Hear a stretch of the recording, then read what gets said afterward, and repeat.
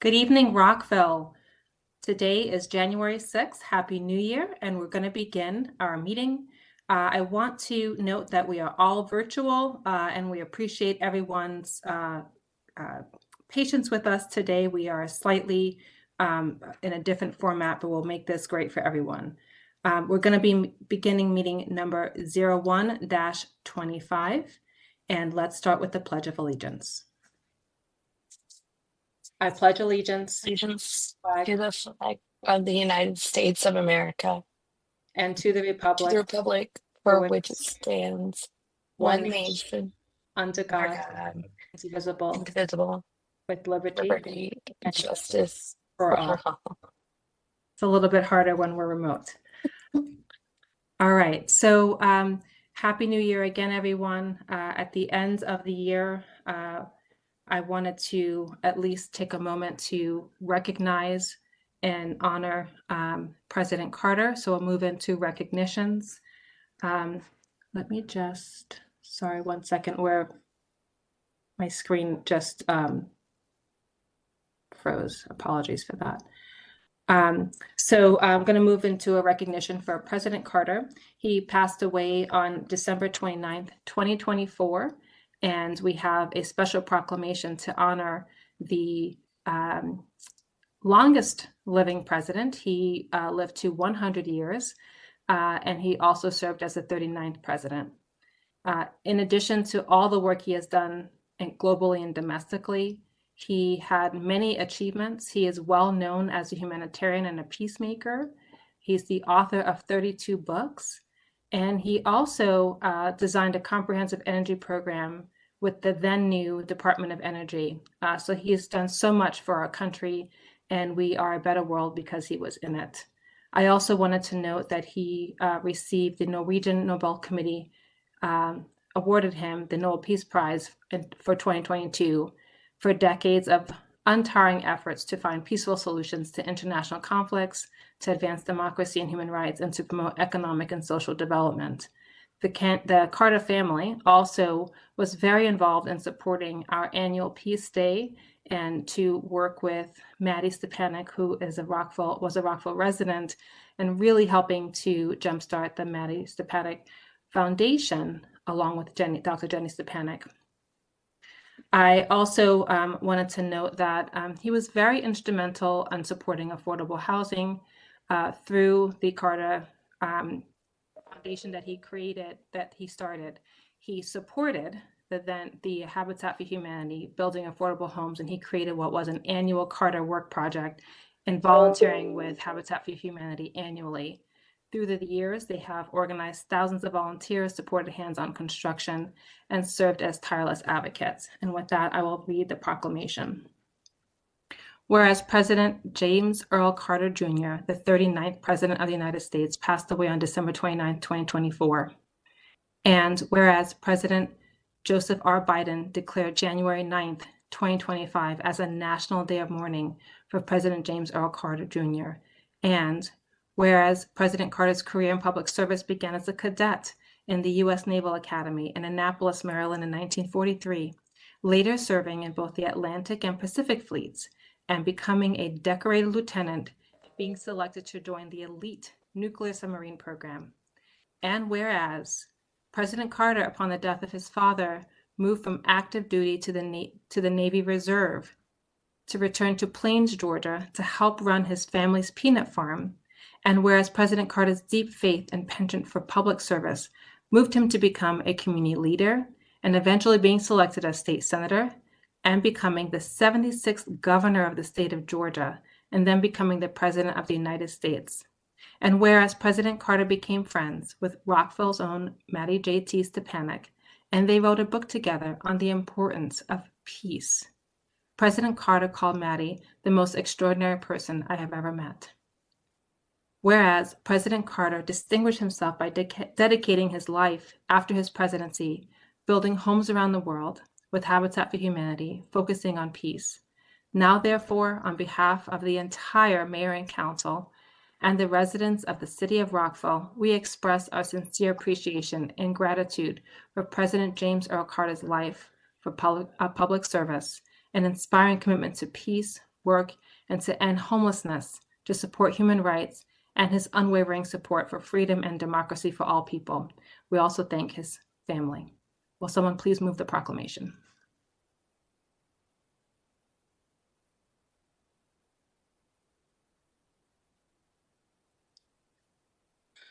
Does someone make a motion to move the proclamation? Yes, Madam Mayor. I make a motion to move the proclamation. Thank you. Do we have a second? I'll second. All right, seconded by Councilmember Larry. All those in favor, please raise your hand and say aye. Aye. Aye. Thank you very, very much.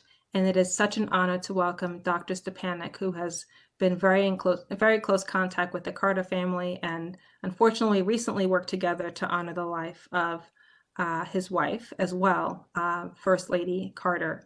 So thank you for coming back again to help us honor and celebrate the life of President Carter. Thank you. Are you able to hear me? Yes. Okay. So thank you. I'm Dr. Jenny Stepanek. I'm the president of the Maddie Stepanek Peace Foundation. And I really want to thank the council for pausing to acknowledge this amazing human and for allowing me to share a few words about my dear friend, Jimmy Carter. President Carter began mentoring my son, Maddie, about a quarter of a century ago. And for several years, they shared love for each other. They collaborated to cultivate peace for individuals, communities, our world. They, as you mentioned, collaborated on an award-winning best-selling book, Just Peace, A Message of Hope. Mind you, they also enjoyed sharing laughter and collaborated on quite a few good practical jokes. In 2004, when Jimmy offered the eulogy at Maddie's funeral, and in many presentations since, he's often talked about how he has met kings and queens and presidents and prime ministers and great people like Mother Teresa and the Dalai Lama. But he says each time when he's talking about Maddie, the most extraordinary person that he's ever known in his life is my son. Well, as Maddie's mom, I'm not going to disagree with that. Maddie was and is a remarkable source of inspiration, even a generation later. And I have not met kings and queens as President Carter has, but I have met many, many people, many amazing people, celebrities, leaders, citizens, global children. And I would have to say, I simply could echo back Jimmy Carter's words about my son to him. Jimmy Carter is an extraordinary person. I would say that when we all hear the name Jimmy Carter, regardless of our political persuasion, the universal assessment, the kind of that summation response when somebody says, oh, Jimmy Carter, and we think about his being, we think of words like faith, compassion, kindness, caring, acceptance, forgiveness, patience, perseverance, humility, hope, peace, and authenticity, more and more virtuous truths. And indeed, Jimmy Carter was a most extraordinary human being. And like Maddie, he was an authentic person. And I feel so blessed to have known him. I will always be grateful that I had the privilege of working with him to cultivate peace projects. I had the privilege of being his neighbor in Georgia for a couple of years and of truly sharing a mutual friendship with this remarkable man. In closing, I'd like to thank again the city of Rockville for publicly paying tribute to this humble peacemaker, as Maddie would say, and for remembering his friendship and connection with my son, Maddie. I also have a very brief ask, a request for anybody that is listening now or might watch this video in a recording later. I want people to pause. I want you to think of Jimmy Carter. And I want you to think about what it is that you admire most about him. Perhaps it's his faith or his love or his compassion or his humility or perseverance. Whatever it is that makes you go, wow, what a way to be known. What a way to be remembered. I want you to embrace that characteristic for 21 days. About 21 days is how long it takes to cultivate change, to create a new habit. I'm not asking anybody to be Jimmy Carter. I'm just asking you to be whatever it is that matters about this great man. so that you become a part of his living legacy. Because in doing so, you will become a part of helping to shift, as he did, and change our world for good. Thank you very much. Well said. Thank you so much, Dr. Stepanek. And if we would just pause for a moment of silence before the next proclamation.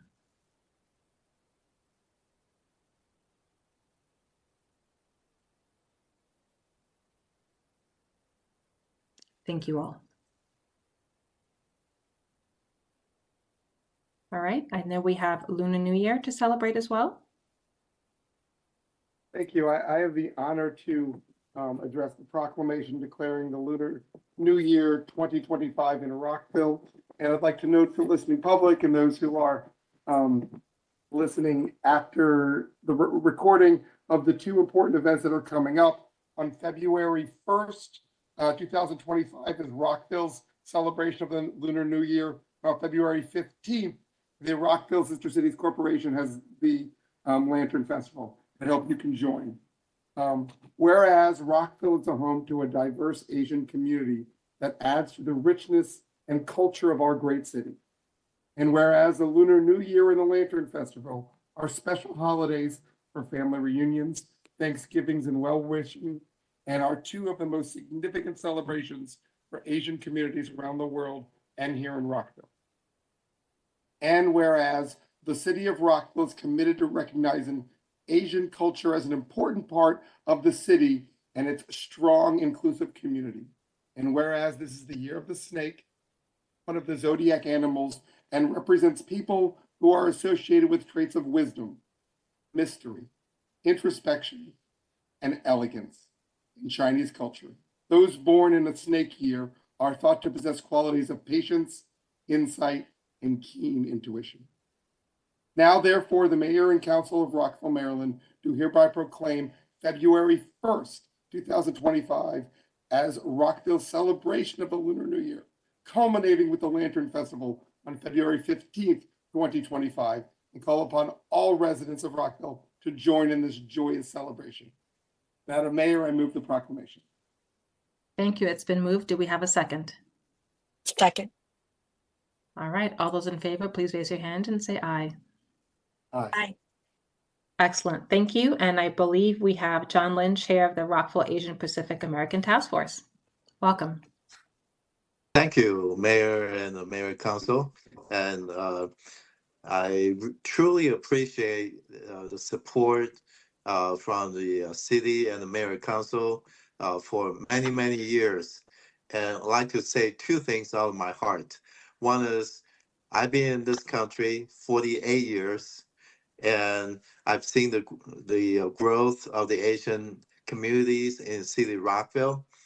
And recently I traveled in Los Angeles, and when people talk about Washington, D.C. area, they think about Rockville because this is how people know that this is the concentration of the Asian population, and Asian is the driving force, one of the driving forces of the economy in this area, and I truly appreciate the support from the city, and I'm so happy to chair this Asian Pacific American Task Force and make all the communities work together to support Rockville as well. Thank you very much. Thank you. Please go out and celebrate Lunar New Year. Yes. Next, we have a proclamation declaring January 20th, 2025 as Dr. Martin Luther King Jr. Day. Welcome, Councilmember Shaw. Thank you, Madam Mayor. I'm honored to read the Dr. Martin Luther King Proclamation, the first city's proclamation, and I'm very thankful to my colleagues in supporting me in adding this to our annual list of proclamations. Whereas on November 2nd, 1983, a bill was signed into law making the third Monday in January a federal holiday to honor and commemorate the incredible life and legacy of the Reverend Dr. Martin Luther King Jr. And whereas Dr. Martin Luther King dedicated his life to peaceful, nonviolent social change, the struggle for equality of all people. And whereas Dr. Martin Luther King became an activist by organizing and leading the Montgomery bus boycott, which lasted 382 days. Whereas we can all learn from Dr. King's words, quote, make a career of humanity, commit yourself to the noble struggle for equal rights. You will make a better person of yourself, a greater nation of your country, and a finer world to live in. Now, therefore, the mayor and council of the city of Rockville, Maryland, do hereby proclaim January 20th, 2025 as Martin Luther King Jr. Day in Rockville, Maryland, and call upon the residents of Rockville to observe this day by helping our families, friends, neighbors, co-workers, and leaders to better understand the value of providing grace, peace, dignity, tolerance, and respect to everyone equally. I move the proclamation. Thank you. It's been moved. Do we have a second? Councilmember Fulton seconds. All those in favor, please raise your hand and say aye. Aye. Aye. Wonderful. Thank you all. And I believe we have, go ahead. And I would like to turn it over to Dr. Coleman and Ms. Branson to accept the proclamation. Welcome.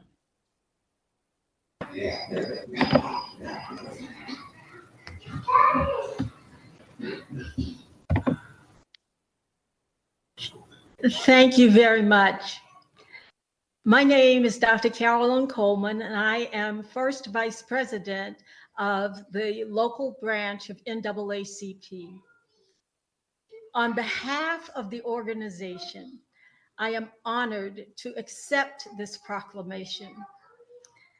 My gray hair lets you know that I am a child of the civil rights movement. In fact, my father and Dr. King studied together at Boston University. In many ways, the walls that Dr. King knocked down were very strong walls. Those walls have allowed others to walk through doors. In the interim, however, we keep saying things such as our younger generation is not really steeped in knowing the history. But we are the leaders that we are looking for. And we must remember that our children learn from our actions. Dr. King was an activist, and in being so, he advocated for justice for everybody, not just for people of color. As the NAACP accepts this award, we challenge everyone to make the day truly a day of service, a day on, not a day off.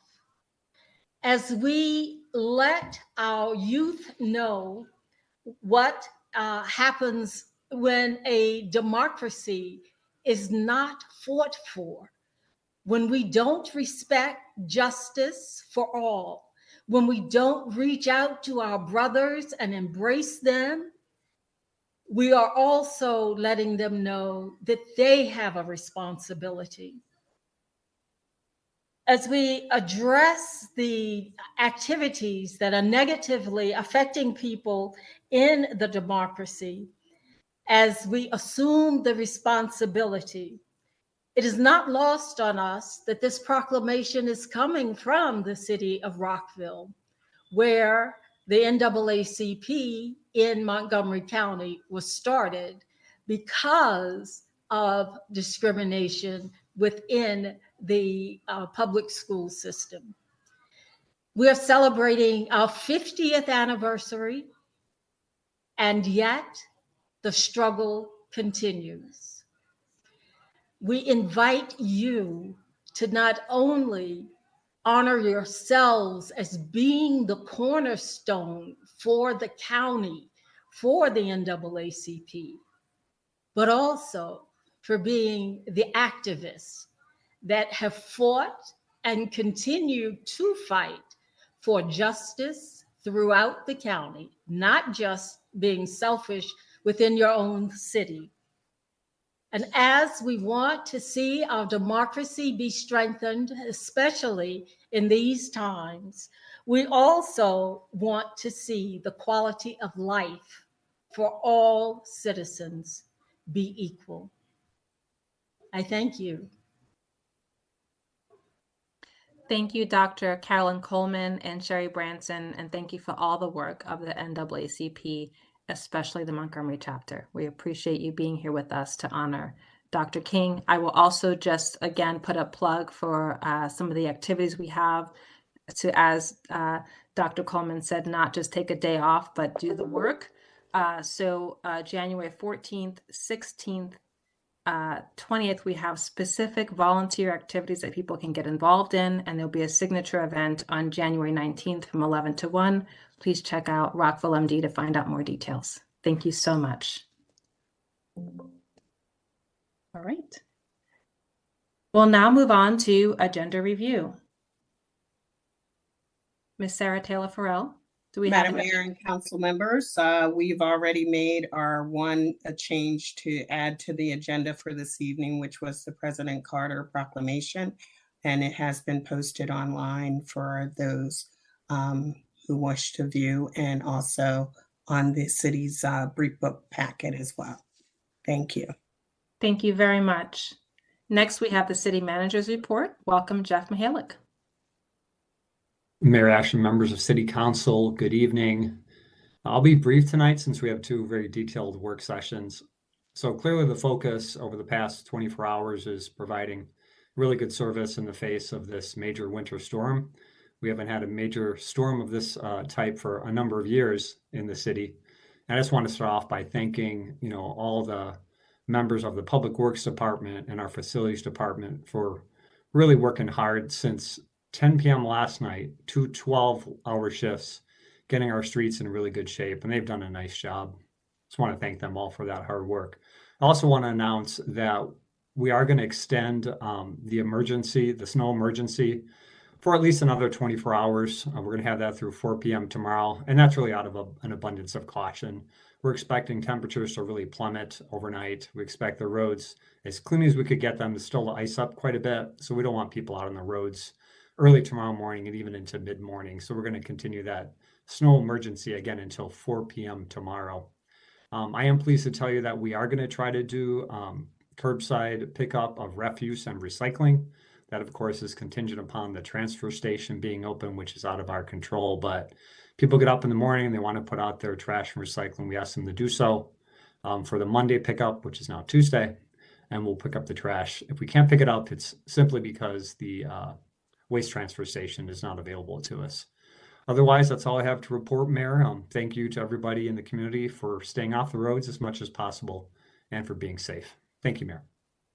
Thank you. I know I speak for all of my colleagues when we say thank you to all staff who have been helping. I know it's actually been beyond last night. People were meeting over the weekend and meeting with Maryland officials as well on the state of emergency. So thank you to everyone for helping to make sure that our roads are safe and that we're communicating to support our city. I also want to thank the Rockville City Police Department. I know my colleagues were also commenting on this last night, who really worked very hard before the storm to locate a youth member who was missing, and that youth member has been found. So tremendous work by our team and staff, and I just wanted to say thank you on behalf of all of us.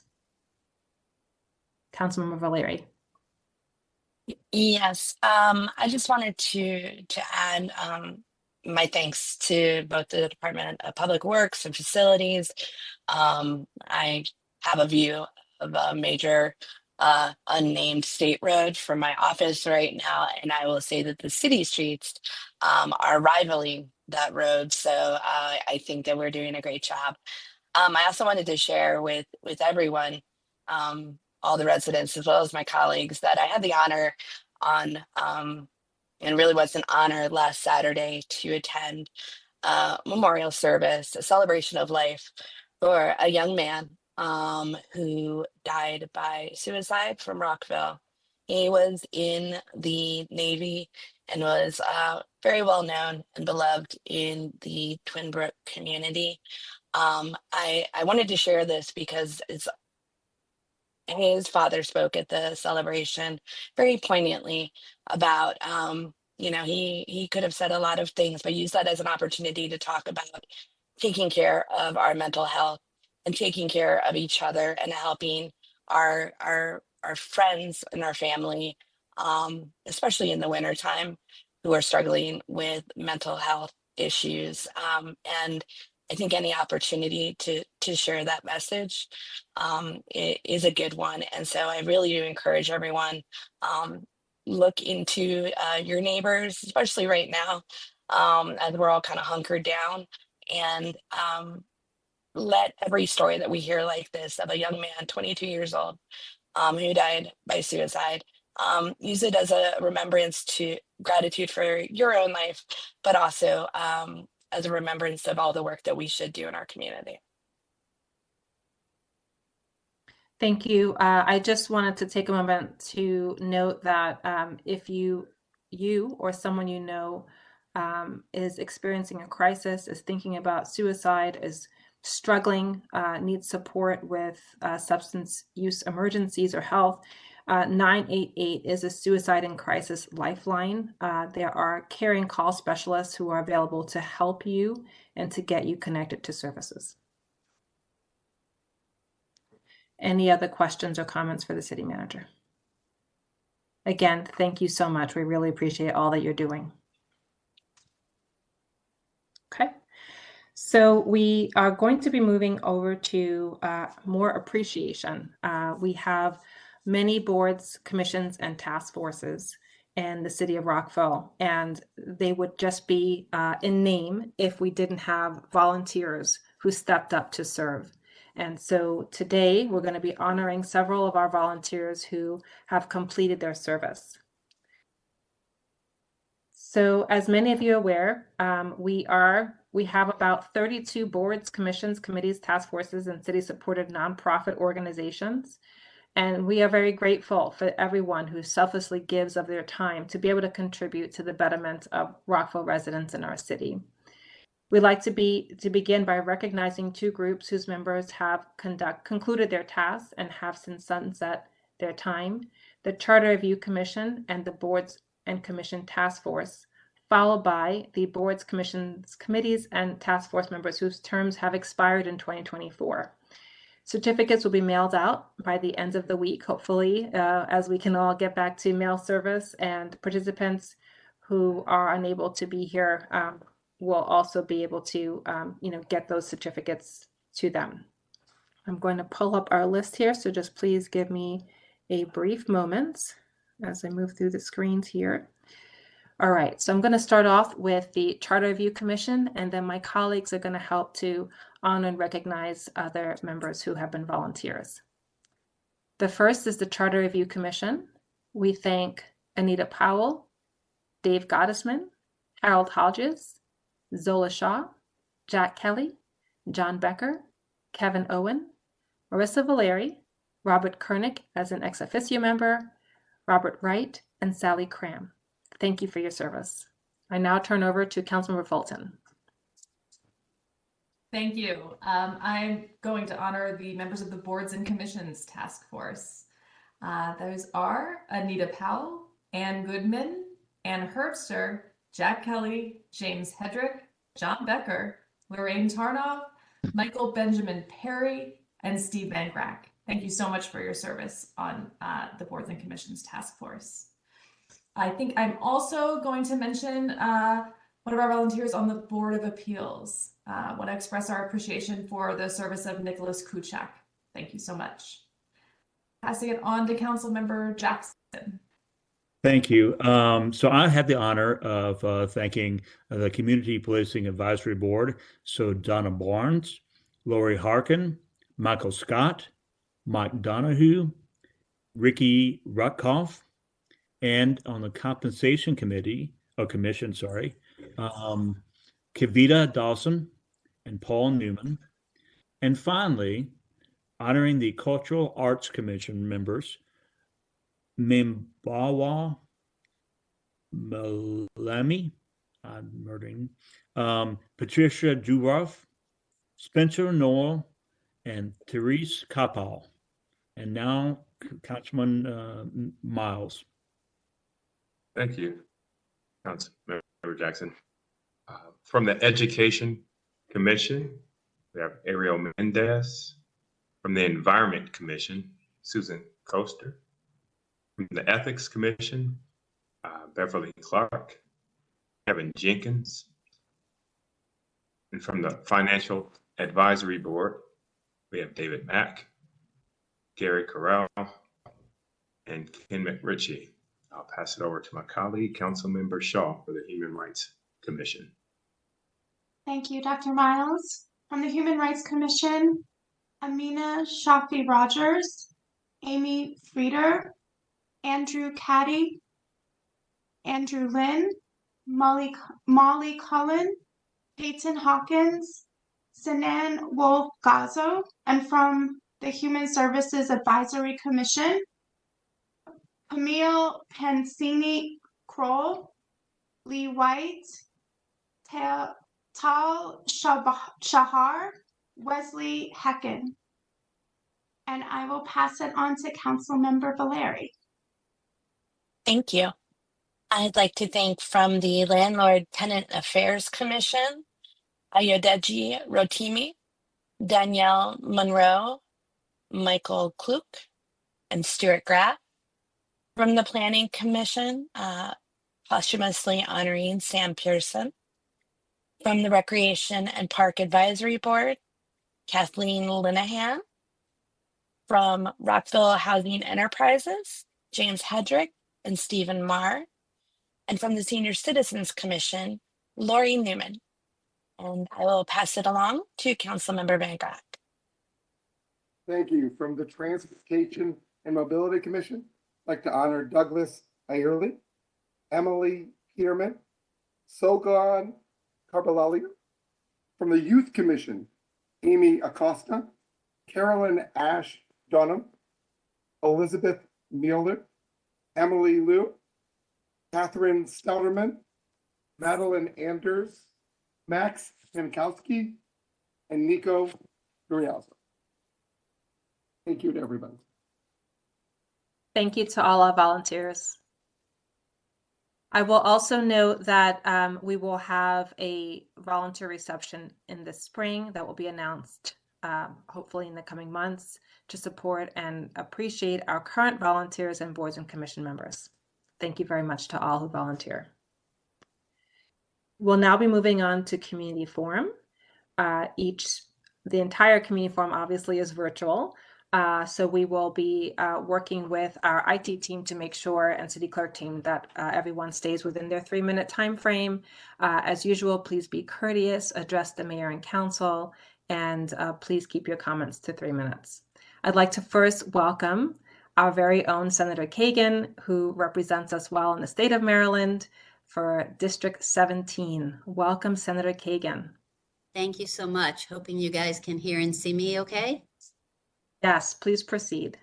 Cheryl Kagan, very proud to be the senator for Rockville and Gaithersburg. In Annapolis, because I came down last night because there is so much to do. The Senate reconvenes on Wednesday at noon, and I'm going to try to talk quickly. I hope you all are staying safe. Happy New Year. Today is also the anniversary of January 6th. And we have to remember and honor our courageous law enforcement people who were so brutally attacked during the insurrection 4 years ago.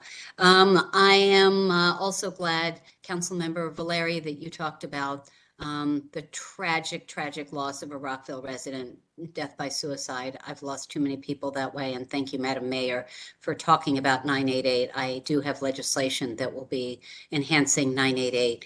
I'm here on behalf of me and the awesome 3 delegates we have. Delegate Julie Polakovich-Carr, former Rockville Council member, Delegate Ryan Spiegel, Delegate Joe Vogel, and we are working closely together on many important issues. The budget is going to be the biggest challenge before us this year. As you probably have heard and seen, we're talking about a $2.7 billion shortfall. We're going to have to be making a lot of hard decisions, and that's even before the Trump administration does its mischief in doing things that will affect Maryland economically. I am vice chair of the Education, Energy, and the Environment, I always say, and Elections Committee. We are going to be once again busy. We always have more bills than anyone else. I have bills on elections. I continue to work on 911 in memory of our friend and former Rockville resident, Carl Henn, and we're continuing to upgrade and be at the national forefront in shifting to next generation 911. I have 3 bills to help the nonprofit sector and have some consumer protection legislation as well. I want to flag a couple of things, especially for anyone watching at home. District 17 is having our town hall virtual meeting on Wednesday, January 22nd.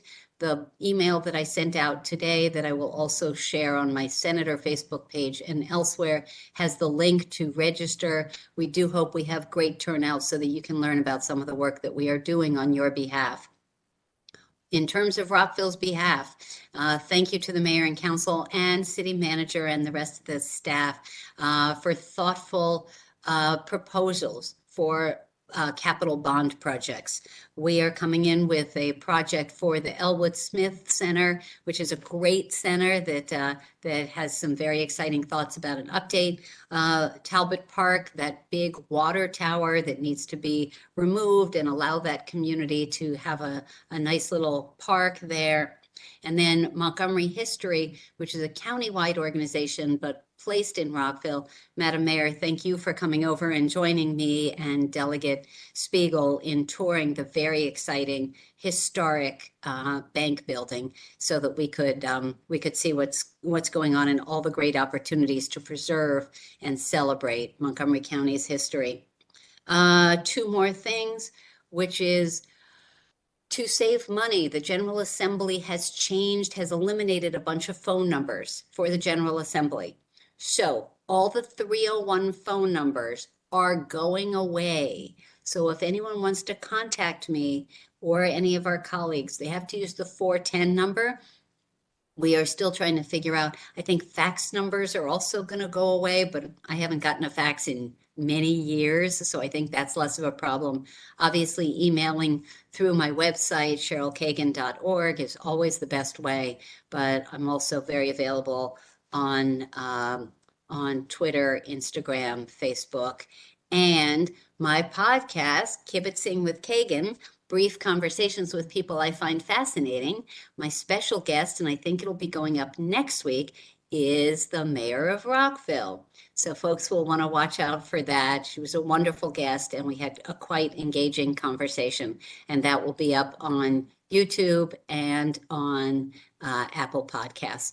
With that, that's as brief as I can be. I left out a ton of things, but I am happy to take any questions or comments if you like. Thank you all for everything you do, and thank you to the hardworking city staff who are making sure that Rockville, as always, rises to the top in terms of snow removal and public safety. Thank you, Senator Kagan. I know your session will be kicking off, and we really appreciate all your work. And thanks for coming to visit our sites personally to learn more about what we're putting forth for the legislative bond initiatives. We really appreciate it. Of course. And all 3 delegates came as well. So just to give the shout out and share the love there. Absolutely. Thank you. We're a great, hardworking team. I'm really lucky. Thank you. We'll be watching and supporting. Thank you. I see a hand up. I see a couple. Sorry, Madam Mayor. Good. Councilmember Van Grack. Thank you, Senator Kagan, for being here. I noticed you mentioned a newsletter sending out with regard to information. For the listening public, is there a way that they could get access to that newsletter if they wanted to keep updated for things that are going on in the session? Thank you. Through my website, cherylkagan.org, you can sign up to get my weekly legislative updates. We don't spam you. During the legislative session, we do send one a week with all sorts of information about some of the key issues before the General Assembly, and then infrequently about community stuff during the year. So thank you for the question, Councilmember Van Grack. All right. Thank you very much. All right, next we'll welcome Peter Lovell.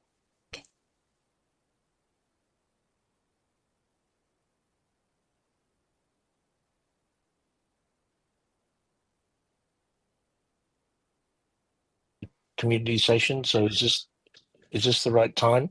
Peter Lovell, we hear you, and please feel free to proceed. Thank you. Okay. The issue that I had presented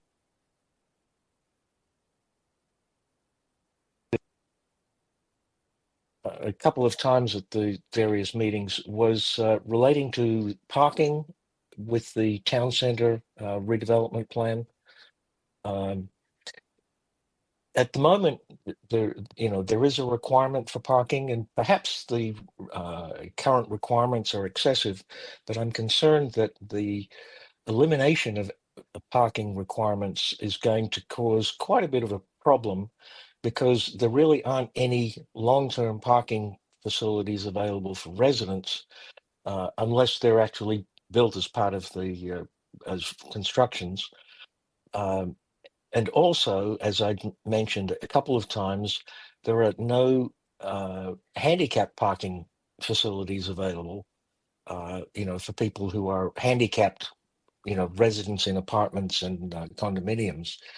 And I think it's eliminating all of the parking requirements, which would include the ones for handicap parking, is taking it quite a bit too far. The current version in the planning document points out that it doesn't mean that no parking will be built. Instead, it allows the market to respond in real time to live parking demand within the area. And I think that really is ducking the issue. Given the lead time that's required to build parking structures and the like, responding in real time, responding even in 5 years is going to be very difficult. I think that the plan needs to have some requirement for parking. One of the suggestions that I'd made in an earlier letter was relating to the bonus height issue in the transition zone. Perhaps bonus height could be one of the carrots, if you like, to encourage developers to include parking. One of the other ones is to incorporate or to encourage separate developers, in fact, to cooperate. One of them may build parking and make it available to others under a shared arrangement. So the parking issue was the main one I wanted to raise this evening. Thanks very much. Thank you very much for your comments. Next, we have Jake Jacobek. Welcome. Mayor and City Council. My name is Jake Jacobek. I live at 319 Grandin Avenue in Croydon Park. I have lived in Rockville for about 4 years now, and I think this meeting might be my fourth anniversary of having attended a Rockville City Council meeting, but I'm not too sure. However, I wanted to come here and speak on the matter of the Town Center Master Plan. My wife and I live near the Town Center. We live a 10-minute walk from the skating rink, from the library, and those places. We visit there all the time. We all walk over all the time. I walked over yesterday to the library before they closed. So I got a book to read during the snowstorm. And this is our little downtown. We enjoy it very much. So we're very much invested in its success, and we would want to see it succeed. And I think important things to make, town center succeed is to, allow enough people to live there, to maintain the businesses so that it can be a vibrant city like we all want it to be. Having increased density and those things will also make cycling and walking around the site much more appealing to the residents within, because it'll be easy for everybody to get around on foot or by bike or whatever, not having to drive everywhere. not stressing, the roads and the parking infrastructure and everything else. So I wish that city council focuses on allowing as many people as possible to live in the town center and to make town center safe for people cycling and walking in the city so they can enjoy the city just as much as myself and my wife do. Thank you for your time. Stay safe out there in the snow. Thank you very much. Next, welcome Anita Powell.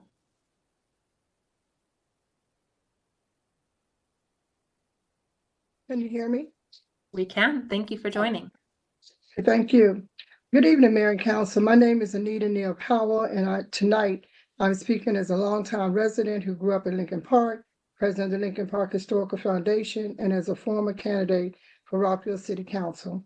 I have attended and participated in almost all the meetings regarding the Lincoln Park community as one of the communities in the city of Rockville, as well as testified about the Lincoln Park community design and planned at the last Mayor and Council Community Forum. I know the future of the community is being discussed this evening during the work session. I am hopeful that as the conversation between you and the council takes place, that the true focus is on the future of the community, mainly to take a look at what is current and not just what you would like to see in the new design of the community. Changes are already underway. This historic community dates back to the 19th century. I understand change. However, we cannot assume that one footprint in the city represents the footprints of all communities, because it does not. As I look around the city and its community, such as West End, Twin Brook, and others, our communities are different. Where I see a lot of open spaces in some parts of the city, West End, for example, I see very little space left in other parts of the city, such as Lincoln Park. I am hopeful as you will determine the future, identify or propose changes in the Lincoln Park guidelines, it will take in all communities in the city, even though tonight we are only speaking about Lincoln Park and how we fit in with the small amount of space that we have in the community. I want to reiterate what I asked of you at the last community forum, and for those of you who participated in the walking tour of Lincoln Park, through your own lens, what did you see as you tour the community, and what do you see that will be different as you move forward to your vote tonight on our historic community? For those who are buying up properties to restore current structures, to build new structures, who will be monitoring those sites to make sure that they stay within the Lincoln Park and or city guidelines, or is it a one-time approval permit and not go back to check? I am sure that many of the changes are from buyers who do not live in the community, but it's an opportunity as an investment. Perhaps they do not see the value of the community and what it took to be what it is today. We are a community of 12 streets fully packed with new development, redevelopment, new design with existing structure. For example, in 1960, this is when the character of the community began changing. Very few houses in Lincoln Park have front garages attached to their homes. Garages, if any, are in the back of the houses. The legacy is unique and different in its own way. They're pretty much intact and not with change. Why? Because there's no space for new houses in that development. However, on the other hand, or the other 11th Street, there is room and not for change. Will the change take place based on your decision? It probably will. I also ask that your vote take into consideration that not all communities in the city are the same, but unique in their own character. Again, footprints in the city should match the complexion and character of each community, not just the city. Today, Lincoln Park is a walkable and pedestrian-friendly community, which makes us unique and different. Thank you for your attention.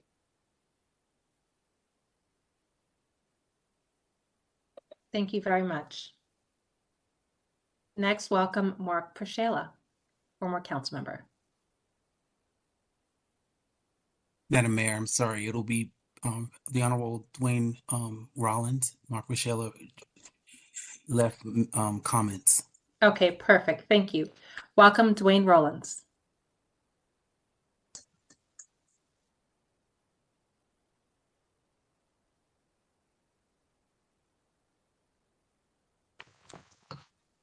Are you waiting for me to speak? Because something cut out when you were.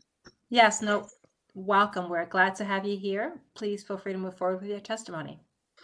Thank you to the mayor and council for giving me the opportunity to speak briefly.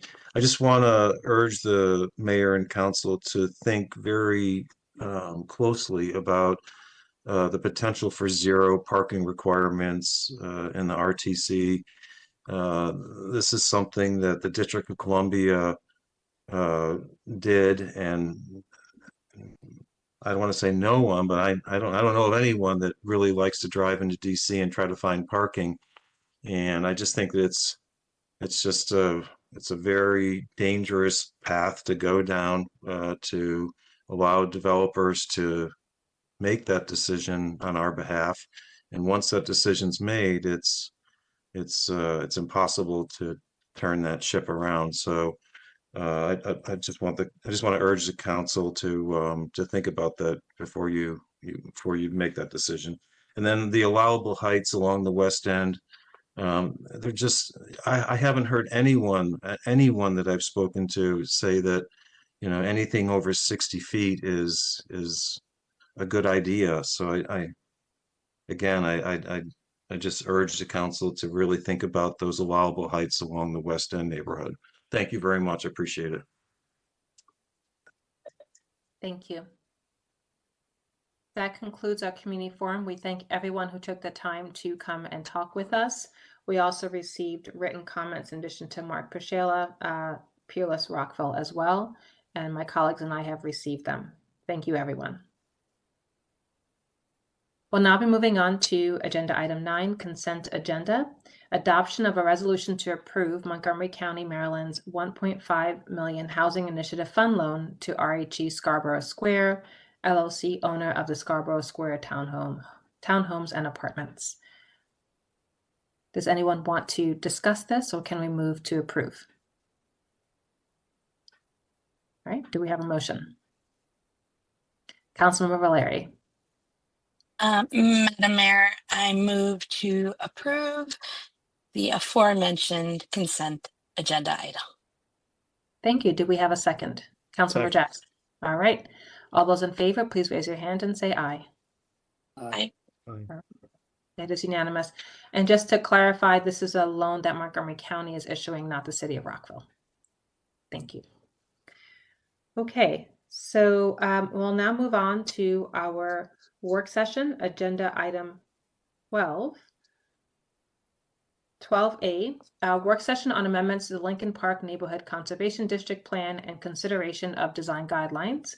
Welcome Christopher Davis, as well as panelists and support from Ricky Barker, Jenny Snap, and Jim Moslick. Thank you. Good evening, Madam Mayor. Can you all hear me? Yes, thank you. Wonderful, wonderful. Thank you. It's great to be with you all again. Happy New Year to you all. Staff has a presentation that we'll go through the work session. We have a few items outlined for how we want to present the information to you, and then we'll go through some feedback as we go along. So let me share my screen here.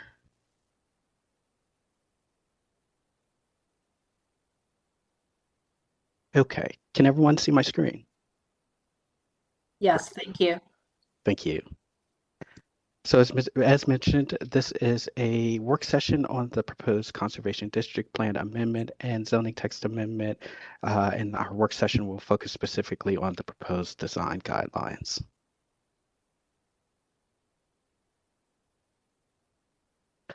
So a brief outline for tonight's work session. We'll go through a brief background on the proposal, followed by a review of each of the proposed guidelines.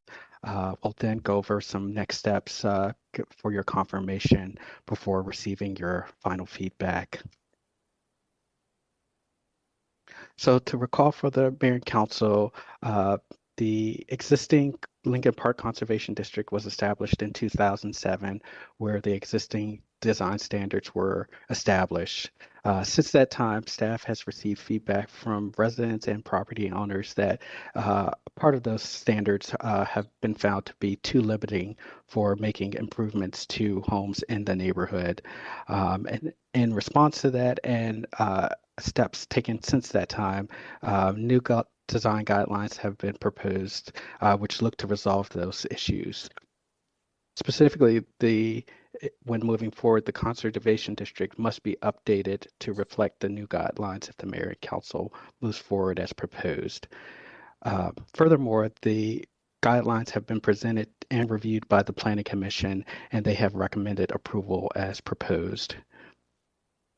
Some important notes to note with the proposed design guidelines as compared to the East Rockville design guidelines that have also been adopted. They are in part less restrictive. They have less restrictions on certain design elements. Furthermore, again, they do modify existing standards in the conservation district, where in this East Rockville, they had no design standards established before the approval of their guidelines. And furthermore, the proposed Lincoln Park guidelines excludes more complex design standards, for example, requirements for roof pitches. Throughout the process, staff has engaged with numerous outreach and engagement efforts. As was mentioned before, staff and the mayor and council have joined the neighborhood with several walking tours, including our most recent one in October of last year. In addition, there have been stakeholder interviews and several public meetings to receive public feedback. We've also engaged with surveys and a comment portal on our Engage Rockville website. We've also provided regular updates to the Lincoln Park Civic Association, and has been a great help is our advisory committee made up of Lincoln Park residents and community members to also give feedback on the design guidelines. Additionally, postcard mailings and project letters have been sent to all residents throughout the process. So as you see here on the screen, here are the proposed specific design guidelines. We've outlined the first 6, which would be modifying existing district standards, and the final 4 to the right, which outline new standards that would be created through the proposed guidelines. So we'll go through each of the specific guidelines, but just to preview, staff would be looking for specific feedback on which design guidelines you would like to move forward for final action. So we'll start with the first, which is the building footprint. There is an existing standard which requires a maximum lot coverage of 1,500 square feet. In addition, it allows for single stories to attain a 2,100 square feet if that one-story home is retained. This is the most commented issue that staff has heard throughout the process. And so to provide additional flexibility, the proposed standard will be to increase the maximum limit to 1,800 square feet for the building footprint, in addition to retaining that 2,100 square feet for one-story additions. The next design guideline deals with additions. The existing standards have a broad language which specified that additions should be to the rear or side, whichever has less impact on the character or structure of a streetscape. And as you can imagine, that can be somewhat nebulous to interpret and apply to proposals. And so staff has recommended a proposed standard that are more direct and descriptive on how additions can be done. As you can see, the proposed additions could be allowed in a number of formats, but it focuses on ensuring that new additions do not overwhelm the existing scale of the home. So there are proposed standards such as the number of stories not being greater than the existing house, except for in the rear. Furthermore, that the widths of the new additions do not exceed half the width of the existing house. And that's, again, to communicate a hierarchy and respect for the existing dwelling when making additions. This continues not only for side additions, whether they're on the side or the rear, but also allowing vertical additions for additional stories, and ensuring that those vertical additions do not are in scale with the existing condition of the home. I think members may have noticed during the walking tour that there were certain homes that had second stories that protruded beyond the first story in kind of an unusual arrangement. And that was to in part to comply with the current lot coverage requirements. And so as a remedy to that, we would increase the lot coverage requirement or building footprint, excuse me, and allow for additional story additions that are in line with the home. The next design issue deals with materials. As you can see with the existing standards, materials and design elements should be sympathetic with surrounding buildings in the zone. As you can see, that is quite broad language that can sometimes be difficult to apply during review of proposals.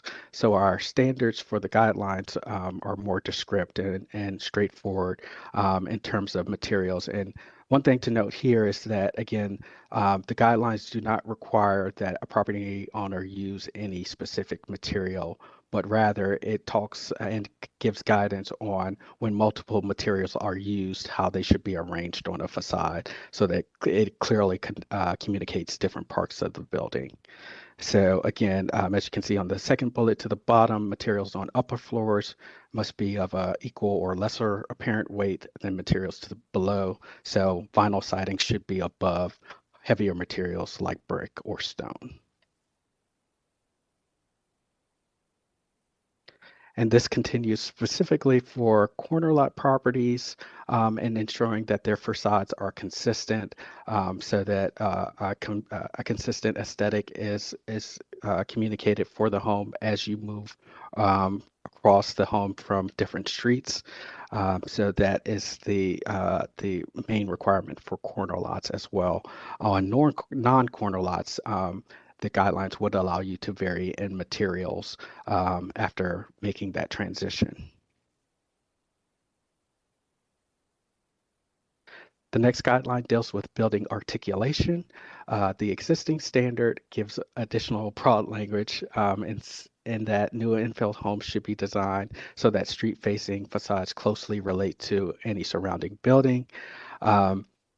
With the proposed design guidelines, we are focusing on ensuring that blank walls are not a common feature of homes, so ensuring that windows are provided in an orderly manner.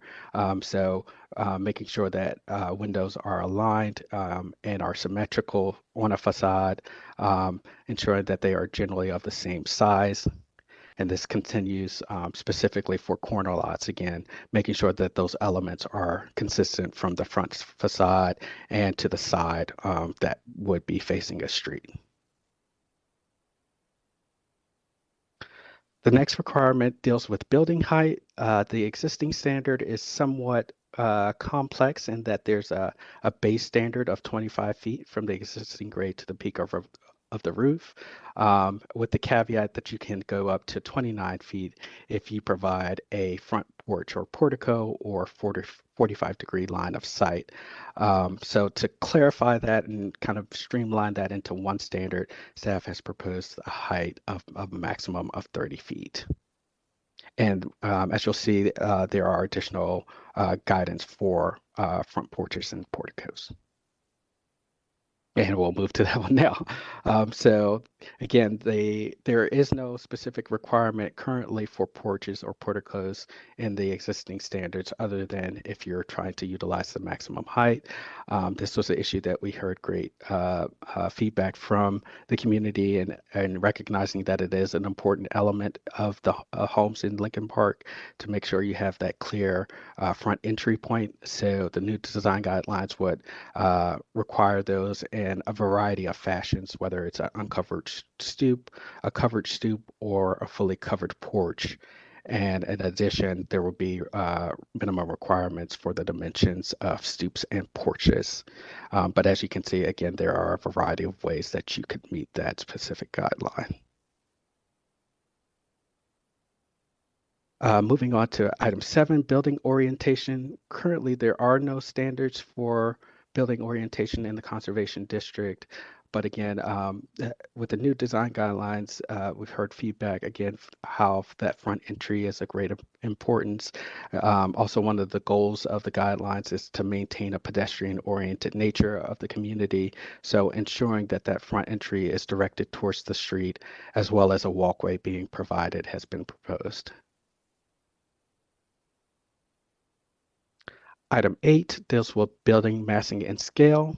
Currently, there are no specific standards for these elements.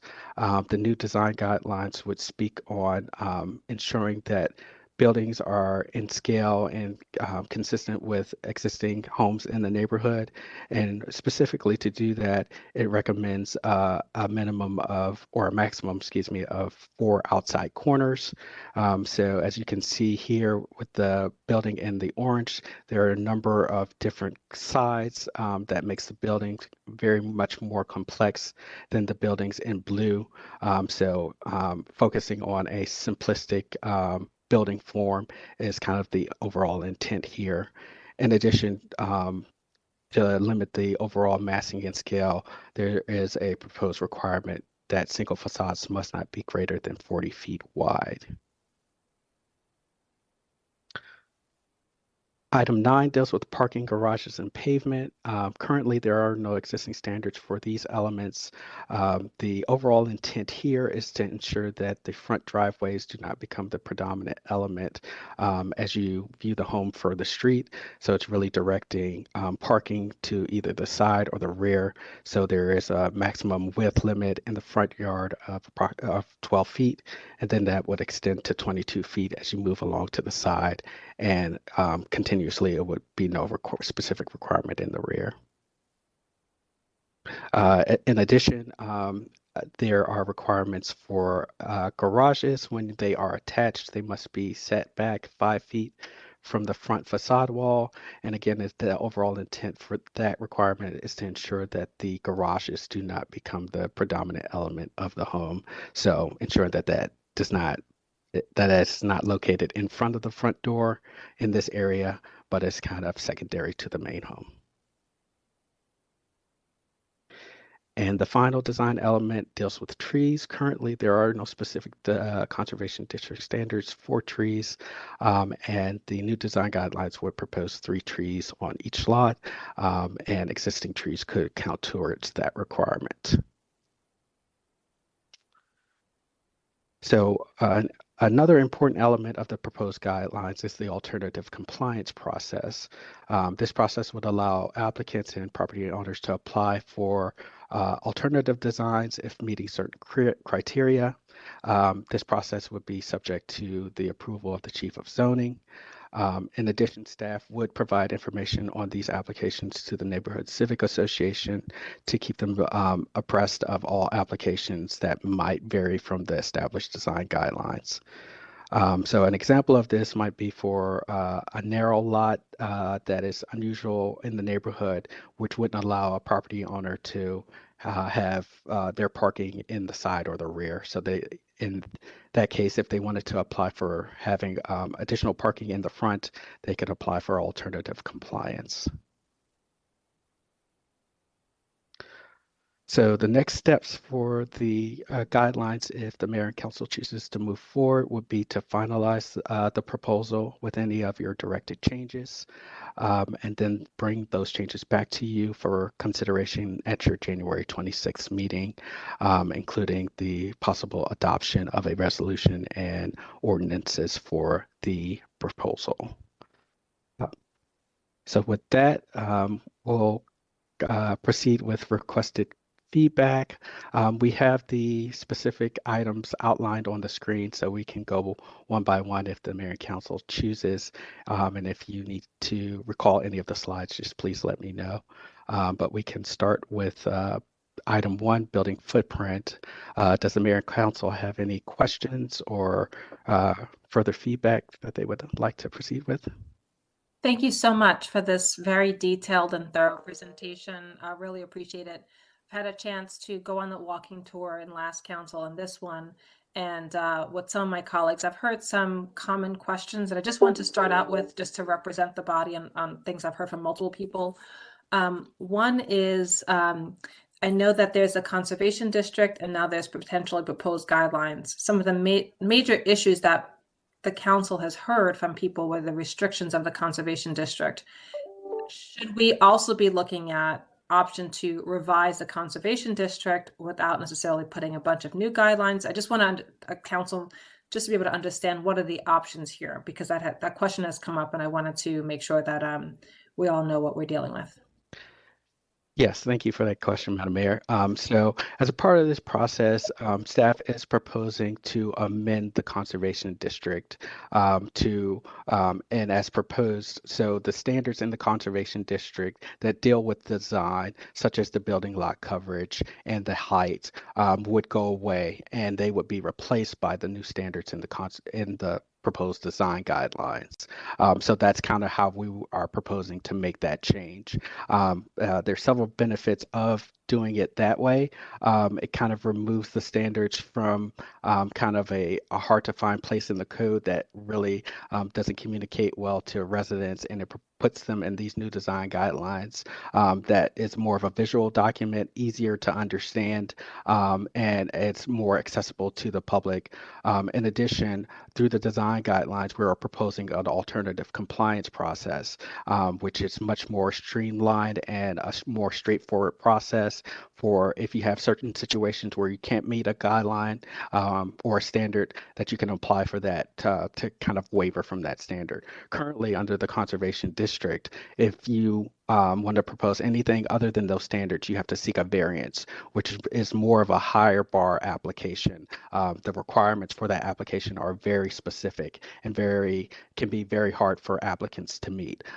So we believe that through the design guidelines, making those changes to the standards is kind of the more appropriate way to go. Thank you. The second overarching question speaks to something I also heard in a tour among my colleagues is, which of the guidelines are the things that residents have really focused on and wanted help on? I heard, for example, on the tour, and I know my colleagues did as well, the footprint was an issue, right? We want to kind of tease that out from which are the ones that the neighborhood residents are specifically asking us for help on, and what are the additions added by staff that are not necessarily requested by residents. Understood.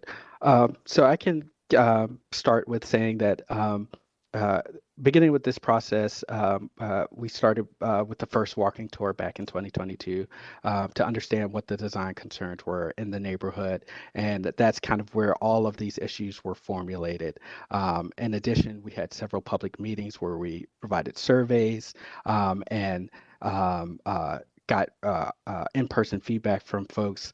And so the total of the design guidelines were a result of that feedback that we heard. Now, to your question, Madam Mayor, I think in addition to the building footprint issue, the most relevant or prominent issues that we've heard back from the community on have been in addition to building footprints, the building height, additions, trees, and front yard paving. Those were also reflected in the survey results that we got from the residents during our survey period. But as you can see again on the screen, we have presented which guidelines would be existing standards that would be modified versus the new. Thank you very much. I'm going to just ask my colleagues, are there any overarching questions that you have before we go into the specifics? Because we'll take the building footprint and the additions and materials. So we'll keep going. But are there any other overarching questions that you have? Councilman Valeri. Yes, hi. And thank you, Mr. Davis, for taking the time to take us all on the tour. For those of us that were not elected the first go around, can you share how many you referenced that feedback was given through, I believe you said, a survey process? Can you tell us generally, and I hate to put you on the spot, how many people responded to that survey? Yes. So in total, we received 13 survey responses to that survey. that's just how much we received through the online survey period and through our public meetings. But I can assure you that we've heard a lot more responses from folks either in person or through our various meetings on those issues. Gotcha. Thank you. That was just another full framing question that I had, Madam Mayor. Thank you very much. Councilmember Fulton, followed by Councilmember Van Grack. Thank you, and thanks so much for that presentation. I share my colleagues' questions about the amount of the quantity and quality and like sort of vehemence of feedback. I think I'll just put out there out front that we should be making sure that we're following what the majority of residents want here, particularly when you're placing restrictions. So I have all the same concerns about really what does the community, what are they calling out for here amongst all these things. But in terms of the broader questions on the alternative compliance, all of these three are related. I was talking to someone recently who was unclear on guidelines. A guideline is a requirement, right? Right. So unless there's alternative compliance, but they're not suggestions. I just want to make sure everyone's clear on that. Councilmember Fulton, I appreciate you raising that because when the East Rockville design guidelines came out, I flagged like there was some mays or preferences and there was some must. So I think that's important to clarify. I appreciate you raising that. Yeah. Yes, that's correct, Councilmember Fulton. And I will just note to confirm the mayor's comment, that is something that we've tried to address in these guidelines. I know the anonymous term of guidelines is a little bit confusing, but through these guidelines, we have specified all the proposed requirements as requirements. So we haven't included any shoulds or may, just to be clear on that as folks go through the proposal. Thank you for that. So then just two quick follow-ups. On the alternative compliance, I really appreciate that you've thought about that kind of a process. The presentation said certain criteria are met. Right. Do we know what those are? Yes. So there are three components to that criteria. One is ensuring that the proposal for alternative compliance is an equal or better design solution than what that specific requirement would provide. So it really kind of takes you through that exercise of thinking about how your design is kind of superior than what the guidelines would provide.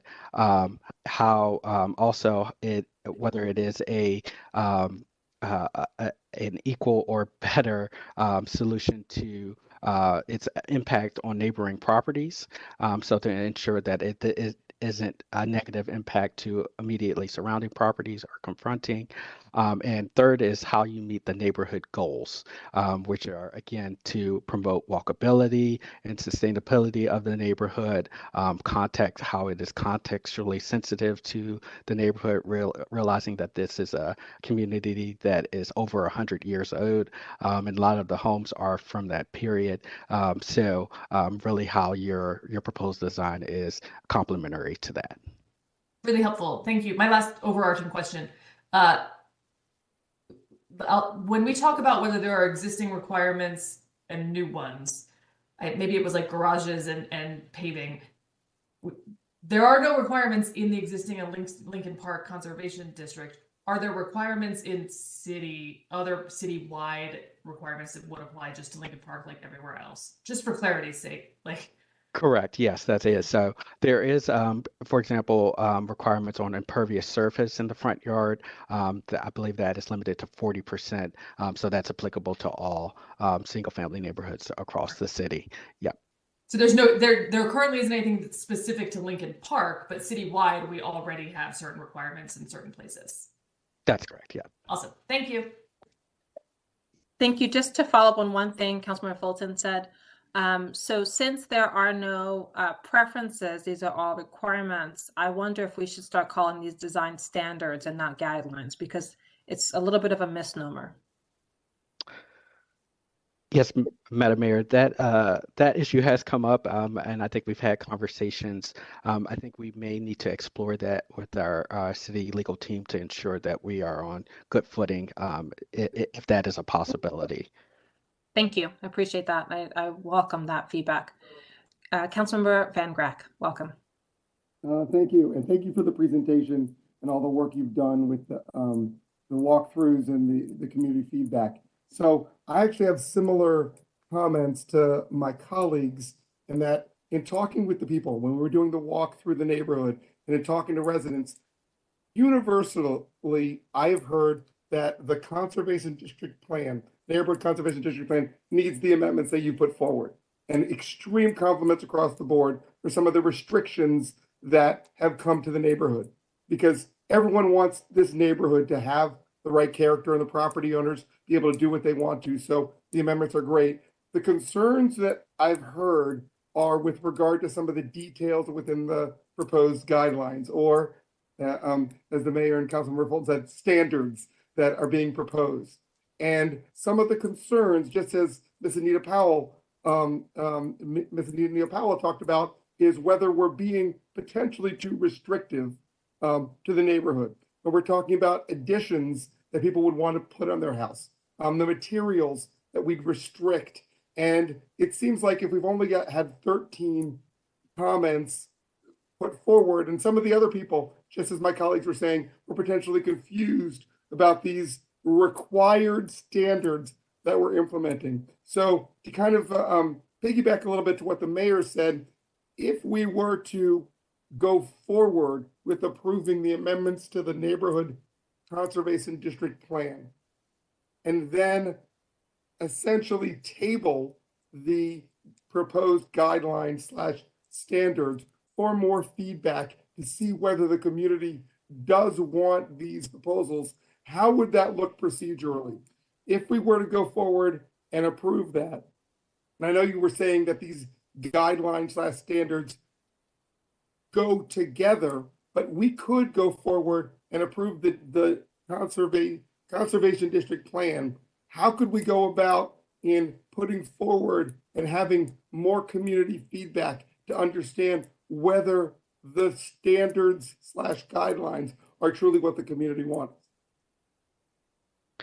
Thank you for the question, Councilmember Van Grack. That is a great question. I believe it may be a challenge to move forward and deciphering between the two in terms of holding off or going forward with the planned amendment and holding off on the design guidelines only because, as I mentioned before, the guidelines attempt to revise the existing standards through the actual guidelines and not amending the actual or amending any standards of the existing conservation district. They would go away. So it's our belief that the best way to move forward is through the design guidelines, whether you want to amend them or change any components of them. Procedurally wise, it would be a better process to move forward that way. I'm not sure if others have any information on the call in terms of the legal procedures required, but because we've presented it as such as a plan amendment and an amendment to the comprehensive plan, those two would have to go together. Yeah, Councilmember Van Grack, if I may, I think Mr. Davis described that well. One thing to keep in mind is that the plan itself is would be an amendment to the comprehensive plan. And so it's always possible to amend the comprehensive plan and then delay implementation. The assumption, though, being that ultimately you are going to implement them with guidelines or with a zoning text amendment. So there's it could be appropriate to have a delay there. I think Mr. Davis knows probably better than anyone else the degree to which we would need to amend the plan to basically generalize some of the recommendations to allow us a little more flexibility if we are going to ultimately change the design guidelines or change the underlying or the proposed ETA to reflect new feedback that we might get from residents. So, I mean, Mr. Dumayan, if we're going to go forward, so what you're saying is basically the guidelines are a replacement for the restrictions in the plan, if we're still really need community feedback, because I've heard from numerous community members that they're concerned with regard to the implementation of some of the more restrictive parts of the guidelines. Could we at least even do something that's a bare minimum guidelines, like even just implementing a footprint and then circle back with potential future amendments that might lead to more detail?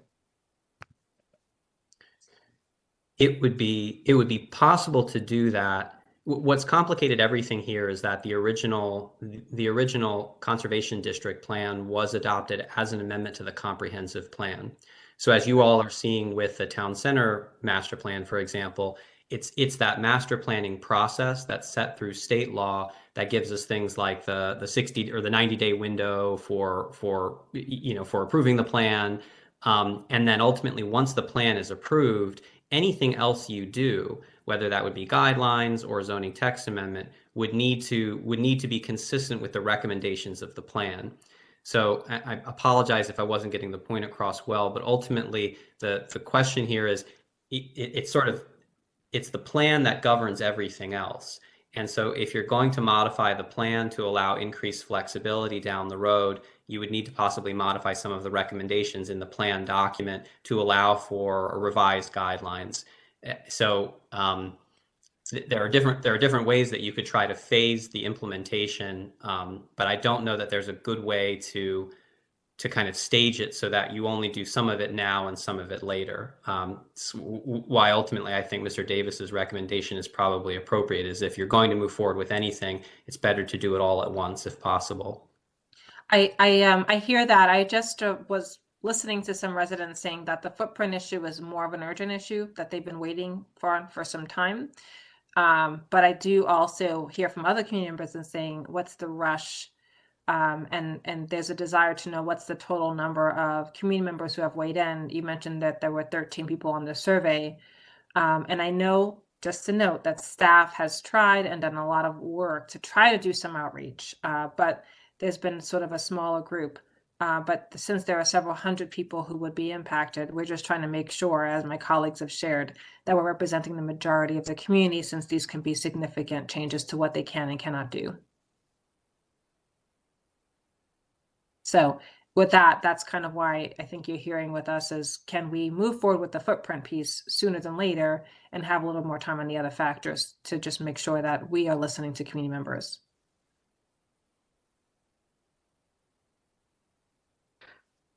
Mr. Davis, just quick question for you. Did the building footprint recommendation that we're changing, was that mentioned in the original neighborhood conservation district plan itself? That specific number that we're looking to change? Because that I would need to go back and check on.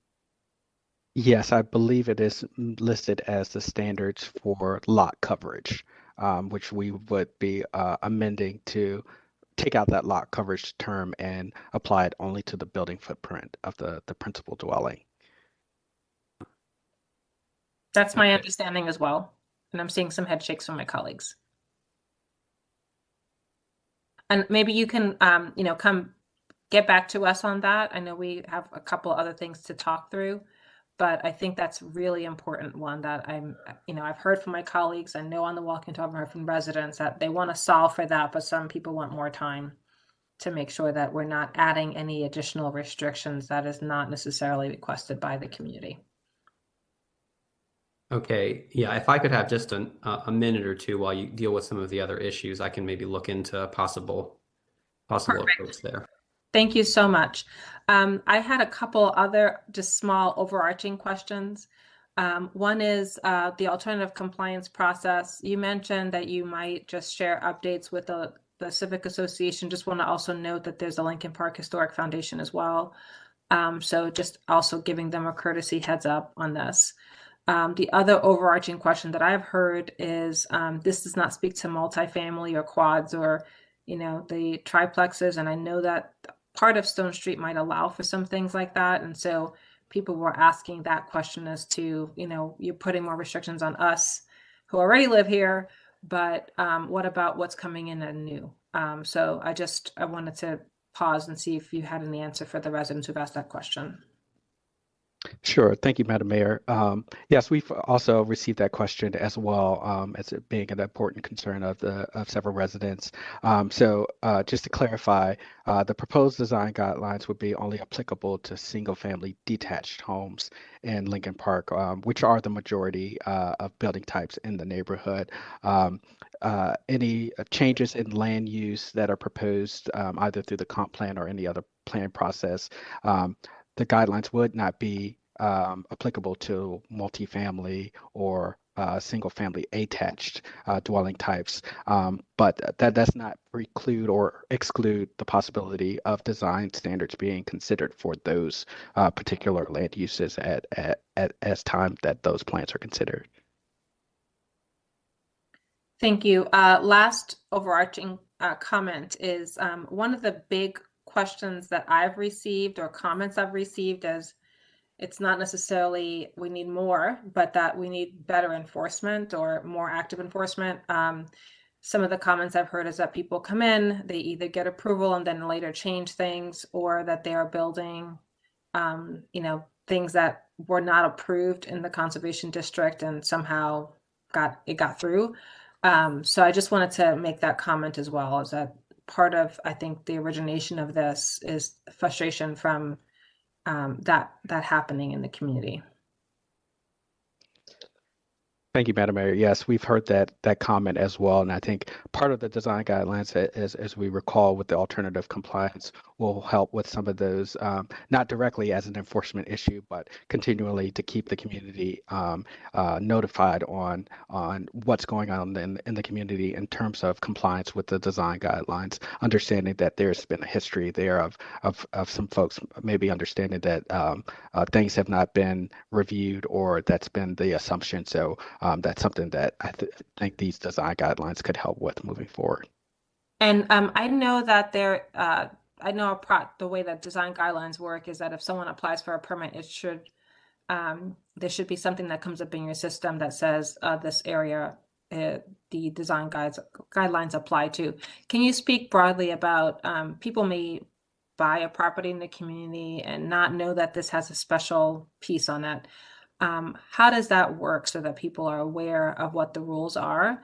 And then would they have to use these guidelines in addition to a whole nother set of codes and rules to put them together? Just how do we help people know what they're getting into Right. and not find out after the fact? Right. Right. Thank you for the question, Madam Mayor. That's something that we've thought about through this process, and I think we have a number of ways that we're intending to try to meet that need, specifically, as you mentioned, through our online permitting system. So all building permits are processed online electronically. So applicants are allowed to submit their documents online as well as receive feedback from staff through that process. And I think that process has helped us to better communicate with applicants on exactly what additional requirements may be involved during the permit review process. In addition, I believe with these design guidelines, we've worked with the community to understand what the issues are. So we've made great contacts with community members, including our staff at the Lincoln Park Community Center. So we would obviously post those guidelines at the community center, as well as distribute those throughout the community, our community members, to share those with their neighbors going forward. But I think that is an important issue, as you brought up, and we'll continue to look for ways to improve our accessibility and outreach on any guidelines that might move forward. Does the fact that there is a conservation district, is that something that the city collaborates with realtors to put on listings or any title searches? Is that a process that could help notify people as well? I don't know. I don't believe that's an established process that we have, but I think we could certainly look into that to expand our awareness of that. Okay, because you could still have a situation where someone buys something and they realize they have a vision for something and they realize, I really can't do that. So I think that's important. Okay, I'm just going to pause and see if there's any other overarching question. I see Councilmember Valeri's hand, and I apologize to my colleagues. I have to scroll to see hands, so please be patient with me. No, it's okay. I wasn't quite sure if that was an old hand or not. So something that's struck me on both kind of gathering my notes from our walking tour and then looking at the presentation is that the only overlap between the community concerns, both during the walking tour and after, are encapsulated on the slide that we have up on our screen right now. Nothing that I had heard required the kind of add-on standards. So I would put forward to my colleagues, if others feel similarly, that a possible solution would be, for now, to table the add-ons, the new district standards, and focus solely on modifying the existing, because again, if my memory is hazy, I apologize, but everything that I heard from, what I've heard from residents is that the issues that they're most struggling with are addressed in either 1, 2, or 3 on this slide. So I was just trying to think of a possible good solution in lieu of additional feedback. I'm always extremely hesitant to make this sort of decision without hearing more of a representative sample of a community. We won't ever be able to capture everybody maybe looking to move into Lincoln Park in the future, but what was at the heart of the core of the concerns of the community had nothing to do about where a porch was placed, but rather the footprint allowing for even some very modest measures to be done. The other concern that I have with some of the additional design guidelines, if I can be candid with everyone, that's all I kind of know how to do, is that it actually hinders the ability for residents to make adjustments to their homes to make them more ADA accessible. And so I don't want to, my own feelings aside about whether or not uniformity is what creates the character of a neighborhood. I don't want to create standards that, yes, there's an alternative process, but the initial reaction to perhaps making your home more ADA accessible is that, no, you can do it, but you got to go through this other process. That should not be, in my opinion. I don't think that should be the default. So that's my very long-winded way of saying, perhaps if we focus on just the modifications that we're looking at here, that are just the modifications of the existing district standards, to me, these are the ones that really resonate as far as the constraints, the restrictions that the community, the unintended consequences of the conservation district. Thank you so much for the commentary and questions from all of my colleagues. Is there anyone who hasn't spoken that would like to ask an overarching question? Okay, I'm just scrolling and seeing none. Okay, so I think you heard welcome Mr. Ricky Barker, Director of the Planning Department. Thank you. I appreciate it, Madam Mayor. So what I'm hearing is, if I could say, is that, we agree as a staff that the existing building footprint standard needs to be changed, and that is one of the most important things for the community to address. There are existing standards that Chris has gone through that already exist. And so Councilmember Valeria said that there may be a focus on those if you don't want additional standards to be put in. Maybe that could be the focus of getting feedback from you all. Also, just to let you know, we, as you said, Madam Mayor, we've done extensive outreach. We've tried a lot of avenues to get more engagement, but we I'm just concerned if you feel like that we're going to get more engagement than what we have. I'm not sure that's a good expectation because we have really, our staff has tried hard. So, so I would just recommend that we look at some of these standards that already exist and see if you want to provide greater clarifications, or if you want to say, hey, I don't think we need to go down that path with these existing ones and maybe change them to remove them or things of that sort. But that's some of my thoughts, but I leave it up to you all. First, I want to just say thank you for speaking. And, I think I also want to just acknowledge I have heard nothing but great feedback from the community on the effort of staff to go out and connect. I know that sometimes people tend to come more in droves after something might happen when they get to see the impact. So, and I think we had that experience with the Conservation District, people realizing, oh, we were too restrictive. So I just want to note, really appreciate all the work of staff. And I see Councilmember Fulton, I gotcha. Thank you. I just wanted to say thank you before I move on, just because we really appreciate all the work. And I also think as we look at this discussion, if we could focus on the must, and I know the city attorney's office was going to come back to us with the ladder of, what can we do in terms of some of the minimum changes we might talk through, and then maybe give us some time for the others. I will note that some of us got feedback and questions from members of the community this weekend, and we're still processing, and they're seeing some of the answers. So it may not be that staff is doing a bunch of extra research, but that we have more time to process.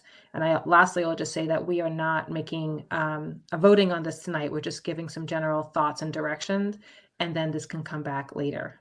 So I just, for the listening public, this is not the end of this discussion. Councilmember Fulton, thank you for your patience.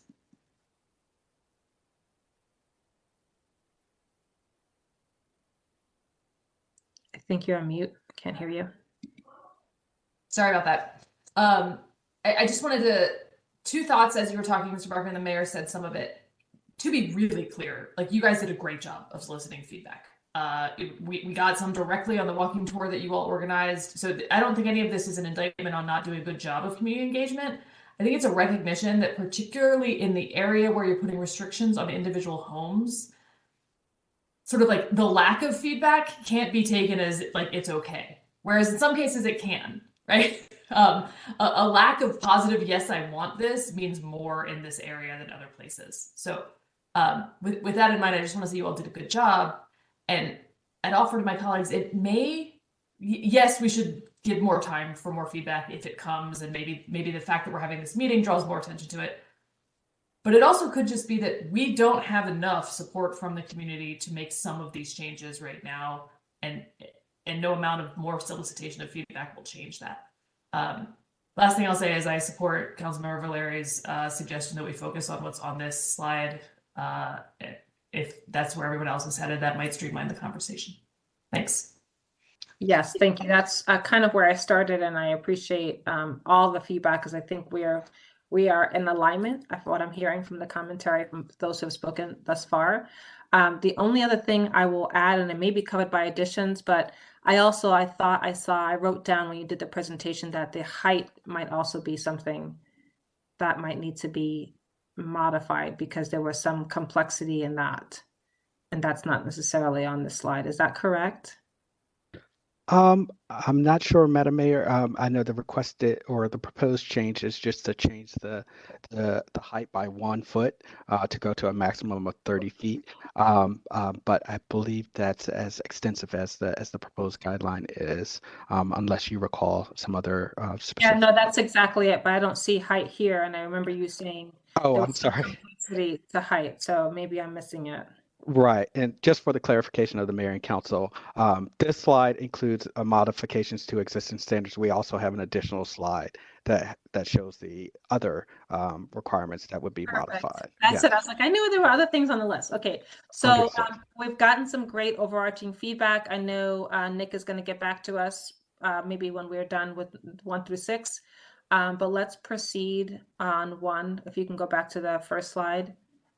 All right, so I know you've gotten extensive community feedback on the building footprint. And this was kind of the original source of the concern from the community to get to this process in the first place. So I support the community's request on this, and I just want to see how my colleagues are doing straw poll.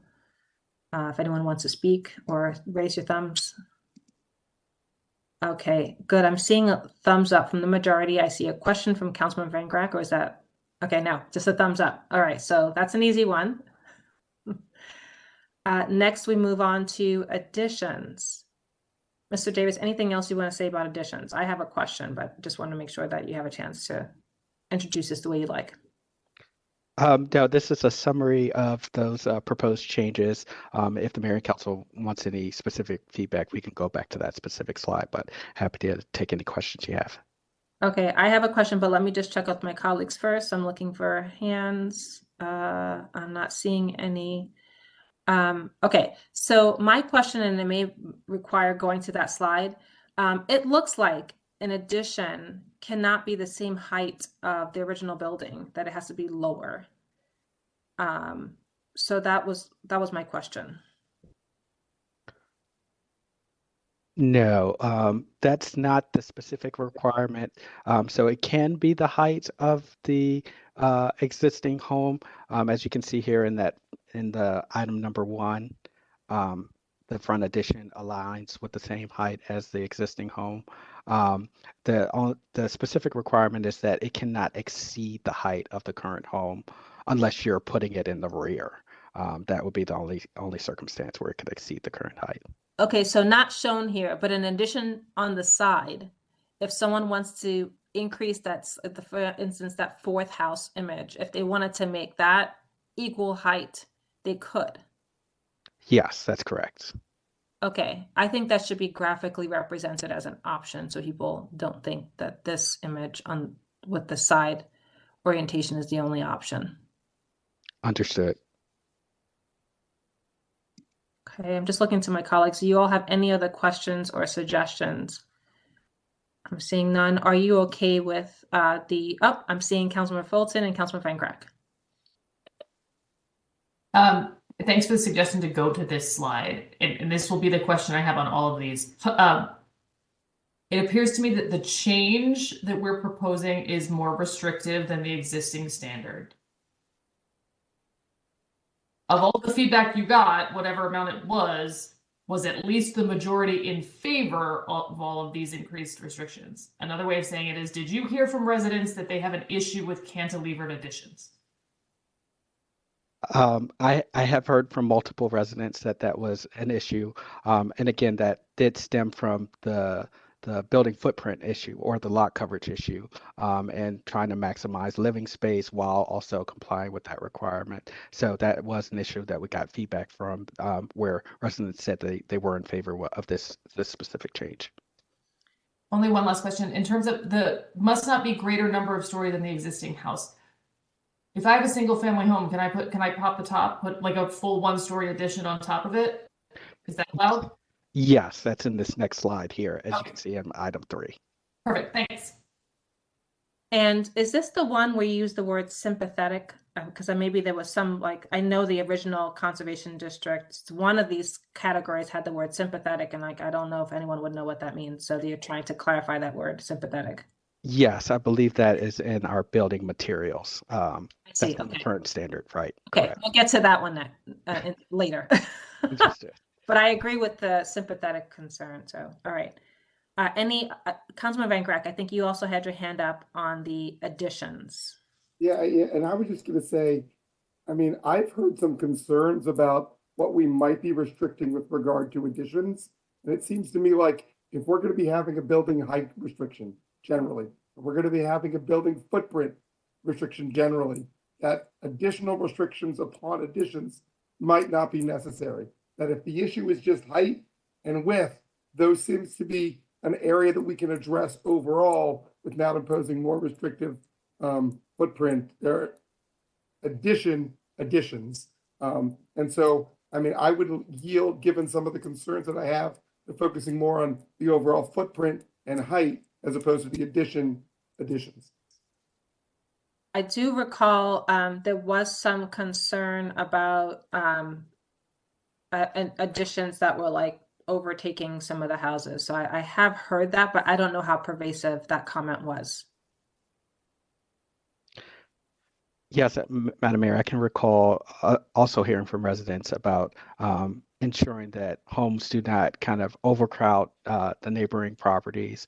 I think one of those issues, again, was that kind of cantilevering design that is noticeable on some properties. So yes, I can confirm that that was also an issue brought up. Okay, I'm seeing if other people have comments, looking for hands. I'm going to ask Dr. Miles, Councilmember Shaw, Councilmember Jackson, you good? Just want to make sure I'm not missing you. Okay, so you're okay with the discussion as is so far? Okay. All right. I think you've heard from 3 of us on the additions piece. Is everyone okay with adding an additional graphic if this were to go through to be more clear? Okay, yes, I'm seeing some thumbs up. All right. Any other comments on this section? All right, let's move to materials.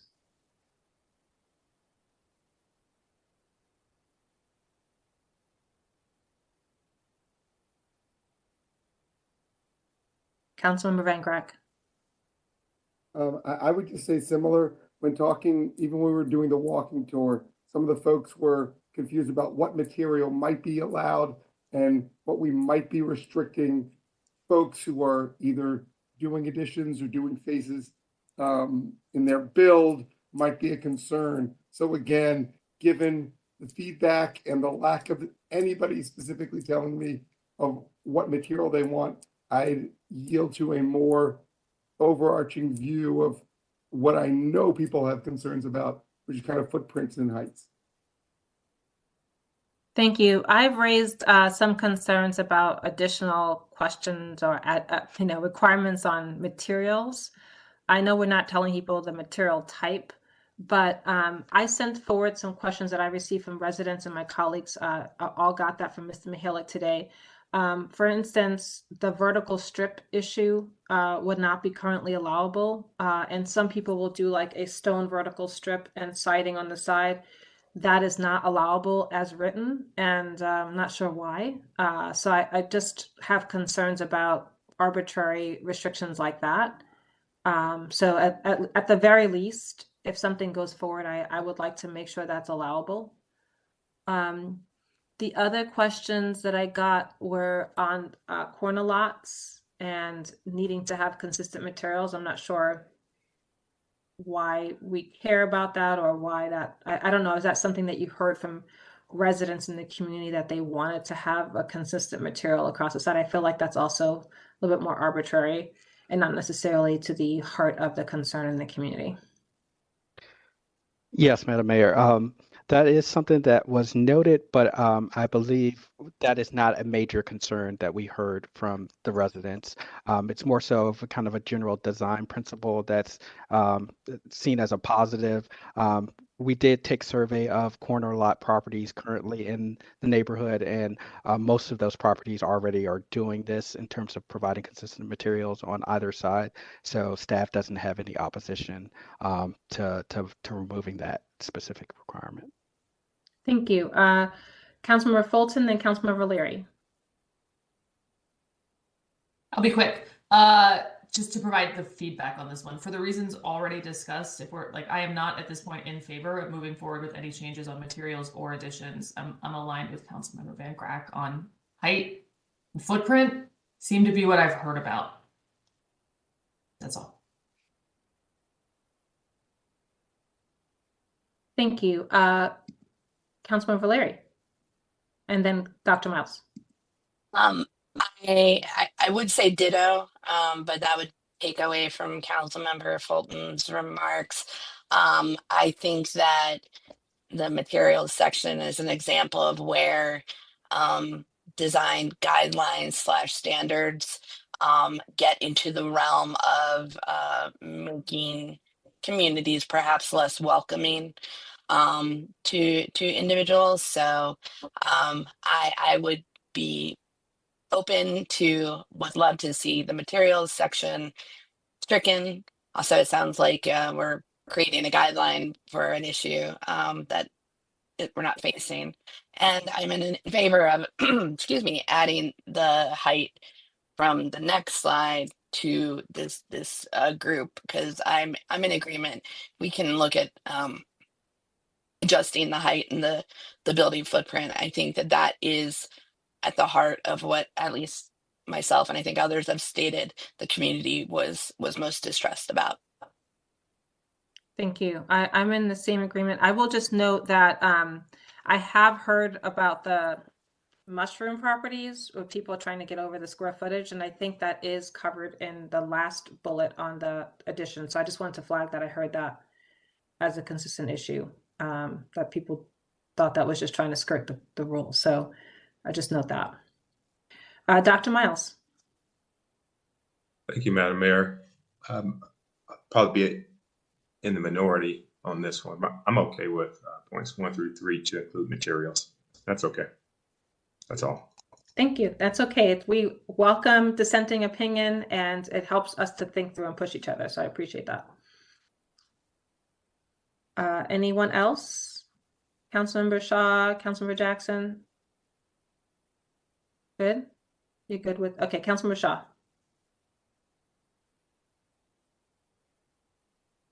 So I agree with my colleagues on footprint. The materials, I'm also concerned with the additional restrictions. I'm concerned about an additional cost to residents. Thank you. Councilmember Van Grack. I was just going to add that if we're going to do anything with additions, the only one that I could potentially be on board with is the canavailing with the mushrooming buildings. I did see a few examples, and I did hear from a few residents saying that it's not a traditional build, and that it could be someone trying to, like a builder trying to skirt the rules, but it's the only 1 and 2 and 3 that I could potentially be on board with. Thank you. Councilmember Jackson, and then I'm going to go to the city manager. Yes, thank you, Mayor. So I'm okay with number 1, number 2, number 3. Yeah, I agree with my colleagues. I think that's too much for a variety of reasons. So number 1, number 2, I like. Number 3, I can get rid of. Thank you. And Mr. Mihalik. Thank you, Mayor. I see you, Councilmember Fulton, after. Mayor, thank you so much. I just want, for clarity, I do hear support, majority support for building footprint. I hear a majority support for not doing additional materials additions, some dissent there. But if I could trouble you to ask for some hands-on additions. I didn't get clarity on that one. I apologize, and thank you. Thank you. I'll go to that one next. Councilmember Fulton, appreciate that. You're on mute and saying something brilliant, I'm sure. I really, all day, I'm really good at not being on mute. I wanted to offer, as we think through some of these, like, yes, I've heard feedback too. I was on the walking tour. I did look at one of those mushroom houses. I heard some concerns that it's not. I also offer that when you're talking about over 100 residents, the fact that I heard from 1 doesn't persuade me that we need to make that restriction on all of them. It's the quantity, and that's not to say I don't appreciate the feedback. That's not to say I'm dismissive of concerns. It's to say one or two people wanting something to me is not sufficient to place a restriction on over 100. I just offer that for consideration, and I wanted to be clear with residents that the feedback is appreciated, it's heard. But the same way, I don't think my opinion on materials should speak for the whole neighborhood. I don't think one other person's opinion on materials that they shared with me should speak for the whole neighborhood. Just all for the way I'm thinking about it. Thank you. I appreciate that. I have a question for our staff on planning. So I've seen this issue of the cantilevering come up. If there's a concern from staff about that, why isn't that just a citywide standard? Madam Mayor, it's something that we've seen specifically in Lincoln Park, and our understanding is it resulted from the limited lot coverage standard. So, on the first story, you can have a slimmer building footprint, and then on the second story, because it's not actually sitting on the ground, you can expand. And that gives property owners the ability to expand their living area while being in compliance with that lot coverage requirement. So we believe that should we move forward with the expanded building footprint, that issue wouldn't necessarily persist because we're solving for that issue of limited lot coverage. It's unclear to us whether that particular building form was a specific design, a desire of the property owner, but that's our assumption given the restrictions of the lot coverage currently. Okay, and then before we straw poll on additions, and I'll kind of break it up on who want, if we want to include additions at all, or if we want to include additions with just focusing on the cantilevering. Just because those are the two things I've heard. If someone has another straw poll you want to do, please let me know. But I was just going to also ask, are there any specific restrictions or standards on addition that are citywide?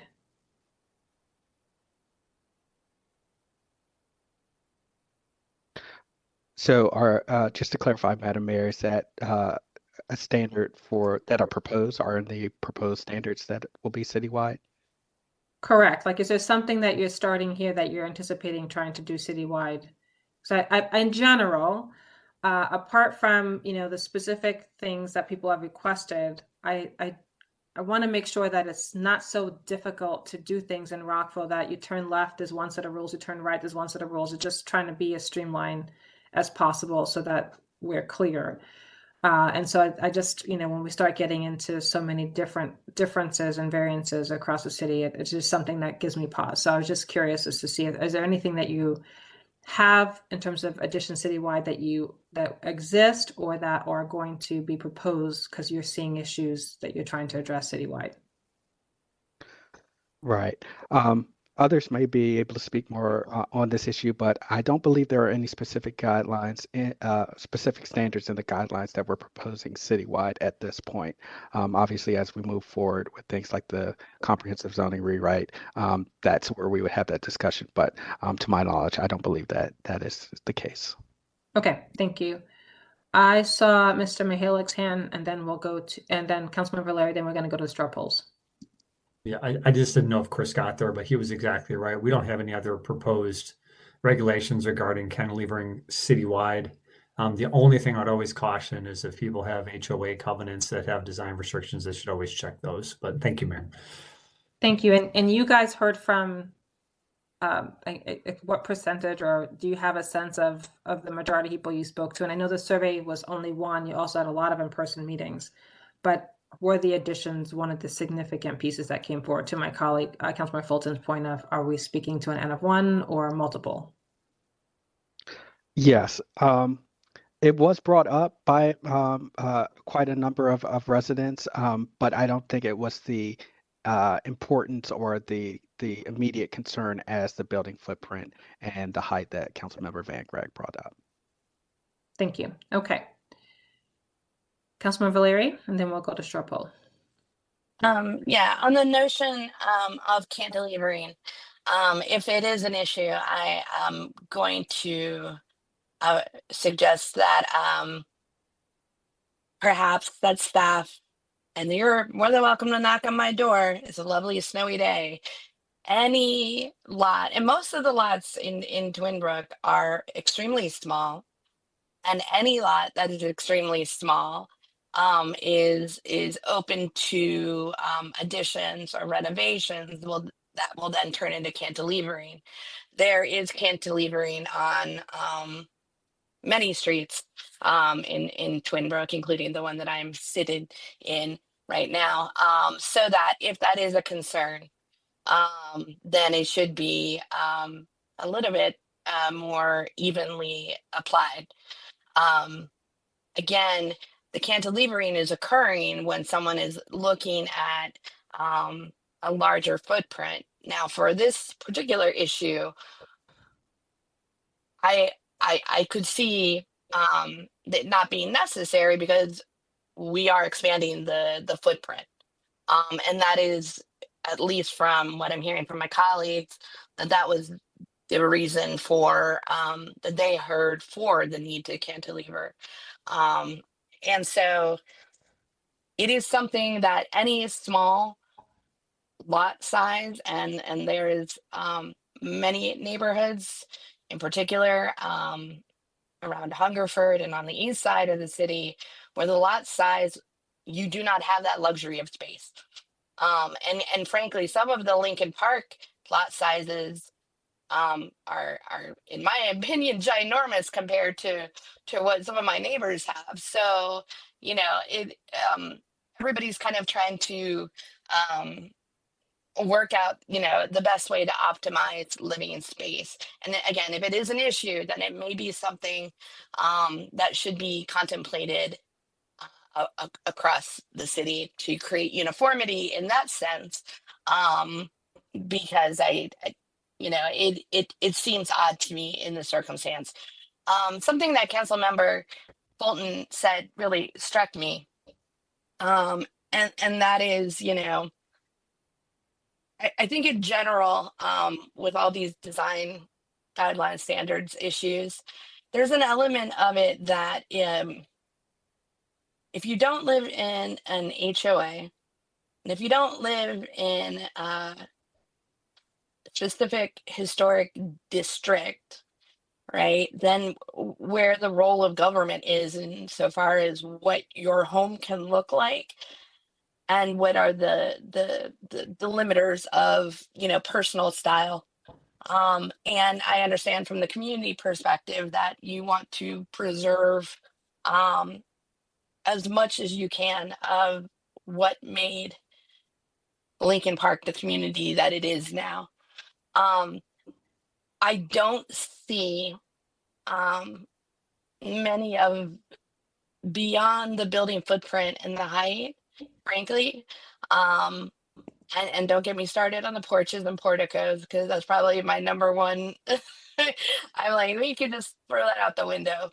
I don't see that as vital to this discussion, frankly, as the building footprint and the height. And I think that the height addresses the cantilevering need. So I'm definitely gonna take back my qualified support generally of the additions section, because really the more that I'm sitting here thinking about it, that's not to me the crux of the issue.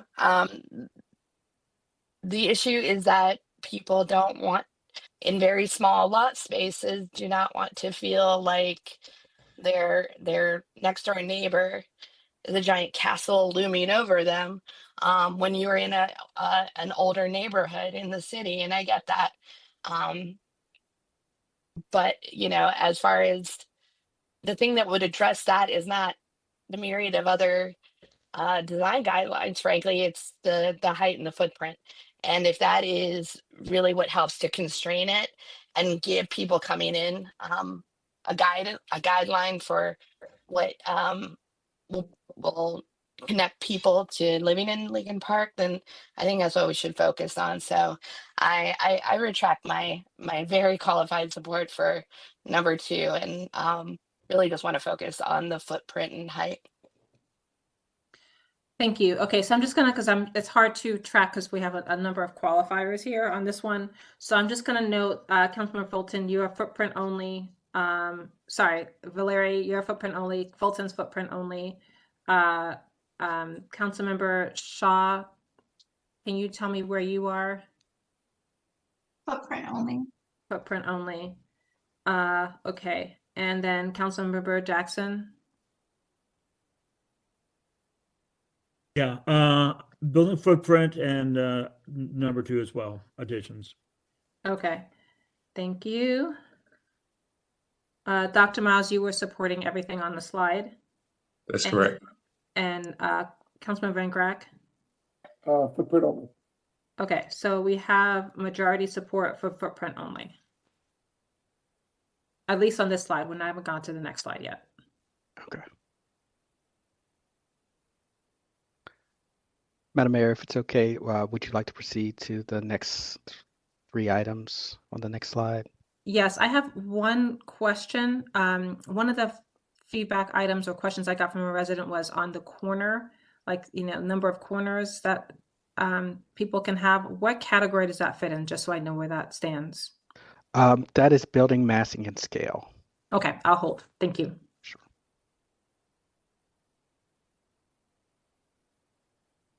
So these are the next items. Again, these are also included in what would be modifications to existing district standards. So we can go in order with building articulation. Okay, and then just to clarify, I think I heard majority support for adjusting that issue of the building height in the previous discussion.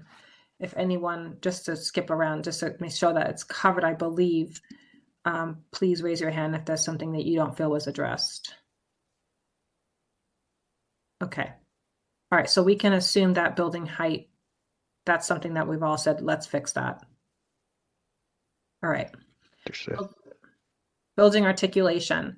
Can you go back to that slide again? I think that would be helpful to just get our bearings on. And I also see Councilman Valeri. I have a question that you asked. You said something about windows. And is there a citywide standard on windows? And I see this keep popping up in design guidelines. So I'm wondering, are you trying to put it as a city standard? And that's where we're going to go in the future. But it's something that just came across my mind as I've seen this before.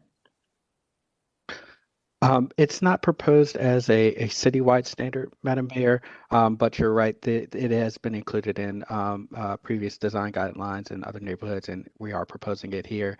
And again, the intent here is just to avoid blank building walls, particularly walls that or facades that may face the street, which we do see on occasion.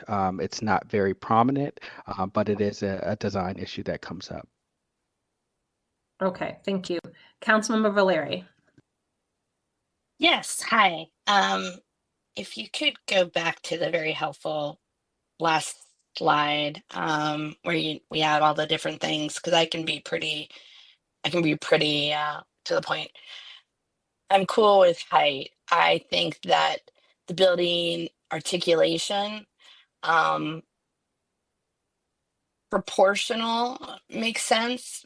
The windows I'm really struggling with, mostly because the more windows that you're adding to a home, the more you're looking at a variety of possible heating and energy costs, which can play a part into a decision to have that many windows. So I'm not inclined to be so prescriptive in terms of windows. Again, even as I think you stated, Mr. Davis, that there's very few examples of blank walls facing the street. I'll also note that there are some homes that have not had any additions whatsoever, and are some of the older homes in Lincoln Park, have very few windows. And I'm thinking in particular on Horners, that there are several homes there, of a variety of different designs, that do not have what almost looks like a farmhouse style windows. And so I'm not a fan of including that. I'm also really, again, going back to, I think it was one of the older buildings that we looked at on our walking tour, had no stoop, had no porch. Because I remember at the time thinking, oh, it kind of looks like a row house that you could find in DC, but minus the stoop. So I don't think that that's an essential character for Lincoln Park, or an essential part of keeping any sort of uniformity. So very long way of saying I'm a no to everything on this slide except for building height. Thank you.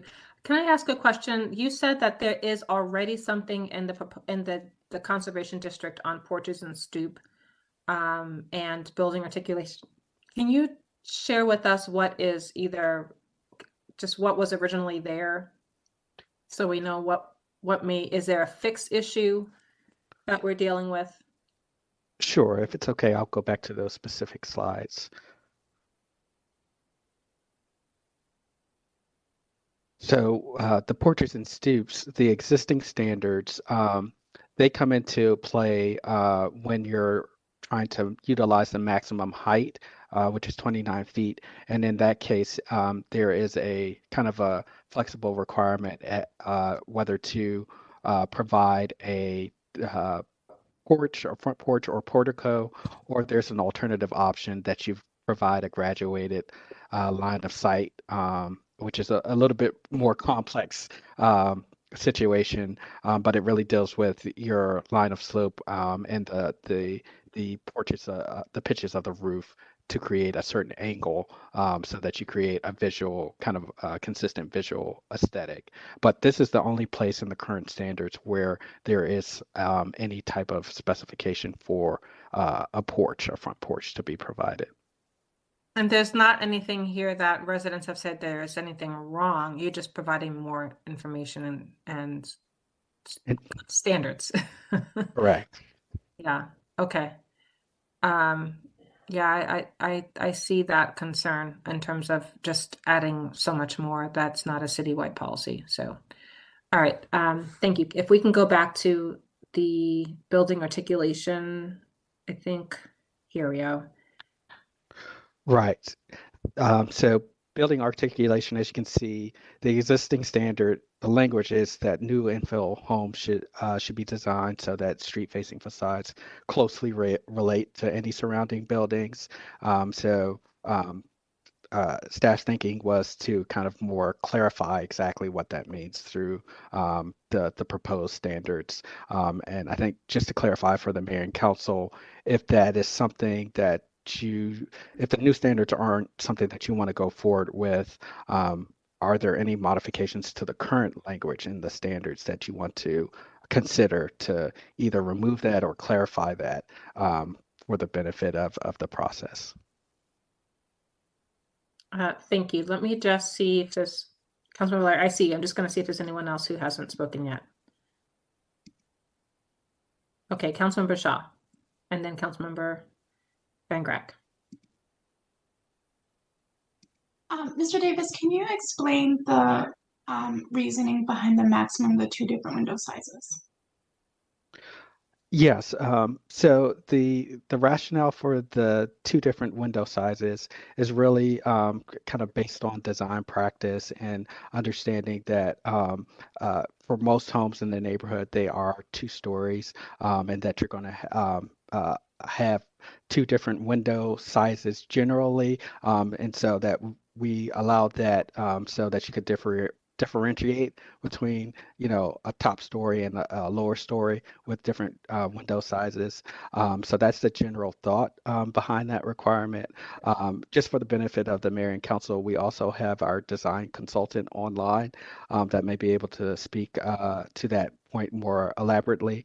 Scott Layton from Michael Watkins Architect is also available if you want some more feedback on that. And just another question. So if a resident had an attic and if they wanted to put a window in that attic, it would have to be the same size as the other windows if they already have 2 different sizes. Yes, it would have to match the size of one of the other 2. Yeah, sometimes, just to add, sometimes the space up there is smaller, which is why you sometimes see small windows. So I appreciate that comment, Councilmember. Okay, Councilman Van Grack and then Councilman Valeri. I did get some feedback from Dr. Miles, who said he supports 4 through 6. He just needed to step away, so I just want to flag that. And then I see Councilmember Fulton. And I was just going to add that for the similar reasons that I articulated before, I'd only support building height restrictions among this group. I think, we're getting into the area. We heard from Miss Anita Neal Powell. I've heard from community members that are concerned about some of the restrictions that might limit the character of the neighborhood. I don't want us implementing what we believe should be the character of the neighborhood. But I know that there's issues concerning things being too tall, much like the footprint of the area. So that's the only one that I would currently support. Yeah, and just to clarify, the height is actually allowing it to be slightly taller from the current design. So this actually allows a larger footprint and allows a larger height. Correct. However, if we don't put it in a restriction, there won't be any restriction, which is why, based on staff, I would support that. Thank you. Just to clarify, if we don't fix height, it actually is lower. Is that right? Yes, the current standard is lower, is 29 feet. There is a maximum standard for properties in single-family zones of this nature, which is 35 feet. So we're not quite going to that limit, but we're going to 30 as proposed. Thank you. And I support the 30. Thank you. Okay, thank you, Councilmember. I think I said Councilmember Valeri and then Councilmember Fulton next. Kate had her hand up before me. Okay, Councilmember Fulton, go ahead. Watch me come off mute. See how I did that? Specifically, I appreciate Councilmember Shaw raising the 2 different window sizes. I just counted, I have 6 different window sizes in my house, and I'd be upset if somebody told me I couldn't. So that kind of restriction to me is where we don't want to be. I'm conflicted on this in general. Maybe not conflicted, I have a question. Where there is an existing standard, and that standard itself is very vague, I don't know whether we should do something to address any concerns with the existing standard or not. I'm not in favor of these proposed restrictions. I don't know if there's a wording change to the existing standard that might somehow make it more clear to people or more understandable. So I'm open to that if we think there's a problem with this as written, but I'm not in favor of the new restrictions proposed in these standards.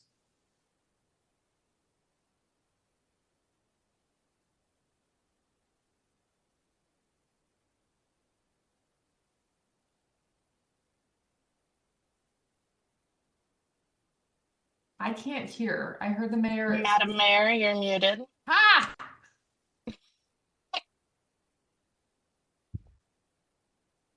Sorry, my computer just went haywire for a second.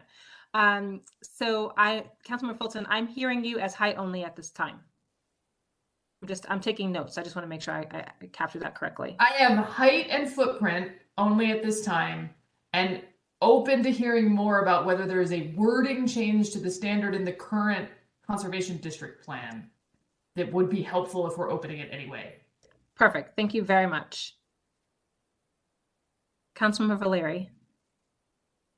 Okay. So in general, I agree that the existing standard here is very unclear. I also agree that the proposed standards are way too restrictive. If anything, I would say strike it all for now. And perhaps there is a process down the road if the Lincoln Park community wants to be more restrictive on design. Design is where things get real personal. And my sense of style is probably very different from Councilmember Jackson's sense of style, although we both like the color blue. This should not be, in my opinion, the purview of government. Is not to tell Councilmember Jackson, you gotta wear Marissa's color blue. It really, see, now he's gonna be like, no, you really should wear my color blue. This is where things I think get a little unwelcoming, and we are not going to make it easy for people to move to or to change the home that they buy in Lincoln Park to the home that they want. I think we always think of the worst case scenarios, and yes, we always hear a lot of negative feedback, but there are also people that are looking to move to Lincoln Park and make that their home. that's their place that they want to live and raise children and all that good stuff. So, long story short, I was just sitting here thinking, literally talking about window size. I don't want to be in the position to tell my neighbor this is the max number of windows that you can have, unless it's the rule for everybody. And then we can all have that debate. I just don't see that as the best response to the community's needs. So I will continue to say, let's just remove the articulation section. The existing standard is extremely vague. The proposed standard is way too restrictive and is not truly addressing any of the concerns that we've heard so far. Thank you. Can we go back to the slide that has the 3 things that we're talking through? Because I want to make sure we also get clarification from Councilmember Shaw and Jackson on which of these you support.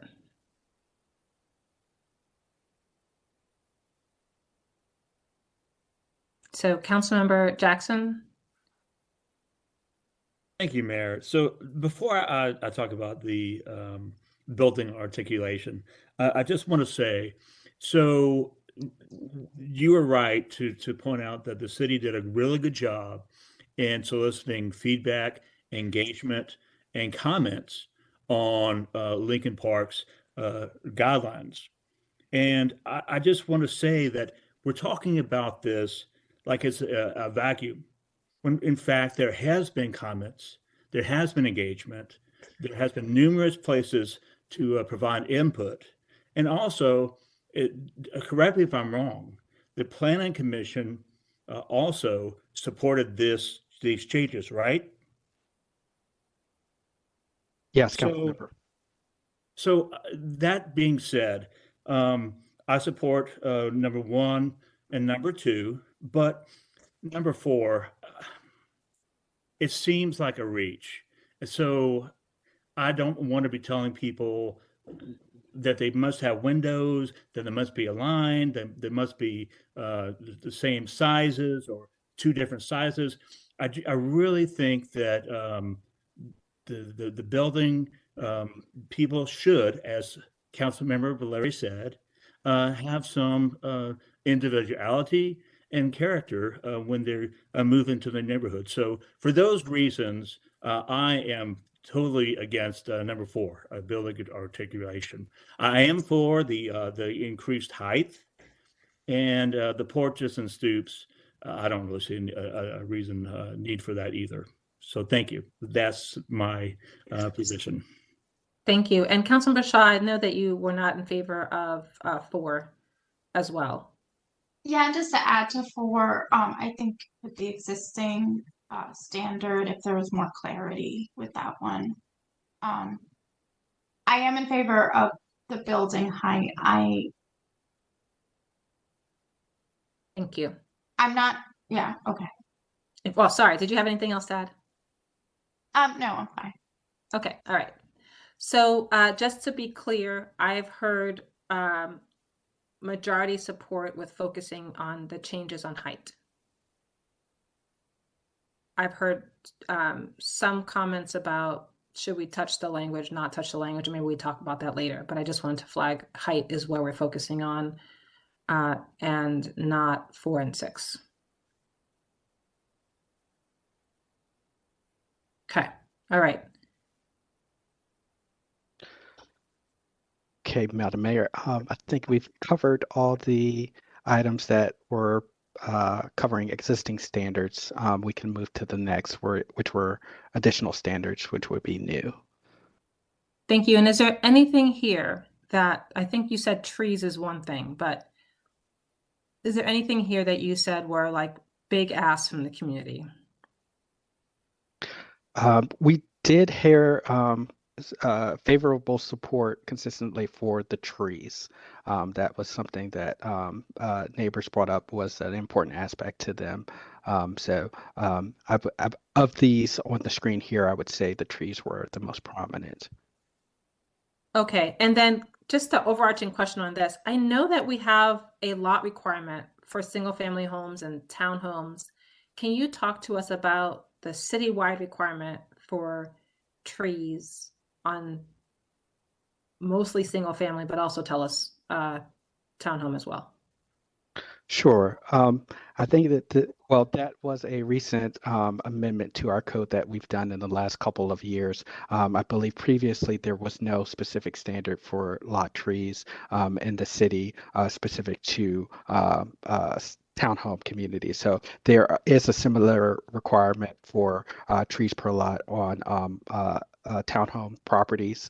I'm not sure of the extent to which this covers single family detached. If anyone else in the planning staff can elaborate, that would be helpful. Yeah, thank you. I do recall a 3 tree per lot for single family homes. That's why I asked the question. So I'm asking because maybe it's not really, it's a unique standard to Lincoln Park, but it's a citywide standard and you're just adding it here because it makes it clearer. But I want to make sure we have a baseline understanding of the citywide rule on this.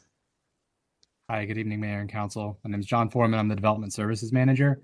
I can address that last question. The 3 trees per lot is contained within our subdivision ordinance. And so when a lot's existing and not required to be replatted, that section does not apply. So it's only for new developments where a plat is required. So these existing lots are not required to provide the 3 trees per lot. Okay, so if someone wanted to put an addition, that's where you're saying you would go back to anyone, whether they make any changes or not, and say you don't have your 3 trees? Chris, do you want to address the specific questions for the design guidelines? Sure. I'm saying for new development within the city, if it's one new structure on an existing platted lot, they do not fall under the subdivision ordinance, and so they're not required to plant trees. Whereas this, within the design guidelines, that would be required, and Chris can speak to the specifics. Thank you. And just to clarify, if someone does an addition, builds a new home in Lincoln Park, how many trees are they currently required to have citywide by citywide rules? And I'm trying to just make sure I am interpreting your comment on new developments versus someone actually putting in a single family change. Again, if there is no subdivision involved and they're not required to provide a plat, so it's an existing platted legal lot, then they're not subject to the subdivision ordinance and then therefore not subject to the tree requirements within the subdivision ordinance. Okay, and that's a citywide. Not required. And that's citywide, yes, ma'am. Okay, all right.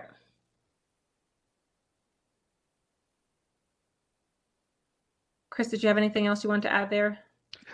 Only to say that most of the lots in Lincoln Park are from the original subdivision, and there's actually a standard that says that you cannot further subdivide than what the properties are. So it's very unlikely without this requirement that that tree per lot requirement would come into play. Okay, and just to reiterate, if someone makes an addition onto a home in any other community in Rockville, we're not monitoring the number of trees in that lot. Though I know that the city will come and plant trees in front of your home in the public right of way at times. Yes, because of that subdivision requirement, that it's not a normal standard for redevelopment without a plat. Okay, thank you. I wanted to go to the building massing and scale because one of the comments I received, it was from a couple of residents, not just one person, but summarized is that I had questions about the, limiting on the corners.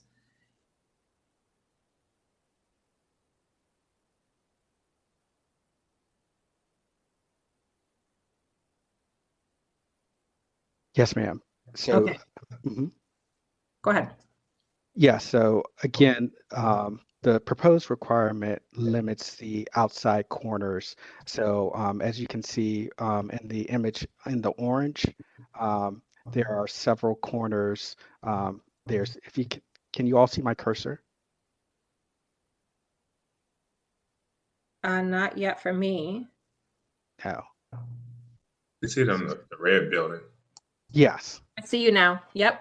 Yes. So there are a number of outside corners that face the street, which if you can count here, here's 1, 2, 3. There's a corner here, 4, 5, and 6, basically where there's an edge to the building.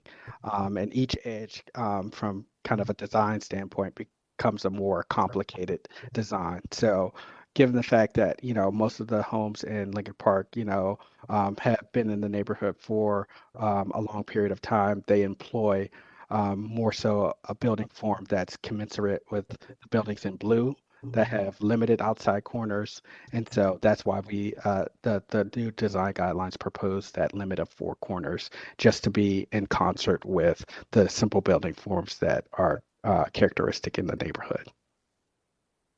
And did this come out of specific requests from the community, or is this a staff recommendation? This was a feedback from the community, but it was developed from staff. So it was more of a staff introduced. Okay, thank you. If we can go back to the 3-part slide of what we need to give you feedback on, that would be helpful. Thank you. Sorry. No, that's fine. We're asking a lot of you, and I appreciate it. Okay.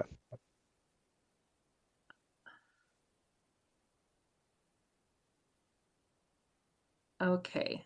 And here, the simplified slide does not, number 8, for example, doesn't cover the 4 corners and other things like that. But That's correct. I'm sorry, that is the error on this screen. But the specific standards are on the previous screen, and to note that maximum 4 corner is the chief requirement for that standard. Okay, yeah, this 30 to peak is the height. The building height, correct? Yeah. Thank you so much for clarifying. Really appreciate it. Okay, colleagues, can I just go down the line? I'm just looking to see if I see hands yet. Councilmember Miles. Thank you, Madam Mayor. I apologize. I was trying to get clarity on point number 9 about the front entry facing the street. Is that for just the front door, or is that also the garage? That's just for the front door. There's no specific entry point required for the garage, although conventionally, in most cases, the garage door does face the street. Got it. But it doesn't mandate that the garage door face the street. The reason I ask is some of them have them in a way that's aesthetically appealing, where it actually doesn't face the street, the garage door that is. In so doing, it provides a little nicer, neater look. But thanks for that clarification. Right. And just for the clarification of the Mayor and Council, yes, these 2 requirements under 9, front entry must face a door and walkway to the front, also looks like an error that was supposed to be included with the building orientation. So if we need further feedback, we can go back to that specific slide and look at the standards. Okay, thank you. Can you do that just so that everyone has the right info? So these are actually the standards, and it covers, goes over into the next slide, or I'm sorry, it's just this one slide, but here are the proposed standards. Why is it that carports are not allowed? I mean, I've seen people do that as an economical way to. Yeah. So that's only in the first layer, which corresponds to the front yard. And that, again, the overall intent for kind of those specific structures for vehicles is that they're kind of secondary to the building, so that they should be oriented to either the side or the rear. And then having to put it in the back the way you do, it requires people to put a lot more surface down to get to, right? Or is that just an option? That's just an option. So I think you might be looking at this first option or first graphic here. That's just a depiction of how you could meet the requirement. You actually can have this detached but moved closer to the home to reduce that pavement if an owner decided that. Mm-hmm. And someone can't have a 2-car garage and have a pathway to it. They have to always move one car to get to the other. It depends on the specific design and where you're placing it and how much width you need for that driveway to accommodate both cars. But in most cases, if you did a 2-car garage, it most likely would have to be located in the rear in some place to get that extended garage, unless you have an unusually wide lot. Mm-hmm. or an unusually small, narrow home. to accommodate that extra space. Is there a problem that has been identified that you're trying to fix? No, this is a general practice that we thought was would be applicable to the neighborhood, given those narrow lots for that requirement. Okay. Yeah. All right, let's go back to the area slide so that we can just hear from our colleagues on what they have questions on and where they stand. Okay. Madam Mayor, I'm sorry. I've kind of had my hand up for a while now. Can I go to Mr. Scott Layton first, and then I'll go to you because I think he has a clarifying comment. Sure. Thank you, Madam Mayor. Just for those of you who don't know me, my name is Scott Layton. I'm part of the consultant team that has been working with the city on the guidelines. I work at a small design firm in Gaithersburg, so just up the road from you all. And we do urban design and architecture and design guidelines and codes, just like similar to the one you're looking at, and also oftentimes much longer and with a lot more rules than what you're looking at today. So, but I just wanted to jump in and clarify that the feedback we've been working with Chris since the beginning of this process, and the feedback that the neighbors brought to the city. One of the big things was overly bulky houses that they see, kind of houses, historic 1-story, maybe 2-story houses, more of the charming character that have been in the neighborhood for a long time, being torn down and replaced with the gigantic ones that kind of have no regard for what's going on next to them, no regard for the neighborhood. And in order to put that into language that is actually a rule that requires people to build something that's more neighborhood friendly, it's challenging to use words like neighborhood friendly because that doesn't mean anything. It's arbitrary. And so there are some of these rules that they kind of transform into something a little bit more technical. So the outside corners is one that we use in a lot of places where simple boxes actually make great house designs. And you'd be surprised how often if you walk down the street, you would notice that the houses that a lot of people find the most beautiful are the ones that are actually the simplest boxes. And in a neighborhood like Lincoln Park that's walkable, and neighbors are really proud of where they live, and they really live in a neighborhood that has fantastic character. There's a great variety of houses from a lot of different decades, and there's a good mix. They're not all the same, all of those sorts of things that they love. The urbanism, the way the houses shape the street, is actually what's more interesting. And when you have a place like that, each individual house doesn't need to scream for attention in the same way. So things like calming down the massing and putting a maximum on the number of outside corners are one of the ways that we tried to answer the question of, why is everybody tearing down this house and building some crazy monstrosity? So I just wanted to kind of give you a little bit of background of where that's coming from, and just kind of point that out. So I hope that helps a little bit. Thank you. Councilmember Valeri. I appreciate your explanation, Mr. Layton. I have found that most of these design guidelines come down to, this is my home, versus the neighbor saying that's a monstrosity. So I'm always a little wary when I enter into these conversations.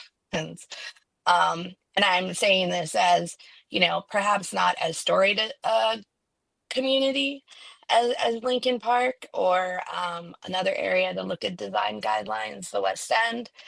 But there is a history and a feel to the community. And I often struggle with this idea that design is what creates the feel of a community. And I think that that's at the heart of my struggle here. We're looking at a couple different things on this slide. One, I have a quick question before the rest of my comment. And this is for Chris or any of the, I'm sorry, Mr. Davis, or any of the rest of the team. What are the citywide standards on building massing and scale? And are there any? outside of particularly designated areas, of course, there will always be exceptions and HOAs and et cetera, but you know, what is our standard regarding this that everyone else has to adhere to? Yes, thank you, Councilmember Valeri. That is a great question. Generally, for our single-family neighborhoods, our current zoning standards do not specify requirements on building massing and scale to the intent that we're proposing here. That's more so covered under the bulk requirements, such as your setbacks and your height. They kind of help to specify those. So they're not specific standards currently citywide for those. And that's what I was kind of getting at and kind of thinking. I think that those are sufficient to alleviate any concerns. I think that while I appreciate the explanation and the ideas around the four corners and so forth, I don't see that as big an issue. Candidly, if we're looking again at the same time adjusting the footprint size and we're adjusting the height size, it seems like constraining just to be constraining in a certain way. The other thing with the tree issue, and y'all know me, I love trees. If this is not required in any other part of the city, and trees are, especially fully mature trees, very expensive, this seems like an onerous cost burden on individuals who want to move to or build or renovate in Lincoln Park.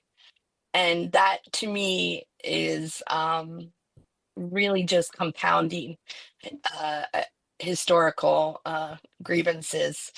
It just does not seem right from an equity and justice perspective to put an additional cost burden on this community that no one else adheres to.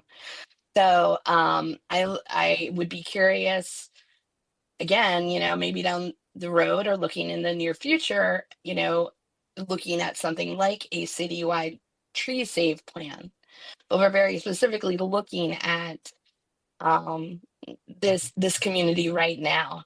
And I'm very hesitant to put any sort of cost burden on Lincoln Park. I think that is extremely disrespectful in many ways. The building orientation as well. I have seen a multitude of approaches where the front entry does not face the street. And I don't think that detracts from anything. And again, it is simply going back to an aesthetic issue. An aesthetic issue that I did not hear myself. I'd be curious to hear from my colleagues. I didn't hear from anybody in the Lincoln Park community that stated that a neighbor who has a side entry or an entry that is not facing the street is detracting from their neighborhood. So to that extent, I do not support any of the new standards, and I would truly suggest that we rethink these sort of processes, especially and I'll give a nod to my colleague, Council Member Shaw, especially looking at them in particular with this neighborhood through a lens of equity and inclusion and any sort of additional cost burdening of communities that are already cost burdened. Thank you. I think one thing I have heard in the community is they have had concerns about gentrification. Landlords who are buying property and just turning them into, attempted boarding houses. And I know that's a question, right? And then also people who have started building and then don't do anything. I mean, and that's legal. So there are some broader issues that I've heard in the community that are larger concerns.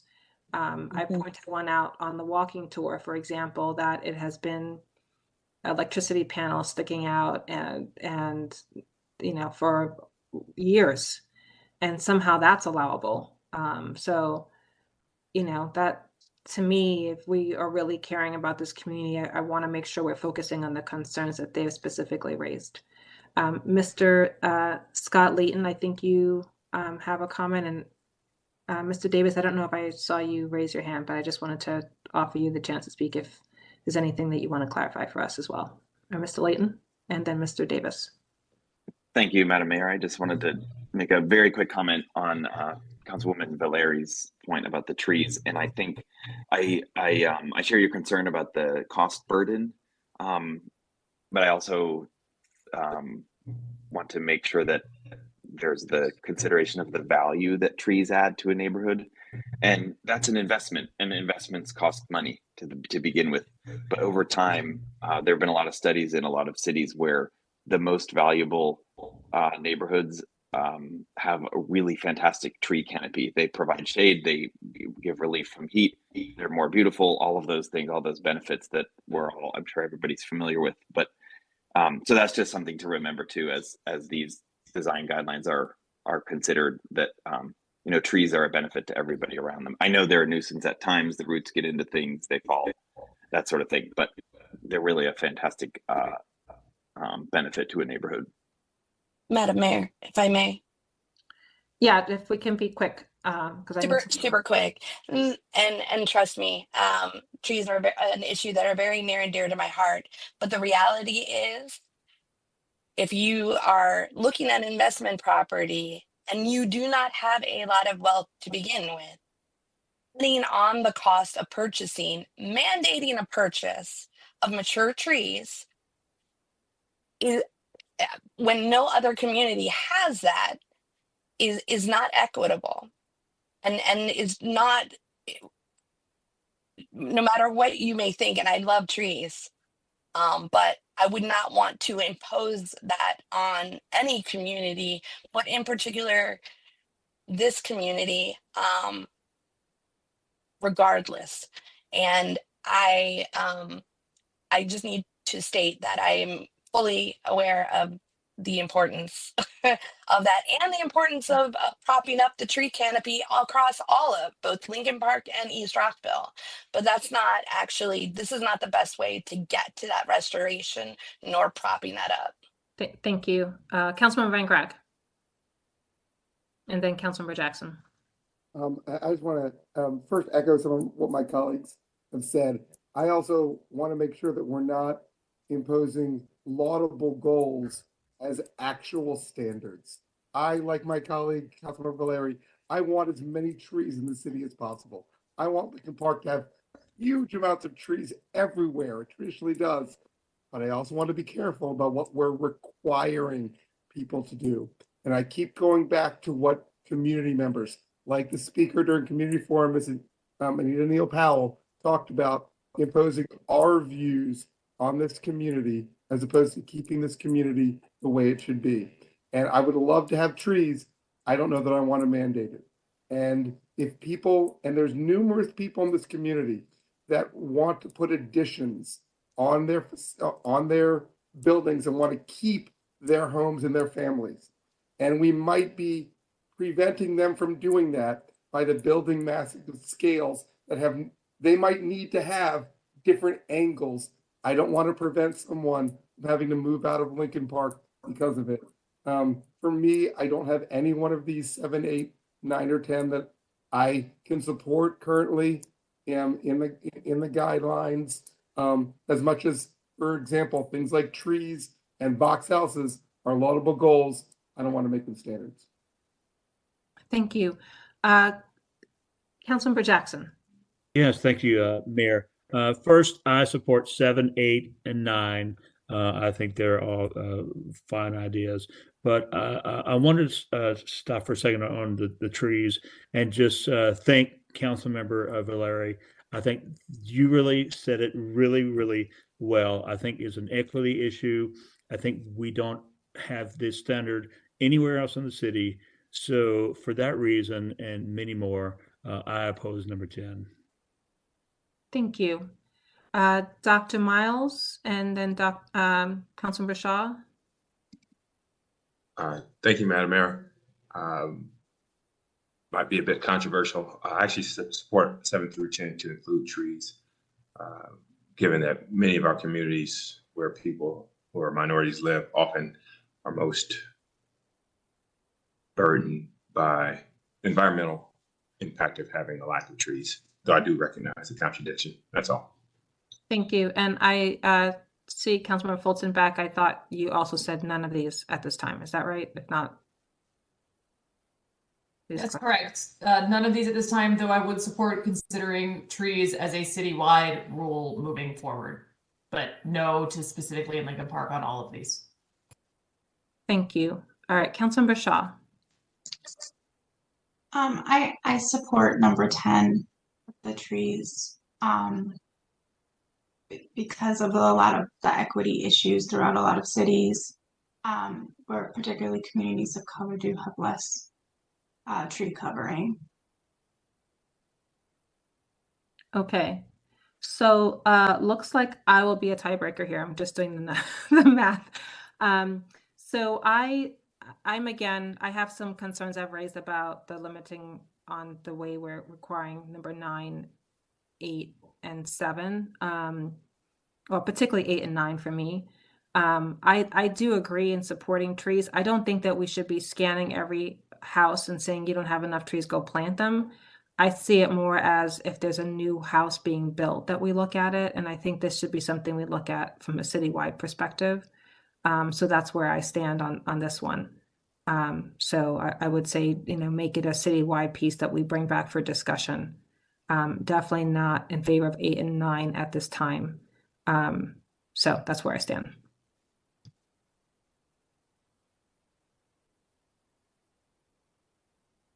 I'm looking to staff to see if you need any further clarification on the comments that we've made.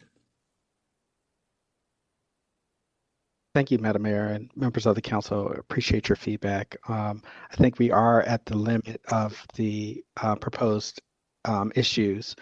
So if it's okay with the mayor and council, can we just go back and kind of recall each one where we feel like we are in terms of if we want to move forward, or if we want to not include, and specifically for the ones that the guidelines that we don't want to move forward with, are there specific direction on the existing language, whether modifying or removing or some other alternative?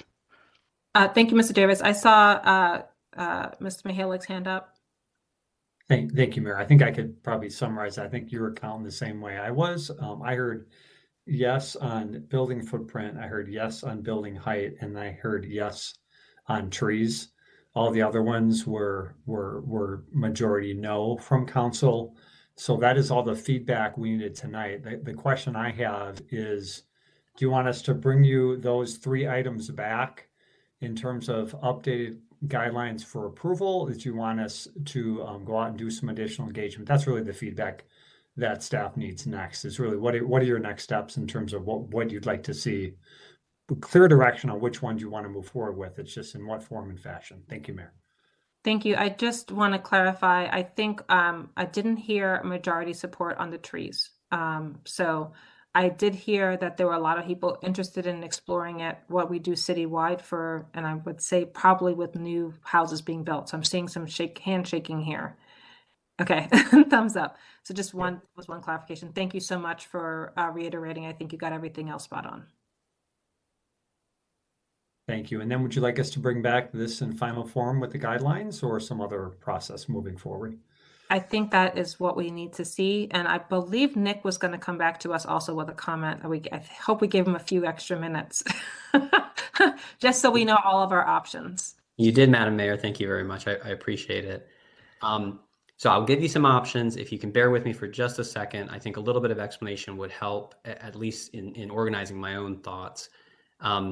The reason that we're here right now is because, as you all know, there are currently restrictions on development in Lincoln Park that are unique to the city. Those are in place through the Lincoln Park Neighborhood Conservation District Plan, which was adopted as an amendment to our comprehensive plan and was incorporated into the 2040 plan. So from a legal perspective, the most important thing that we're doing tonight, although we spent all of our time talking about guidelines, is effectively amending our comprehensive plan. The reason we have to do that is because the Lincoln Park plan was so highly specific that it incorporated a lot of the restrictions that we're talking about today, and those were then transferred verbatim into our zoning ordinance. So, in my mind, the mayor and council should probably, before you answer the city manager's question, should probably determine, ultimately, what is it that you'd like to accomplish through this process? If, as some of the members may have indicated, the goal here is really to just do a targeted amendment to the current restrictions as they exist today, modifying lot coverage, modifying the height requirement, a couple of other standards. In my mind, the way to do that would be to make those targeted changes to a plan amendment, as Mr. Davis has done, and then to follow that plan amendment with a simple zoning text amendment that would make those changes. So in other words, if all you're doing are minor modifications to the current standards, there is no legal need for design guidelines. Doesn't mean you shouldn't do design guidelines. It just means you don't need to do that. Because we're doing, and again, to go back to this idea of a comp plan amendment, because this is a master planning process ultimately that we're doing, you are under the same 90-day clock that can be extended by an additional 60 days under state law that you are for the town center plan. And so I believe, and Mr. Davis can correct me, your 90 days expires in early February. With a 60-day extension, your deadline to take action on this whole process expires in early April. So if all you want is that targeted amendment, I really question whether the design guidelines are necessary to that process. But if you decide design guidelines are necessary, then you need to ask yourselves whether the additional changes that you're talking about or the additional public engagement can be accomplished in that time frame. And of course, that's something for the city manager and community planning development services to answer. I'll say the last thing on that is if the answer to that is no, but you do want to continue pursuing design guidelines, the way to do that would be ultimately to remand this back to the Planning Commission, which I know isn't necessarily a favorable option, but it would allow the Planning Commission to take as much time as necessary to do additional public engagement, for example, and then bring it back to you with a new, fresh 90-day clock. So I'm happy to answer any questions if that would be helpful. Thank you. Just a point of clarification. The pieces that we have requested or asked for that said, yes, we want to proceed with, are those simplistic enough that we could, change the conservation district piece? Or does staff feel like there are complex enough that we need to have design guidelines? I just want to put that back to you for clarification. So from my perspective, those could be accomplished through a zoning text amendment, but that's my perspective. Staff may disagree. Obviously, a zoning text amendment wouldn't include a lot of the narrative work, a lot of the history, all of the other text that goes into design guidelines. But if all you're doing is, again, changing lot coverage and modifying the height requirement, you don't need a 30-page design guideline document to do that. That's what I think some of us were thinking to start. Okay. Yep. I'm just gonna see, I see one thumbs up, but who wants to just amend the conservation district? See, one hand, 2, 3, 4. Okay, all right. So I think we're good with amending the conservation district. If you all get some outpouring of commentary from the Lincoln Park community, I'm assuming you will share that with us before the 27th. Absolutely, Madam Mayor. Thank you so much. I just want to say thank you all for all of the work that you've done in the community engagement piece. I really appreciate it. And thank you for your patience in walking through this with us. I do think we need a break just quickly before we go into the next major item for the planning department. But I know that we're also over time. So I'm going to ask that if we could please try to come back in about 5 minutes. Is that okay? All right. Okay. Thank you so much. We will.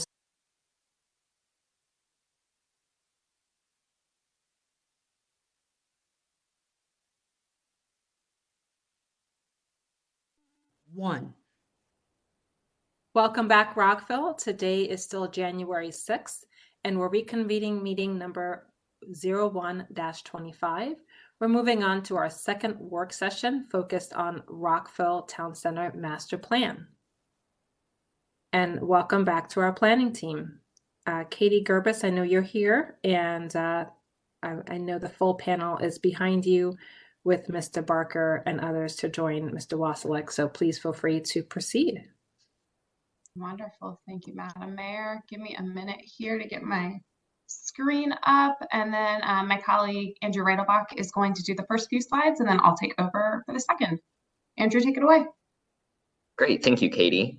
Good evening, Madam Mayor and members of the City Council. My name is Andrew Reidelbach, and I am a principal planner with the planning department here.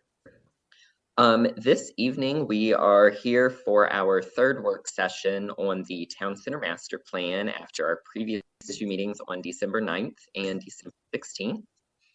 And so we have two topics to talk about this evening. The first is a continuation of the Maryland 355 corridor character area. We had talked about this area a lot at the previous meeting.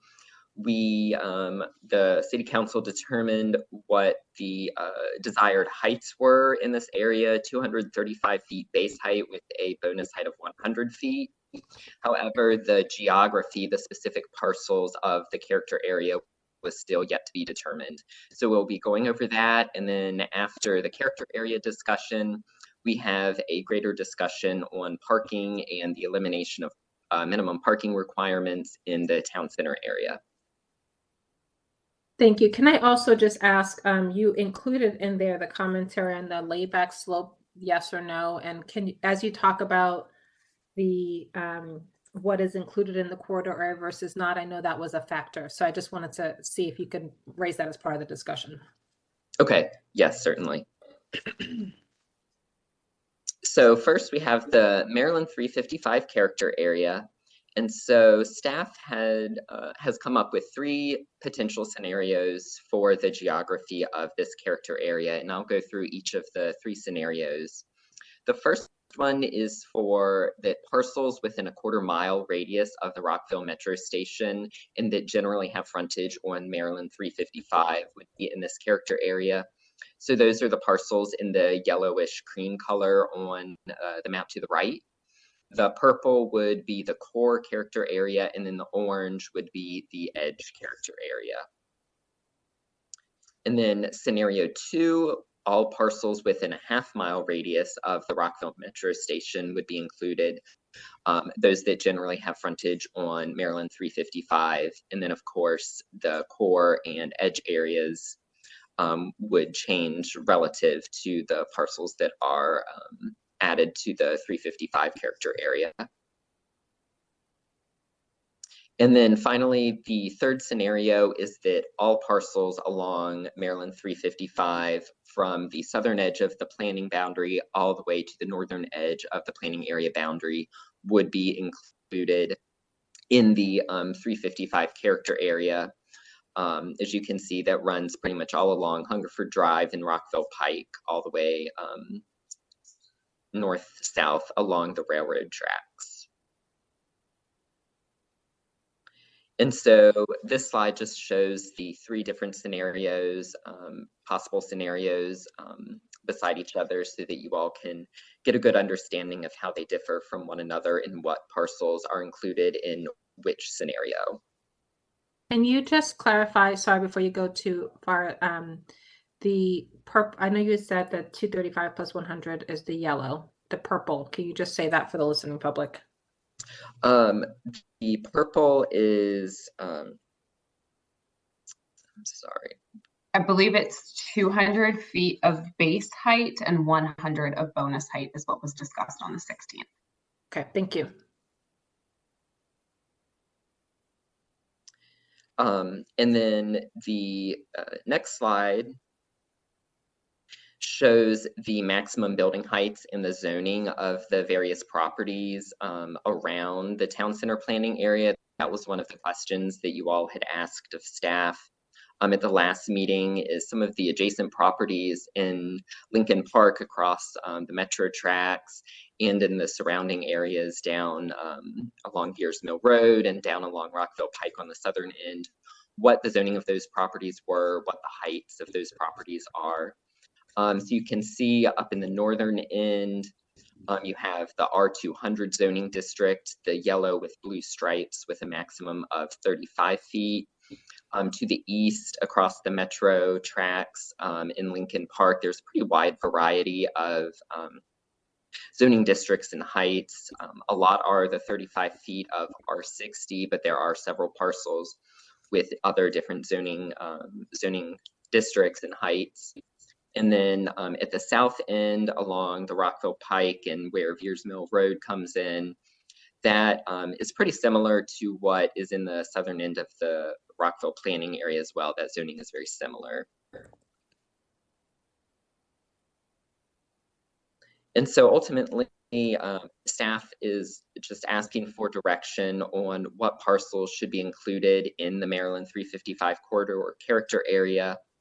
And staff's recommendation is proceeding with scenario 2, but that's certainly something that you know, we all hope that you have a discussion on and can provide us with some direction on. Are you presenting all, or you want us to weigh now?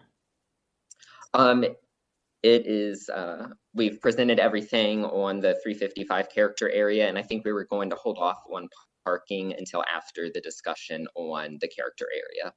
Okay, thank you. And I see that you mentioned, you talked about the different heights and by zoning category.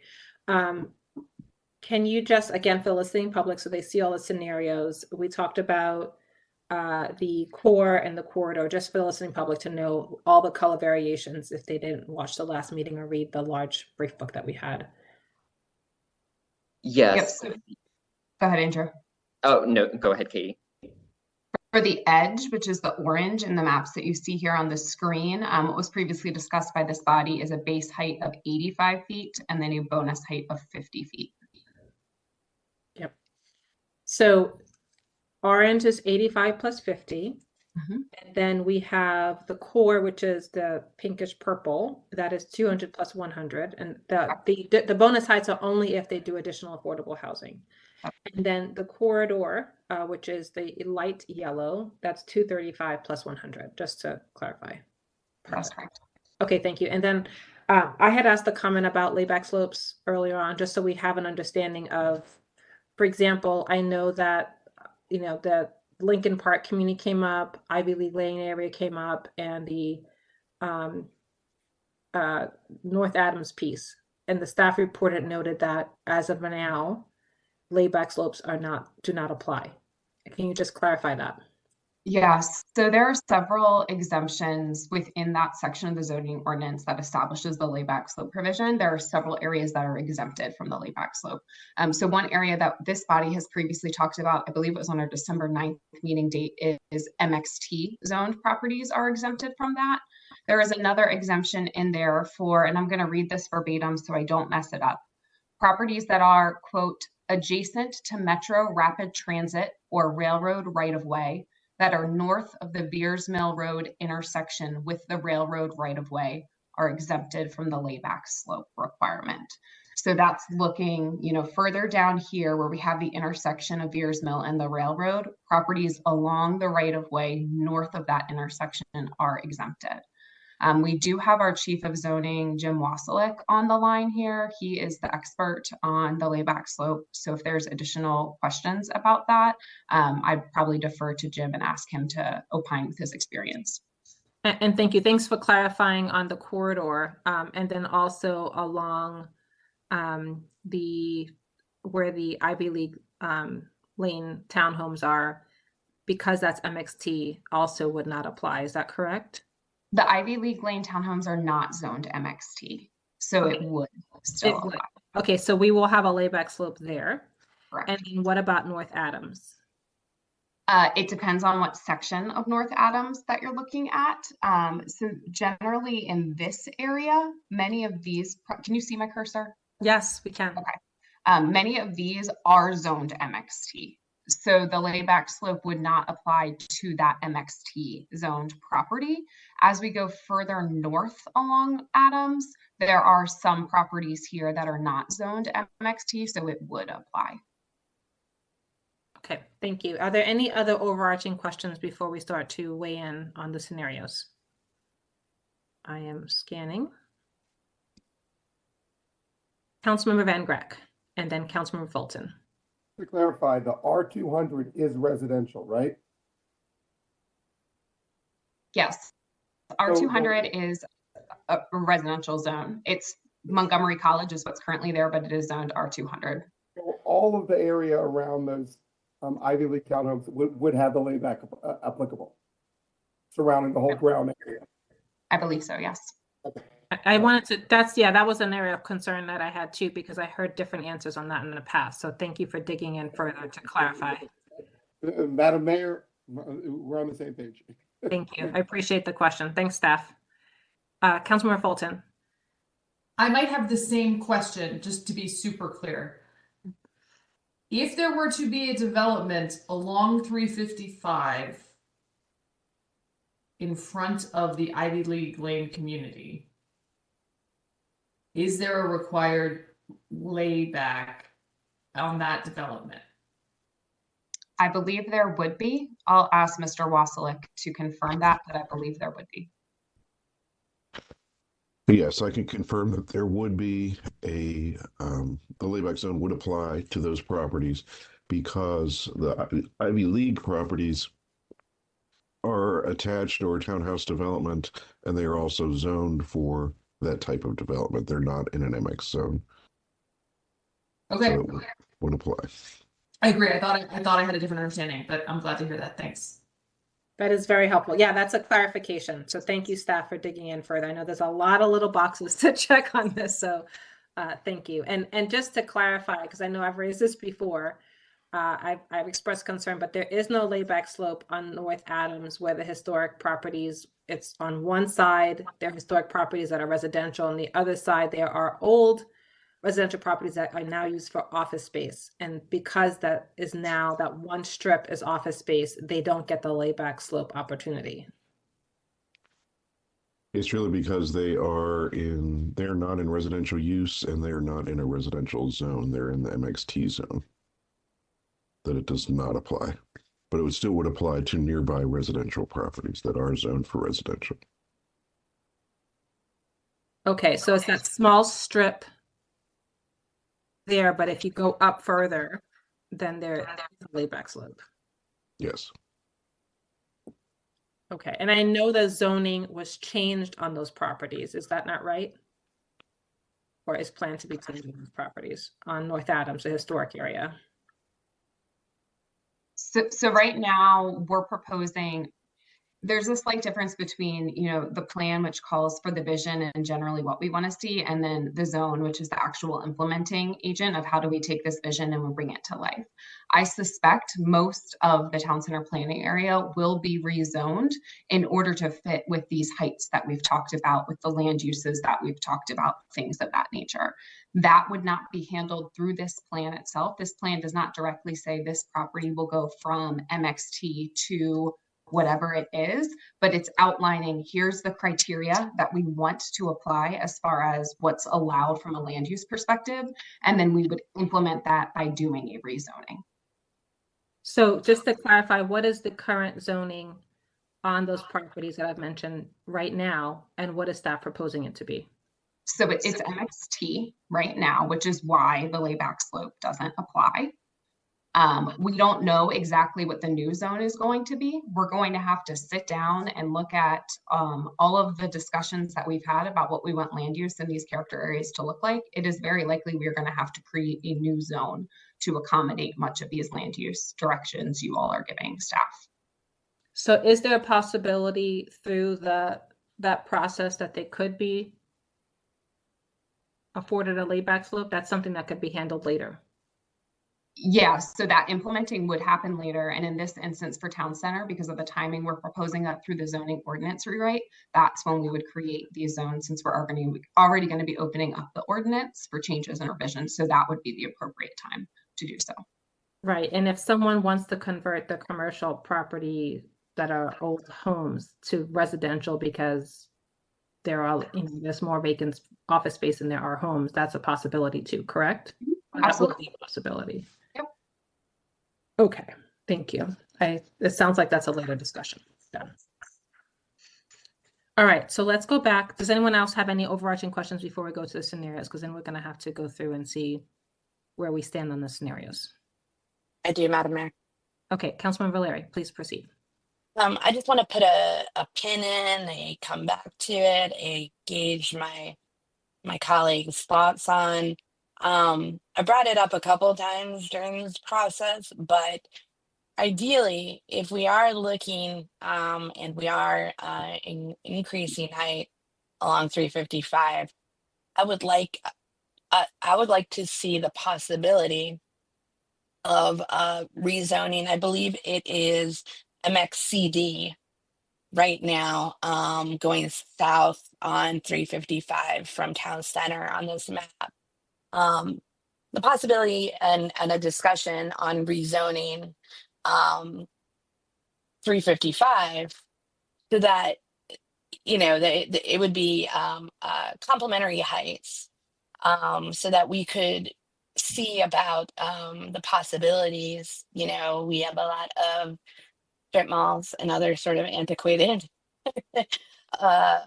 development, and there might be the possibility down the road of having some more mixed use development along that stretch going south and north actually as well. But I just don't want us to be hamstrung by maybe not returning back to rezoning portions of 355 for complementary height to the great things that we're going to be doing in town center.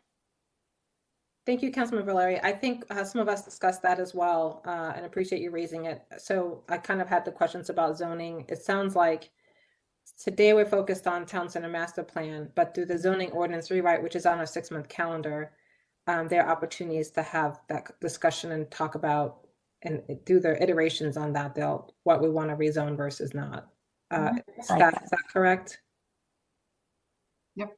Okay, but in general, there's some discussion about 355 broadly. Excellent. Okay, thank you. Thank you for raising. All right, I'm just scanning for overarching question hands, and I'm seeing none. Now your question is which scenario, and you're recommending scenario 2. Can you just show us the slide that has the 3 scenarios? Okay.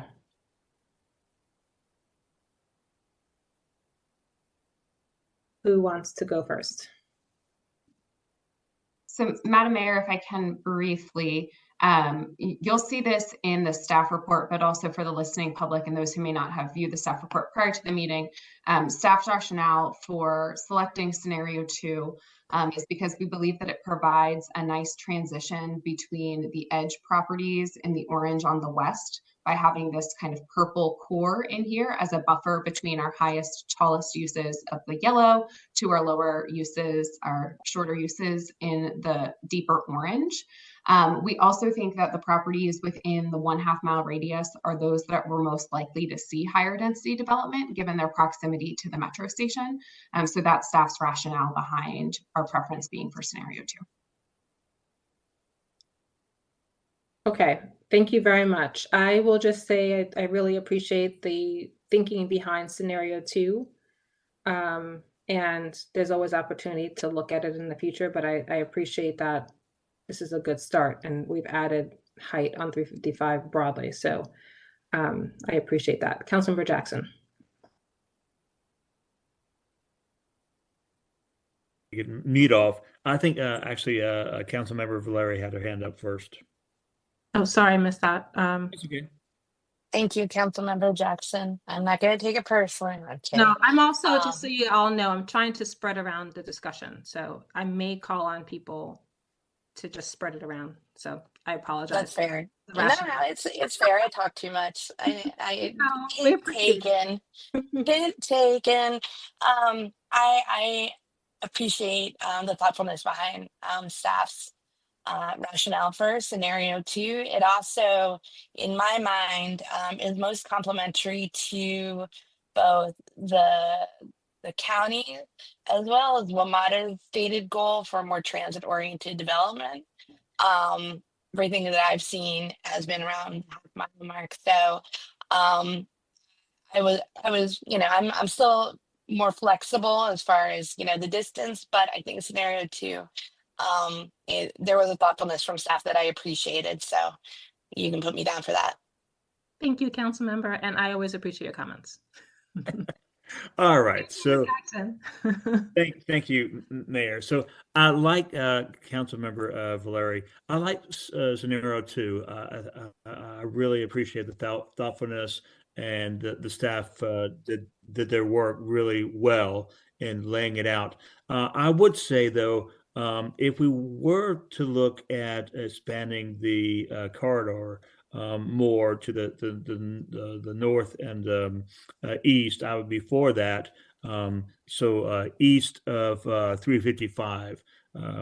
But that's just a minor quibble, and if anybody else doesn't go with me, that's fine. But I like scenario 2 with the option of expanding the corridor, whatever we're calling it. Thank you. Okay, Councilmember Van Grack and Fulton, I see your hands. I don't know. I didn't see who went up first. So Van Grack, go ahead, and then Fulton. I similar to what my colleague said before, I think scenario 2 and 3 are both excellent scenarios. I think they're better than scenario 1, but I really want us to focus our development near the transit areas. And I understand staff's rationale. I also don't know whether we want to expand immediately. I agree with Councilmember Valeri that we've got to talk about whether we're expanding some of these larger areas, both north and south, and not just focusing in town center. That being said, I like staff's rationale. I think scenario 2, I like that we filled in some of those non-directly adjacent 355 properties that we had last month. And I think the scenario 2, as drafted here, makes a lot of sense. If we're going to go away from scenario 2, I'd lean similar to what Councilmember Jackson said, closer to scenario 3, maybe some of the areas east of 355. But of these scenarios, I think the rationale of closeness to the transit centers of a half-mile radius in scenario 2 makes the most sense. Thank you. Councilmember Fulton. For all reasons said already, I'm in favor of scenario 2. Right. I'd also, maybe for staff's benefit, we should be clear if we're picking one or the other, making suggesting changes. I think we need to give some clear direction today on either one of these 3 options or create another one. So while I agree that there's tweaks and maybe movements around for today, for now, for this, I think scenario 2 is the right way to go. Councilmember Fulton, I agree. All right. Councilmember Shaw, and then Dr. Mouse. I also agree with scenario 2. I think it strikes a really good balance. There's the buffer between the edge and the 355 corridor. And then also it just has a larger area for development in comparison to scenario 1, the 355 corridor. Thank you. Dr. Miles. Thank you, Madam Mayor. Again, for clarification, the purple max height was what relative to the yellow? The purple is 200 by right, plus an additional 100 if they produce additional affordable. And then the corridor, which is the light yellow, is 235 feet, plus an additional 100 if they do more affordable. Katie, is that right? Katie Gervis, Ms. Gervis. Yep. So to be clear, with bonus height, yellow is higher height than purple. That's correct, by 35 feet. Okay. Yeah, I'll be the outlier. I like scenario 3 for that reason, but I think I'm outvoted on this one, and that's okay. That's all. Thank you. Okay. I think you have your feedback here. Yes, we do. Thank you. I think we got to count on scenario 2. So staff will go ahead and make modifications to the draft plan to include an updated map in there. Excellent. Thank you. So moving along to what I imagine is going to be our lengthier discussion tonight, parking. A couple overview slides before we propose some discussion points for the body. In your staff report, you'll see quite a few additional pieces of information that have been provided. Most of these provided upon request from our December 16th work session relative to parking. So some of the information that you'll find in the staff report is the methodology used by Morguard and their parking contractor to calculate the occupancy rates that were previously shown for garages A, B, and C. There is a town square development summary showing parking requirements. This was a question that had come up that said there might be existing vacancy in A, B, and C now, but what happens when some of the retail vacancy that we currently have goes away? What's the impact going to be? So that section of the staff report shows a table showing the square footage of retail and the parking allocation that's associated with it. That should give some sense of what parking demand may look like with retail fully activated, or requirements, I should say. Demand is hard to predict, and requirements, what the requirements would be. There's an equity evaluation of reduced or eliminated parking minimums. There is some additional information requested on the Montgomery County projects that are proceeding under their ZTA that went into effect in March. And then there is an expanded bibliography with some additional research, articles, and case studies. You'll see 2 attachments that are kind of bibliographies in nature. The first is the one that we shared for our meeting last month on December 16th. And then the second is updated for this meeting's date. You can tell the difference, they're dated, but nothing on the January 6th one is redone. That's all net new. So we provided both of them so you can kind of see the whole body of research from staff. Some additional things that we've done since we met a few weeks ago is there was some discussion about the Comstock garages and parking in those areas. So we reached out to our partners there and they provided us with some interesting data points. This information is as of like December 20th or so. We spoke to them just before the holiday season started. So Comstock owns several properties in Town Center. 2 of their existing notable properties are Boulevard Ansel building and then the Boulevard 44 building. So we're going to talk about Ansel first. This is both of these garages, as we talked about, these are privately owned, privately financed garages. They are open to the public, as we're going to talk about here, but it's important to note that they operate a little bit differently than a publicly funded garage, such as garages A, B, and C. Can you just also, sorry, one clarification. Yeah. While the Comstock parking garage is a private entity, it's my understanding that there was a deal for the residents on the lane that is actually a Housing Opportunities Commission public entity property. Yes. We're going to talk about that here. Yep, absolutely. Thank you. So that garage has 611 spaces. And as the mayor, you just alluded to, 50 of those spaces have been reserved for residents of the residences on the lane. So that's the Housing Opportunities Commission building that's kind of attached to the Ansel. So that leaves a balance of 561 spaces available in that garage. In this garage, public parking and resident parking is commingled. So it's not like there are certain areas that are only accessible to one or the other, it's commingled parking. That building has 250 apartment units. We're not counting residents on the lane in this calculation because they have their own set aside parking spaces. But there's 250 units. And as of about 3 weeks ago, there were 229 residential parking passes that were issued for the building. So the parking ratio that we're looking at there is a little bit less than 1 parking space per unit. When you look at just the residential parkers there, you're looking at an occupancy rate for that garage of about 40%. The Comstock has also allowed the general public to come into that parking garage to pay by the hour, by the day. They also offer monthly parking permits. So they have opened the garage up in a way to generate some revenue and take advantage of that vacancy that exists. They estimate that on average, they have about 221 daily parkers who are in that garage. So when you add that all together, they're looking at a daily average occupancy of around 80%. So that leaves about 100 parking spaces on average on a given day that are vacant within that structure. Can you clarify if that's a true vacancy or those are used by, in and out? Because I don't see what the estimated commercial use is here. So the commercial use is counted in the daily contract parkers. So that would be individuals that are coming in, perhaps they're going to the Panera and they're just paying for an hour of parking time, whatever that may be. Thank you for clarifying.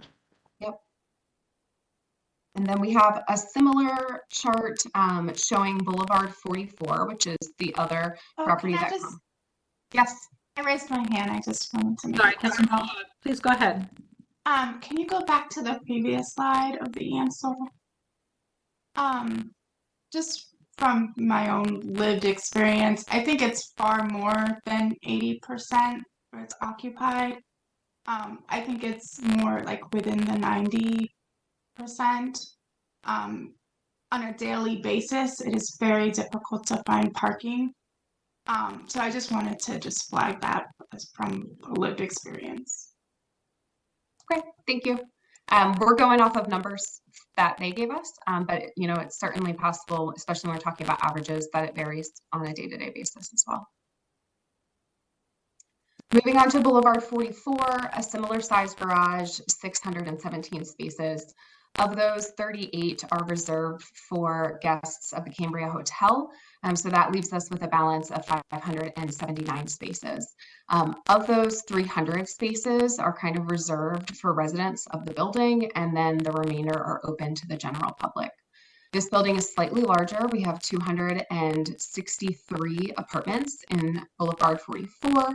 However, there are only 173 resident parking passes there. So that parking ratio is much lower than you'll find in the Ansel building. We're looking at a ratio of approximately 0.6 spaces per unit. There are also daily parkers in there, a bit fewer than the other building, an average about 150. And so Comstock calculates the average daily occupancy of that garage to be about 55%, which equates to approximately 250 vacant spaces on average. Thank you. Do you have, I believe it's about $12 for a set period of time to park there to start, and I believe residents pay $100. Can you I just? don't have those rates off the top of my mind, but we can pull those. That's not a problem to pull. And Councilmember Shaw, I see your hand. Madam Mayor, are you talking for the Boulevard? You're asking if it's 100 or for the Ansel? Both. I know for the Ansel it's $100 per car. Yeah, that's what I thought. Okay. But I'm not sure about the Boulevard. Okay. Thank you. I think they're the same, but that would be good to clarify. We can confirm that. Yep. So taking these, of course, this is, you know, two buildings of a much larger planning area, but some of the takeaways that we can come from these Comstock buildings, as well as what we know from our partners at Morguard and Garages A, B, and C, there is an existing surplus of parking within town center, that we are seeing much lower rates of car ownership and less demand for residential parking spaces from town center residents than those compared to other locations across the city. That's largely to do with the transit-oriented nature of town center, especially in renter communities. If somebody is relying on access to public transportation, they are more likely to choose to live in an apartment that has proximate access to that transportation. Another thing that you'll note in your staff report, but I think is also worth reiterating, is in talking to both of those different ownership groups, they have both stressed that excess parking is causing a lot of financial stress on the performance of their buildings, and how well they are able to not make a profit, but how well they are able to pay their debt service. So that's not the only reason we want to make a decision, of course, but that is something that I think is important to take into consideration, the high cost of developing this parking and what happens if that parking goes unutilized and doesn't generate revenue. Can I ask a question, just in general, given the comment you made? I know, for instance, further down the pike for Twin Brook Quarter, there was a parking waiver and parking reduction granted. Can you clarify whether parking reductions were granted for these two buildings? I believe these buildings are operating a little bit differently because they're in a planned development. So it operates a little different than what your requirement parking would be if you were just like in a standard base zone. If Mr. Waslick's on the line, if he can opine on that. I was just thinking that perhaps these were built before some of those parking reduction waivers were being offered, and it wasn't elimination at the time, it was reduction. So I wonder if they had to build more than would have been with the reduction perspective. This is Jim Wasselak, Chief of Zoning. Both of those buildings do have parking reductions that apply to the residential units as well as the commercial. The original PD allowed for parking reductions for commercial only.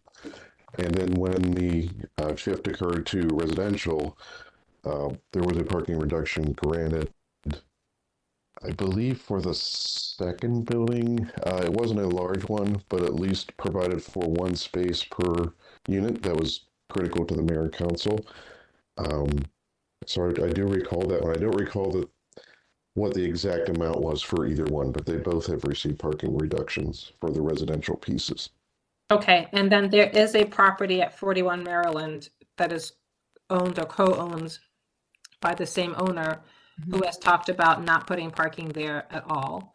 And so I imagine that some of that surplus at the Ansel will be used. I believe that's the case. That applicant has only just submitted their pre-development application to city staff. We haven't actually had our development review committee meeting with them. So that's something that we will be continuing to explore over the upcoming weeks as we go through our first reviews with that applicant.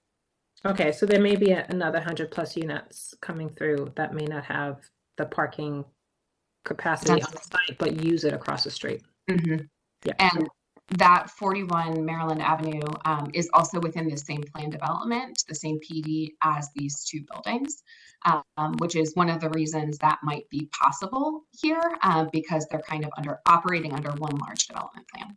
Yep, thank you very much. Okay, so continuing our conversation here, there's a lot of different directions we can go as far as what this body would like to see the plan remark on regards to parking. Staff are proposing 3 options to kind of start the discussion and for consideration with an add-on option. So option 1 is what is currently in the Planning Commission approved draft, which is eliminate minimum parking requirements throughout the entire planning area. We've talked about this before, but given some of the comments that we received in public comment tonight, I do think it's important to remind folks that when we say this, we're referring to the off-street parking requirements, that there are already rules in place that we are not proposing changing about ADA parking spaces within proximity to buildings, about like loading and drop-off spaces. Those are all kind of separate from what we're talking about here. We're talking about the off-street parking requirements. Option 2 would be reverting to the recommendation that was in the April draft, so the original draft of the plan, which is largely mimicking Montgomery County. So that would be eliminating minimum parking requirements within the half-mile radius of Metro and within a quarter-mile radius of a planned and funded BRT station.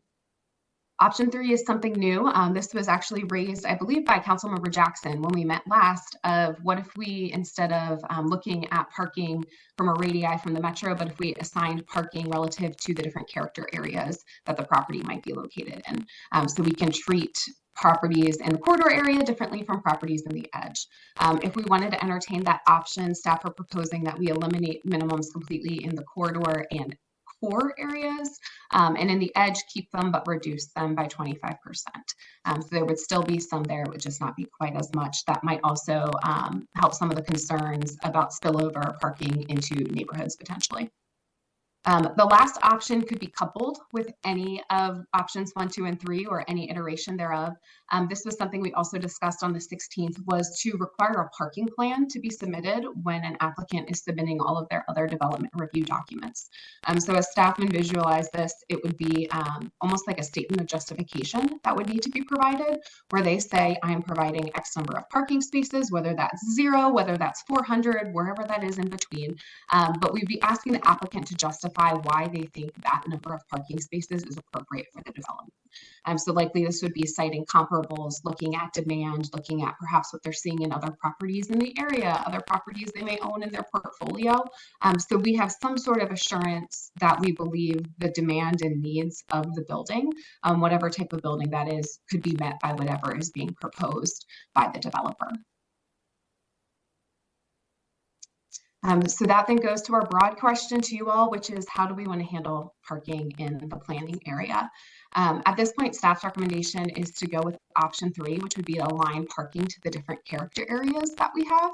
And staff are also supportive of this add-on option where we would require a parking plan of applicants that are choosing to develop within town center. And with that, I will turn it over to you as a body. Thank you. May I ask just some overarching questions, and then my colleagues have overarching questions, please note them, and then we can start getting into the options discussion. So in general, last meeting, we discussed that the state requires that there's a certain amount of parking for people with disabilities. Correct. I think that should be clearly articulated in our plans, because people may read things and not ascribe them, and that's so important in our community, especially in this plan. We talk about the need for inclusivity and how this has been an area, a hub of people with differing abilities to move to. So I just think that should be clarified in the plan itself, so that even if whatever option is chosen, people see that's still a thing and it must be adhered to. With that said, I have heard that through some of my follow-up questioning, that there is a potential applicant asking to not put parking on site on their property for people with disabilities, but to take over street parking, which would further reduce parking for residents. You know, and if we go to an elimination piece, it's a factor. So I just wanted to know, is that still the case? Is that true? And can someone actually do that? I'm not personally aware. Go ahead, Mr. Mihalik. Thanks, Katie. Yeah, they can make the request, certainly. The exact tool that we would use, whether it's a development agreement or some type of exception. But Mayor, to your point, they can't just do it, right? Without special permission from the city to designate specific on-street parking spaces to be used just to meet their development requirements, such as ADA. But there is a way to get there, but we haven't decided exactly how that might happen. Right. Okay. If that's even being entertained, I just wanted to flag that some of the street parking could be used in that way, but that would also have an impact on the whole parking situation in general. That's correct. But no matter what, I think it's important to indicate the need to have parking people with differing abilities in our plan, so that that's not seen as something that does not have to be done, that's part of the law. The other general question that I had is, I know you kind of glanced over some of the, kind of bulleted over some of the data points that you had. Could you speak to the equity data that you put in the report? And for the listening public, if you are looking in our document, it's on page 141, begins the parking discussion in our brief book. Yeah, so we looked at Montgomery County, as many of you I'm sure are aware, has an Office of Legislative Oversight, I believe is the acronym, that looks at all of the zoning text amendments and all the ordinances that are passed within the county, and kind of does an analysis on several different factors. So like environmental analysis, but also an equity analysis is one of the things that they're required to do there in Montgomery County. To date, we've not really done that here in Rockville, but there was a request from one of our past meetings to kind of look into that here. Specific for parking in town center. So what staff did is we kind of looked at the data and the resources that Montgomery County did when they looked at this parking elimination law kind of countywide that we've talked about, ZTA 2510. So we kind of looked at that and kind of assessed which elements of that we think apply here in Rockville. The vast majority of it we felt does apply here in Rockville. A lot of the kind of conclusions that they came to, we came to the same conclusions based on our own research, much of which has been shared with you through a series of bibliographies that we have here. So at the end of the day, you know, we came to the same conclusion here as Montgomery County. It's worded slightly differently, but generally that we do feel that the reduction or elimination of parking minimums would result in a positive kind of equity analysis. Thank you. I see hands for Councilmember Shaw, Valeri, and Fulton. Please proceed in that order with your questions. And Van Grack after that. I do want to thank staff for providing the social equity analysis. I will say that I did find a stark difference between the city's analysis versus the county's analysis. The county's analysis, which is actually a racial equity and social justice analysis, and the city's is a social equity analysis. So there is a lot of data disaggregated by race, where there wasn't, I didn't see any data from the city side. So the county's analysis said that reducing parking, requiring a no parking, removing parking minimums would advance equity if and only if affordable housing is created, whereas the cities said it would advance equity if the housing supply is increased, comma, especially if affordable housing is created. And I think that that is a big difference, considering the majority of the housing that will be built will be market-based housing. And we already know that the rents in town center are higher than in other areas, especially brand new housing. So I don't know if that would directly, the market-based housing, which is the majority of housing, will directly benefit those of underserved communities which have a lower income. So I saw a stark difference between the two,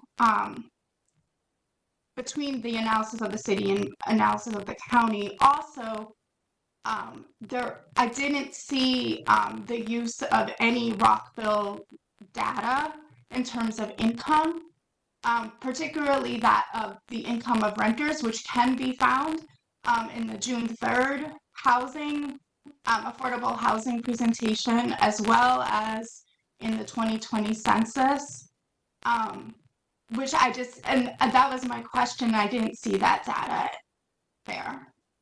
And part of what makes the county's analysis really strong is a mixture of data as well as direct community engagement with those that are most impacted. So I just saw a huge difference, and I have a lot of questions around that equity statement. But I do very much appreciate staff looking at that. Thank you. Councilmember Valeri. Actually, Councilmember Fulton was before me. Okay, Councilmember Fulton. Two quick things. I think, Madam Mayor, you were seeking this clarity, but I want to be really clear. Like, we should be clear in the plan that the requirements, the existing requirements for accessible parking spaces are not affected by any decision we make here. Like, the fact that anyone may request to do something has no bearing on this, because we don't have to let them. So we should be super clear up and down that the requirements for accessible parking are not affected by what we do for parking minimums for residential. It's a bit of a unfounded fear because we have the control over that and the requirements are there. That being said, I'm in favor of option 1 plus the add-on. That's where I am on this. That's where I was last time and I'm still there. So I'm in favor of 1 plus an add-on.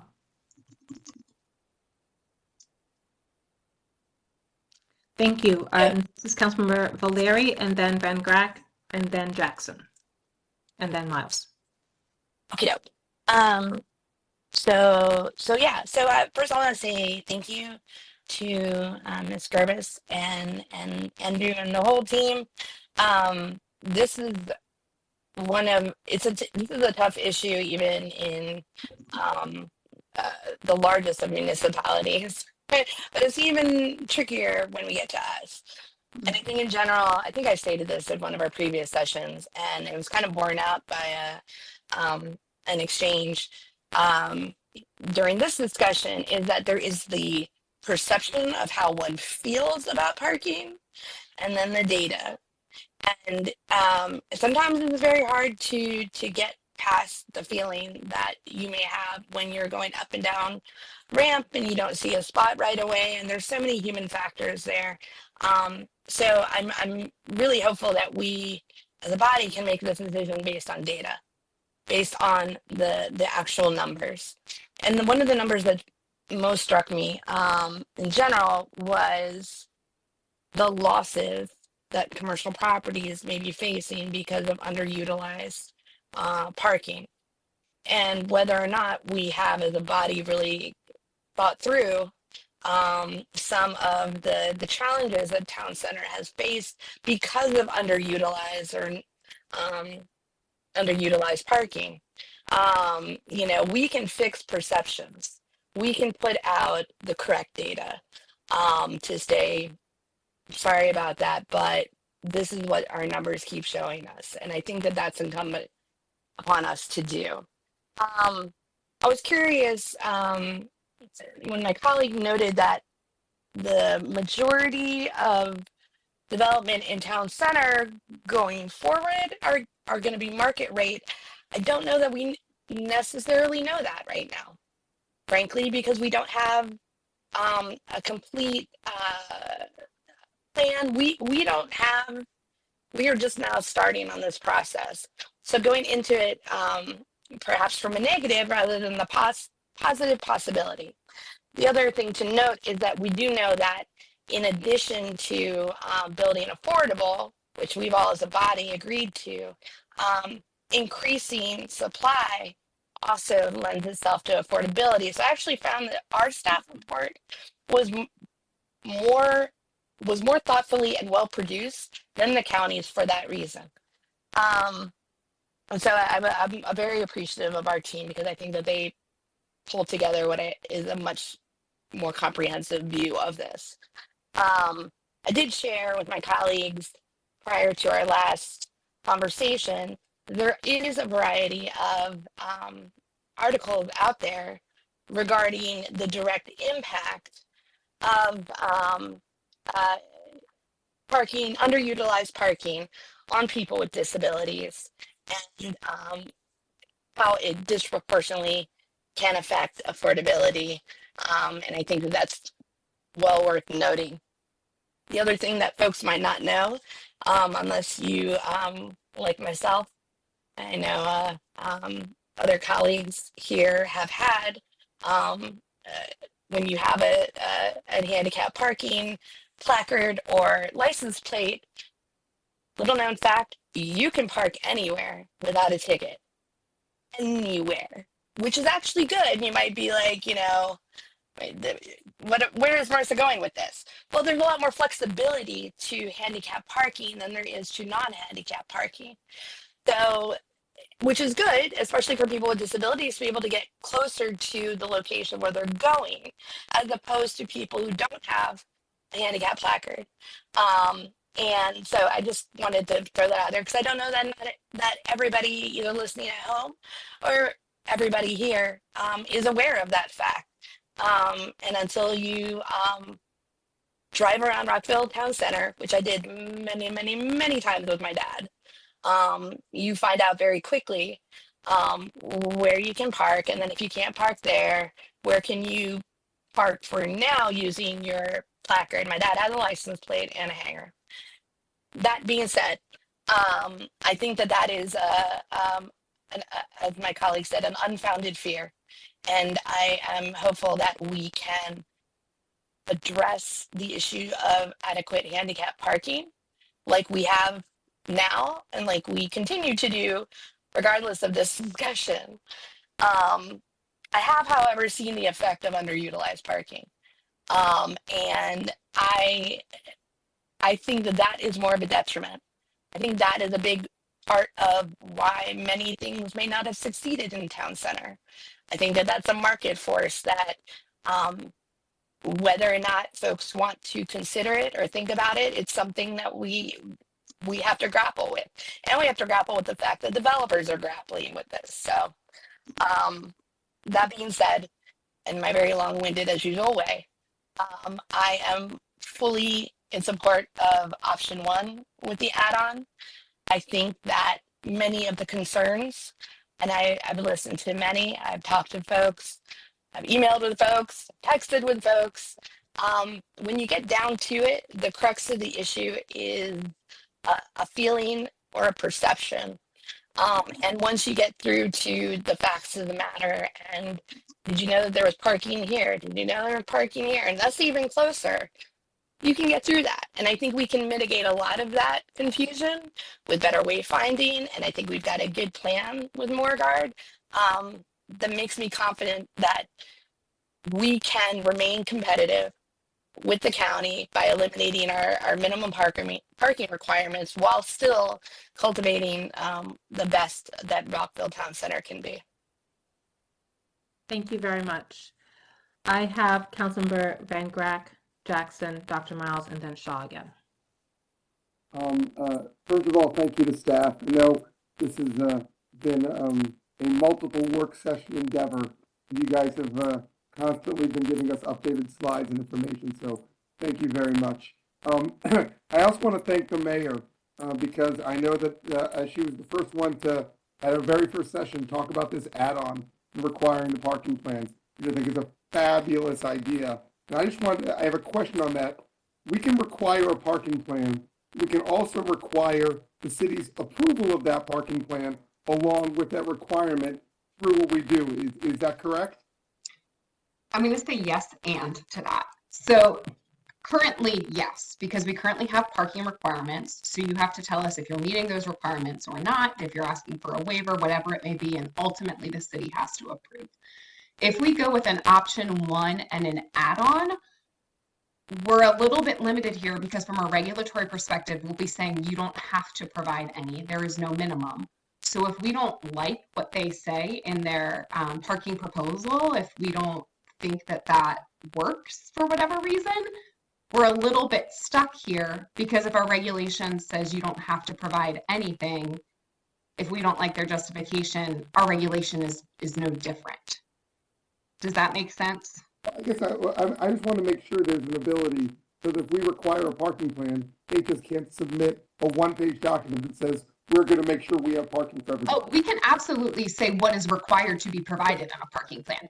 Absolutely. What we may not be able to do is say we disagree with all of your rationale. We would actually like you to provide X number of spaces. That's where it gets tricky because our regulation would not require it. We can put a minimum standard that's got to be within their parking plan. That's a requirement. Absolutely. Okay. And my next question is, and I think I addressed this, I have this in my notes from our last word session, but I just want to clarify. When we're talking about, because I know originally when we were talking about this plan, there was the option 2, which got adjusted to the option 1. And I know there was a filling of a gap. And my understanding, and I think it was you, Ms. Gerbis, when we were talking about this, the rationale of going to that larger area was just because it was a smaller gaps area, it just made sense to apply it through all. Is that right? That was the Planning Commission's rationale, yes. Okay, all right. Well, I mean, given all of that, I mean, I believe that having an option 2, giving us a bright line standard of a specific distance from a metro station and a specific distance from a BRT, which matches the county, gives us a standard to apply, not just within the town center, but also within other potential areas of the city. That gives us a bright line rule. And even if it might create some areas that are small, I still like there being a standard.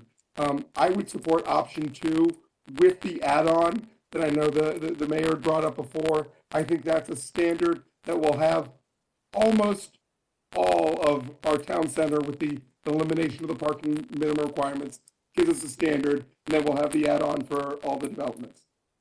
Thanks. Thank you. Appreciate all the comments. Councilmember Jackson, you're up next. All right, thank you, Mayor. First of all, thanks to staff for this excellent data. You clarified a lot of questions that I had about the parking situation. I want to ask a question though. I'm interested in the add-on plan, and I think Councilmember Van Grack was kind of asking a question that was similar to mine. So, are you saying that if we go with option 1 or even option 2, that the plan, I guess, are you saying that if they have a plan that they can change it afterwards, or it's not written in stone basically after they submit it? I'm just trying to understand what it is that you're saying about the plan that's submitted by the developer. So it would depend on how we codify it in the ordinance, which, as we talked about earlier with the rezonings, that's kind of the phase two, right? We're talking about the big ideas now, and then we're going to actually implement it. So I imagine what we would do is when we add that into the ordinance, we would be very specific about here are the actual requirements. This is what must be provided. And just like any other development application, an applicant is required to fill out X, Y, and Z forms. And if those forms are not filled out completely or accurately, they get sent back, and we don't review their case until they send us back something that's complete and accurate. So that's how we would do that there. I don't imagine a scenario where there'd be this constant back and forth, back and forth. We do have right now in our development several rounds of reviews, so it's possible things shift and change in different rounds of reviews, but I don't anticipate that we're going to see something like you're alluding to, where someone comes in and they get something approved under one condition and then wake up the next day and decide to completely scrap that. No, thank you. That was the answer I was looking for. On option number 2, and so there is a gap, as my colleague was alluding to, between the BRT and the half mile from the metro. And as I understand it, if people are applying to develop in that gap, can they apply for a variance, or I guess the term is variance. I'm not really sure, but I'm just trying to understand. So if we were to implement option 2 and have that gap, could they still have eliminate minimum parking requirements with a request for a variance? So my understanding, and if any of my colleagues on CPDS, please step in if I'm misstating things, but if we do an option 2 where it's not the entire planning area, there's areas that are not going to have this elimination, it would follow to what our current process is, where anyone can apply for a waiver from parking requirements. In order for it to be granted, you have to demonstrate certain things, an agreement needs to be reached. Sometimes there's a negotiation that happens. Generally speaking, anyone can apply for anything. Doesn't mean they're going to get it, but anyone can apply. And just to clarify, the staff has been offering parking waivers, parking reduction for a fair number of properties. I don't recall one that has been recently denied. Yeah, no, and thank you, Mayor, and thank you, Katie, for that answer. I just want to make sure, because I really I like what Council Member Van Grack was talking about being consistent and having the quarter mile on BRT and the half mile on the metro station. I would be remiss if I didn't say option 3 was my idea, but the staff has really done a good job of giving data and the parking access that we have. And I've really I've looked into the scenarios, and option 3, while it was my idea, is not really one that I want to move forward with. I would be remiss not to mention the mayor and her talking about disability parking, and I really think that is important to put in whatever we write in a plan, to make sure that people know that we're not eliminating disability parking. That is important. And just one aside, please, I don't think that anymore that is kind of, people with disabilities really don't like it when you refer to handicapped parking or handicapped people. So just as an aside, but that's really not a term that is really used anymore. People with disability, but that's just an aside. So all that being said, I actually like option 2 with an add-on. I think that gets us where we need to go, and I think it moves us forward in terms of our town center. Thank you. Thank you very much. I saw Dr. Miles, and I saw Shaw again, and I believe I saw Fulton and then Valeri again. All right. Fulton, was that an old hand before? Okay, all right. So we'll go Dr. Miles, Shaw, and then Councilman Valeri. Thank you, Madam Mayor. Thank you, staff. Thank you, my colleagues. As I mentioned weeks ago, I'm in favor of eliminating the parking requirements. I'd go with option 1, and I'll associate myself with the comments of Councilmember Fulton. Thank you. Thank you. Councilmember Shaw. Yeah, I just had a few questions because I want to make sure that we are advancing 10-21. So the majority of housing that is built, the majority of housing in town center is market-based housing, correct? Currently, yes. Okay. And then also just from my questions of asking staff, it seemed like the feedback that I got, it was anticipated that the majority of housing that will be built will be market-based housing, which is why we need to provide incentives to create affordable housing. That's correct. Yes. So I got the the thought that the majority of housing will be built based on the information and data from staff would be market-based housing. I also know from the plan that the rents are higher just generally in town center than they are in other places. And that could be because the buildings are newer or for whatever reason. So with that being said, since it's anticipated then that the majority of the new housing that will be built will have higher rents, that is why I found a stark difference between the counties and the cities. And there are two. There's two questions when you're doing an equity analysis: who is being burdened and who is going to benefit. And so when you build brand new housing, like based on our June 3rd affordable housing presentation, staff noted that when you build new housing, those renters that are immediately receive the benefit are usually middle to higher income renters, particularly in town center where the rents are higher.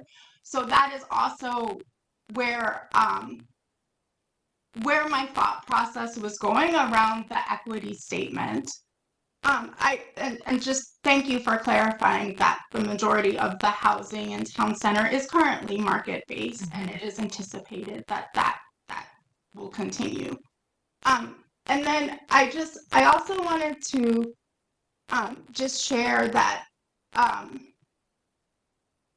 just as someone who, there's not necessarily a feeling, but someone, as I'm talking about the experience where I'm spending sometimes 15 minutes to a half an hour trying to find parking on a daily basis.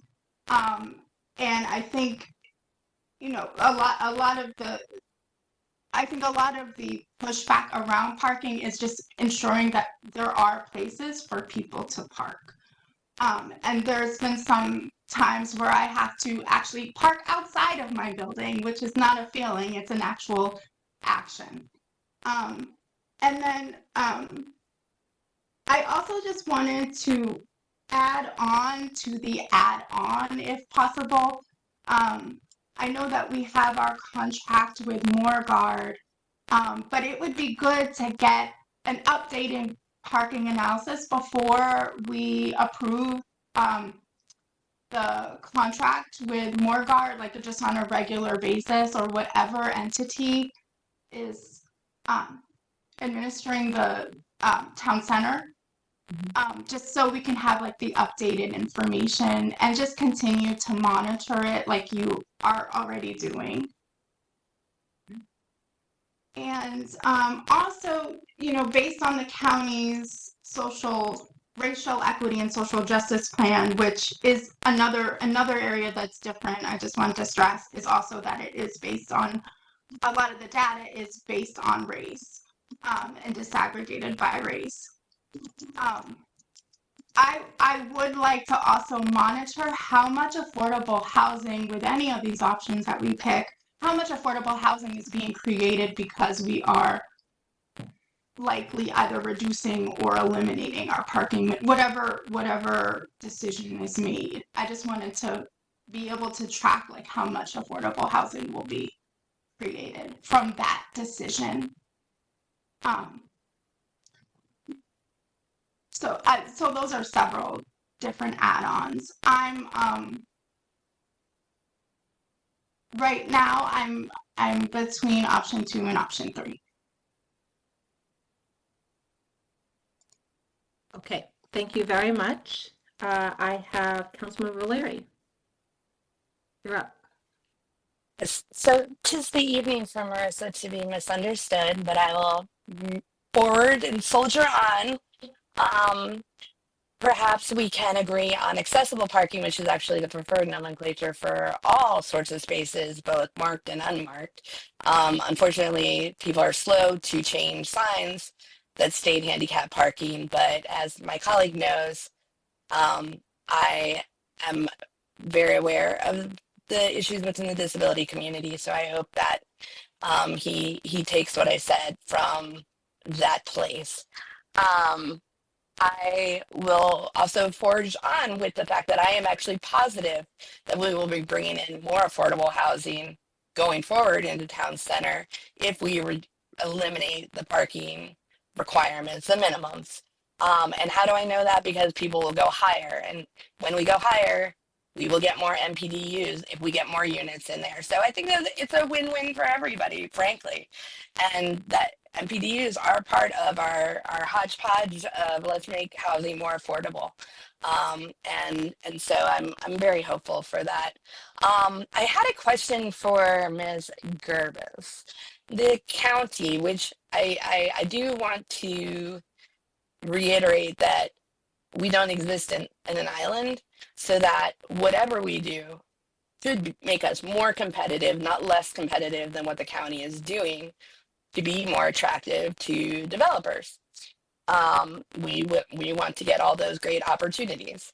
And I'm wondering, does the county have any sort of analogous parking plan add-on like we're talking about here in that option?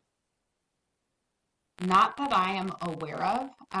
We've been going back and forth with staff within the planning director's office, so that's certainly something we can follow up with them on, but it has not been brought up to date in our conversation, so I suspect the answer is likely no. Yeah, I was just curious, and I didn't mean to put you on the spot with that one, but I didn't know broadly if that was something that they had experienced yet, because then that would also help maybe to answer some of our questions. Again, the more that we make development more attractive here, maybe the parking plan is not so much a necessity. However, knowing, the process that developments come into fruition, they're going to be working on generally, an idea of the parking needs for their development because they want the development to succeed, at the end of the day. And we want them to see that as succeeding, otherwise we don't get development. Unfortunately, we can't do all the building ourselves in the city. That's why we have to ask people to invest and trust in coming here. So I still am firmly in belief that, again, being explicitly data driven and not negating experiential aspects, but completely being data driven tells us that we are not having a crisis of parking by the numbers. And so having that in mind, if we are moving away from eliminating the minimum parking requirement, what are we actually adjusting for? Are we adjusting for perception? And then these decisions that we're making right now, are we making them with the eye toward looking toward the future and how people will be um, getting around. There's already data out that shows that younger generations are not getting their driver's licenses and are not purchasing vehicles at a rate that is significantly lower than the current boomer and millennial and Gen X generations. So I think it's another consideration in any of these decisions is that what are we thinking as far as a future review of town center? And I think that that's equally important. So I just wanted to flag those two things. And really, I wanted to ask about the county and the parking plan. And I'm not pressed about it, but I was just kind of wondering in your back and forth if that had come up at all. And it was worth a shot. So thank you. And again, thank you to staff. This has been an incredible report. And I appreciate the fact that it's made this conversation a lot easier.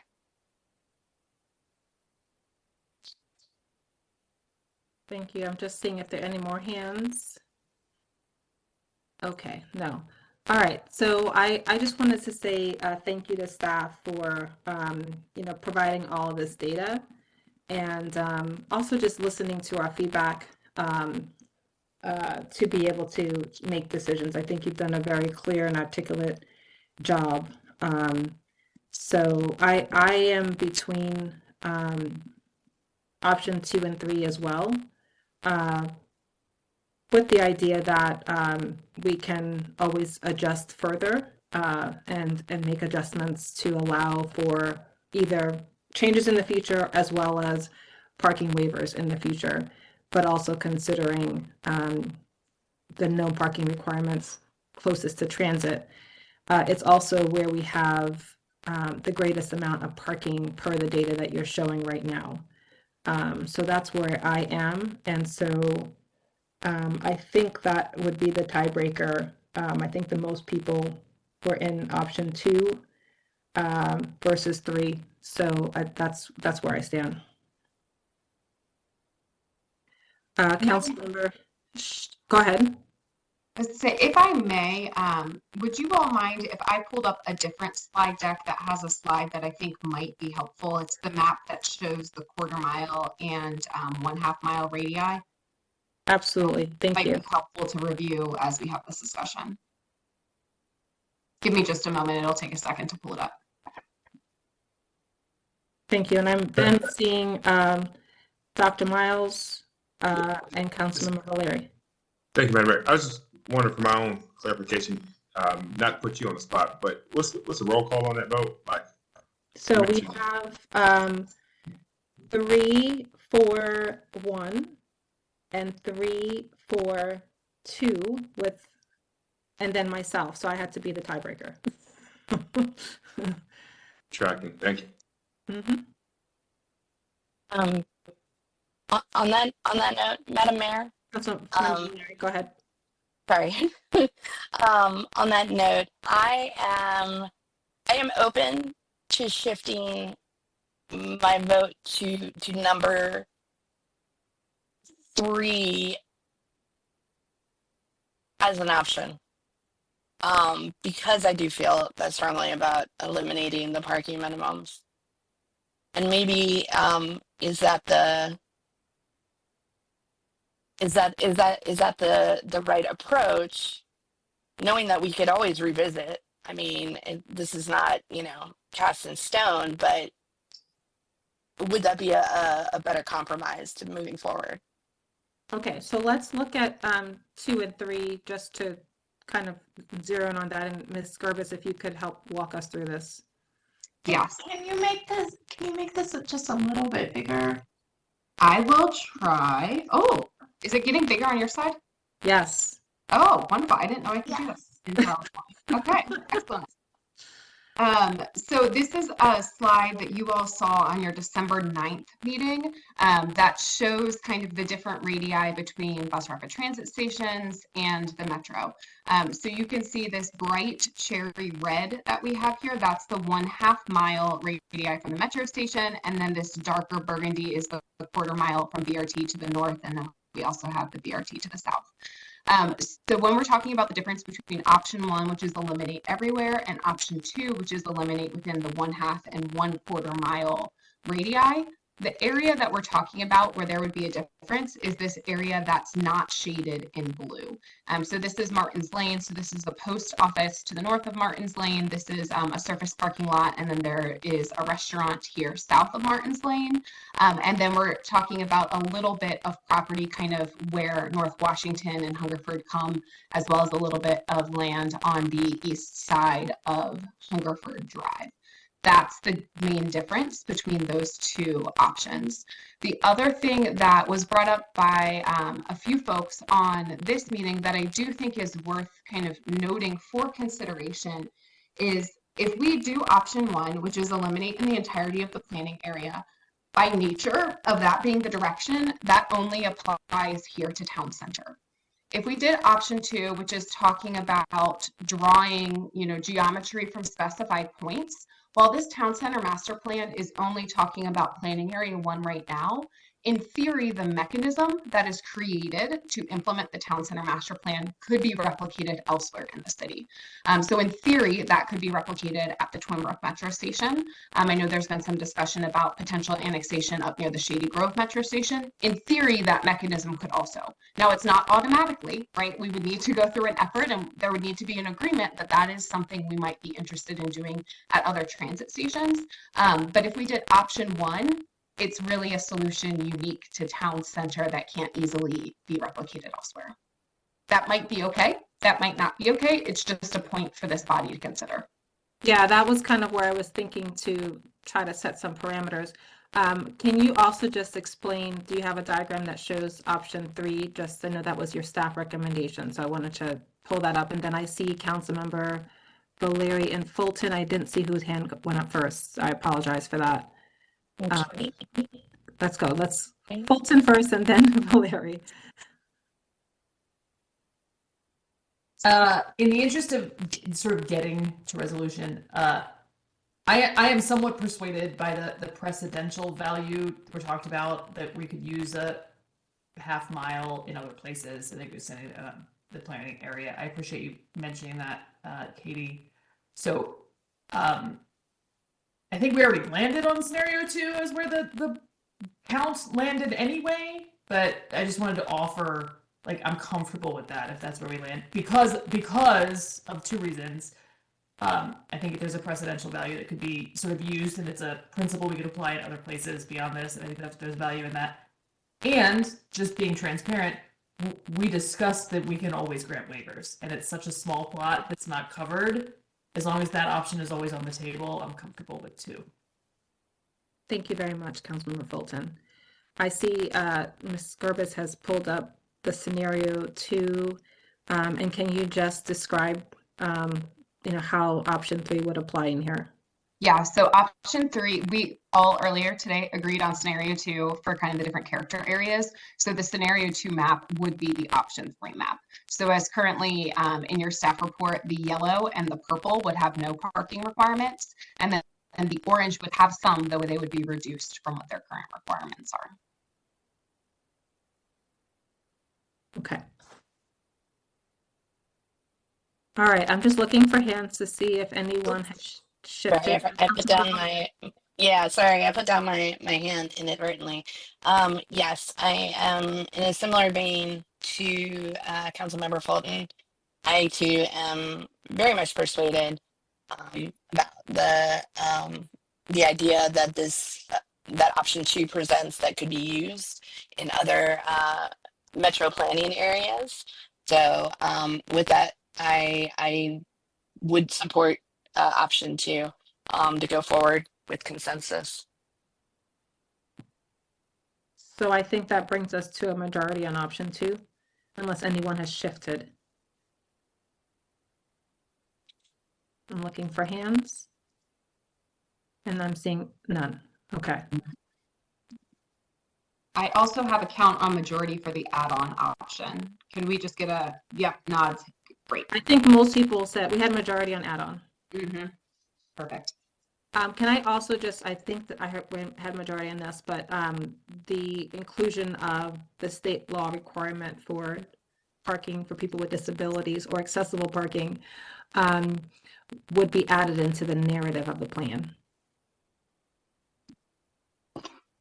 Yes, I'm seeing thumbs up, head shakes, so please proceed with that. Fantastic. So we will wrap up with our last slide, which is that we will see you again next Monday. So the staff report for January 13th has already been produced. Obviously, we're going to need to amend that staff report to reflect the discussions that we've had here tonight. So our team will work with the city clerk's office to make sure we can get a new staff report and more importantly, a new clean copy of the plan produced the next day or two here and get that reissued to the public. You will see in the existing brief book that's already been published for the 13th, a clean version of the plan that shows all of the changes that this body has discussed up until tonight. So the only things that we would be changing in that between tonight and the 13th are those 3 items that we've discussed here. So where we landed on parking, adding on that note about the accessible parking spaces, as well as the map showing the character area for the 355 corridor character area. Thank you. Can I ask 2 follow-up questions? Well, I have 3 actually.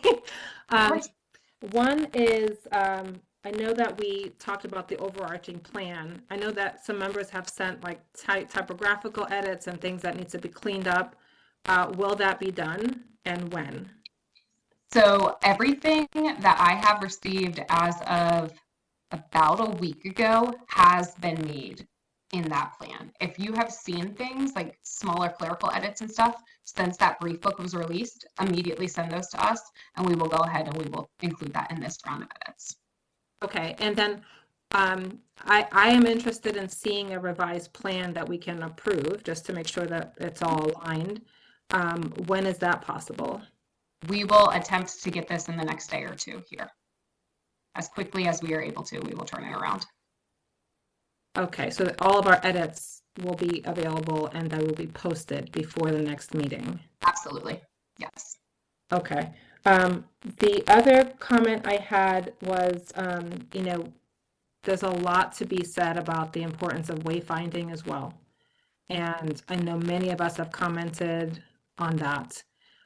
Will there be some sort of implementation approach so that we can see that that is happening and that we're holding ourselves accountable in terms of timing and planning for that? Absolutely. So that's not something that I anticipate we will have for next week for potential adoption of the plan. But for all of the items within the plan, we'll be tracking and monitoring their implementation. The vast majority are going to come back to you all at some point in time when we're going through those details, when we have schedules, when we have project leads established, things like that. Okay, that is something I will just note for myself, speaking for myself, that I'm interested in getting an estimated time. You know, it could say this will take us 2 years, whatever, but I do think that many of us would like to see that happen within this term. So I believe the draft plan has that identified as a near-term item, which is defined as 1 to 5 years. Right, so that's why I'm saying within the next 2 to 3 years. It's something that I know many mayor and councils have talked about in the past, and it'll be so fantastic to get it done. At least, you know, make a dent in it. So I'm not asking you for anything now, but if you could come back to us, because I'll ask that question when we approve this, to make sure that we have accountability there for ourselves, just to try to move things along. And then there's budget impact as well, right? Mm-hmm. Okay. Colleagues, the last question I'll have for you. Oh, I see some hands. Councilmember Shaw and then Van Greg. Yeah, I just wanted to make sure that we're going to track the results from this decision. So monitoring how much market-based housing is created, how much affordable housing is created from eliminating the parking minimums, as well as just continuing to provide a data analysis of the parking, particularly in advance of our decisions around approving the Morguard contract. And then also, I would like to have a little bit more details around like what that parking plan looks like, how it's being implemented, just to think through that a bit more.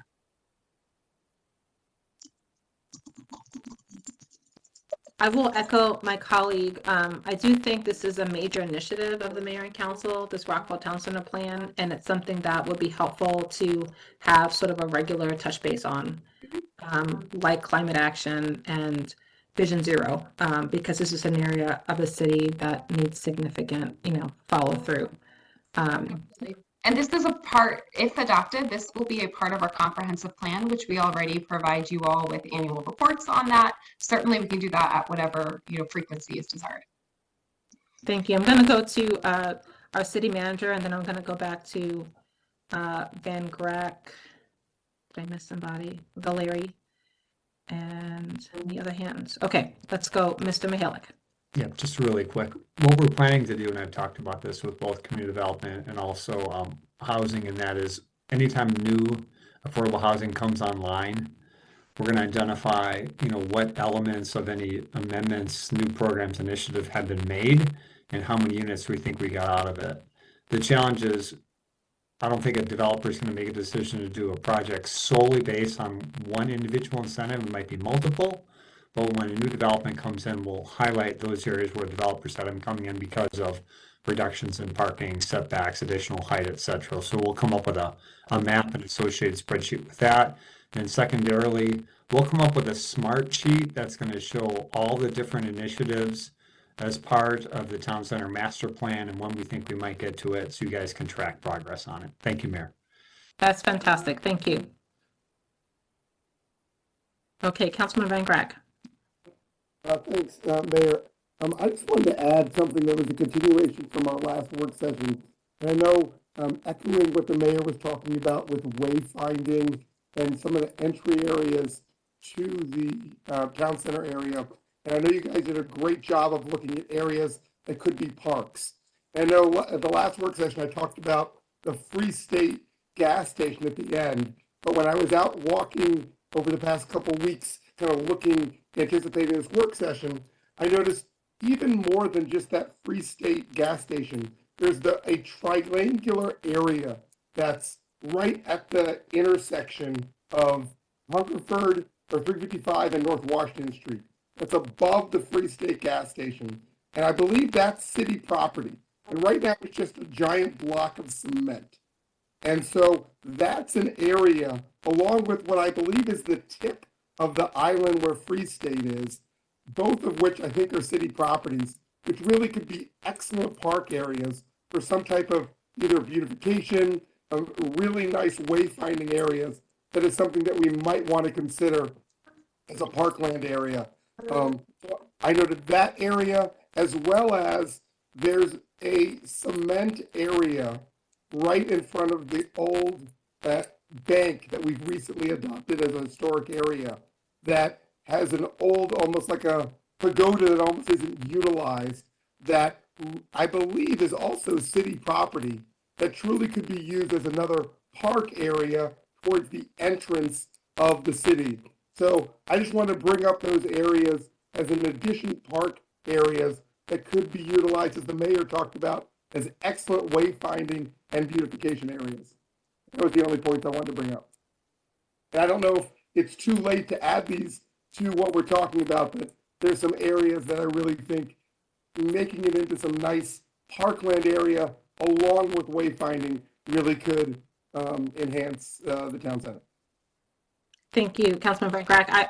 Part of the comment on wayfinding is that it's kind of somewhat abstract right now in the plan, and as we move to implementation, we're going to want to dig deeper and say, okay, we're tackling this first, second, third.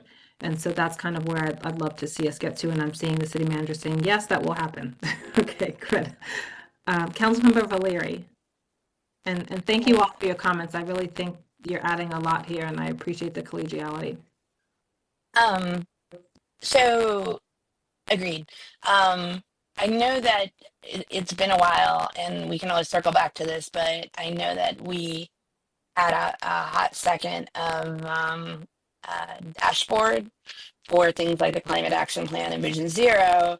I think that some sort of external similar space, in particular around town center, would be really great, so that we could do a little bit of myth busting and let the community as a whole kind of know, okay, so we passed this town center master plan. So what's actually in place? So, and I just love dashboards anyways, for accountability purposes. I think that would be great. So that was my only addition. If there was one other thing similar to the wayfinding specificity, now they're gonna laugh at this, but whatever, it's late. I would actually like to see some specificity around, in particular, the tourism, historical, economic development engine aspect of this.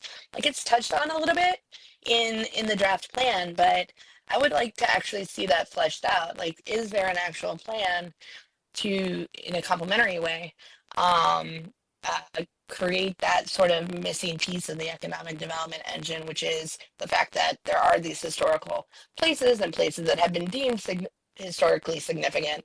How are we actually promoting it and engaging people as part of the town center master plan? Similarly to your comments, Councilman Valeri, the art aspect is we're trying to add more of that. I know that we have partners in that, so. All right. And staff, I assume also once this is approved that there'll be some sort of educational effort to people to know what we're doing and the decisions Absolutely. Yep. Yeah. So after the 13th, and whatever decision is made on the 13th, if the plan is adopted, we'll have a whole kind of second phase of this, which is informing the community that this happens, letting them know how implementation is going to take place, providing tools and ways to stay involved. Absolutely. Okay, now this brings me to my last question that I'd love to get feedback from my colleagues on. So we don't, the version of the plan that's posted is not necessarily what we have agreed upon just yet. And I know Engage Rockville has when the work sessions were happening, but doesn't delineate what decisions have been made. So I also just want to make sure that people don't have to watch a multiple-hour meeting to find out what we're doing and that it's summarized someplace. And I have concern about the timing of, people being able to analyze that. So I just wanted to flag, we have a decision to make about we're getting a revised plan maybe tomorrow or sometime this week, and the public has very limited time. Do we want to approve it on the 13th? Do we want to, do an extension and have it approved by a particular time? I want to get the feedback of my colleagues on that. Councilman Van Grack, I see your hand up. I was just going to say, if we have a plan that is posted extremely promptly, that has something valid, I'm fine with it. But if something's posted the Friday before our next meeting, where I don't even know if we can be able to give commentary by it, I'm okay with extending it to our next meeting. Obviously, we'd extend it for what we have available to do so. But if we can get something posted extremely promptly, I'm all for it. We have comments open until we actually pass it. So people can give comments for a week if we need to, if we can get it posted, I guess less than a week. It will be less than a week because they've got to approve it. And then I was assuming the city manager is going to look at it again, and then they have to get it up online. I guess my point is if we can get something good up this week or early this week or even mid this week, I'd be fine going forward. But if we're crunching the time, but we might even need to make corrections based on what we had directed. Okay, thank you for your feedback. Councilmember Fulton. I think that we should, if at all possible, approve on the 13th. I think, but I also agree that there needs to be some time. So to be concrete, like if we can get something to us for review, for the public to see what we're doing by, let's say, COB Wednesday, then I think we're good. If it's going to stretch beyond that, this is my proposal. Maybe we need to think about an extension.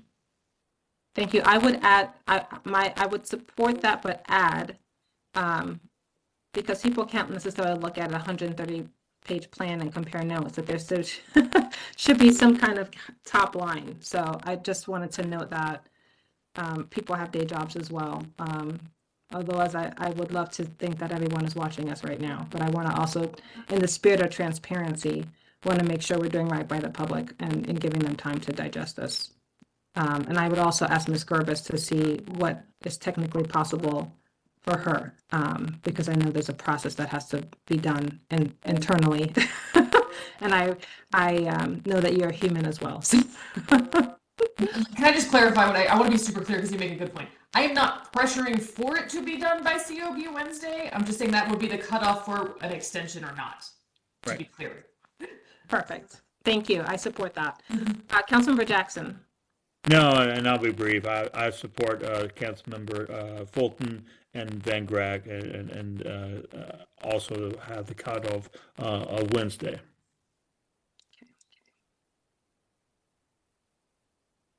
Any other comments, colleagues?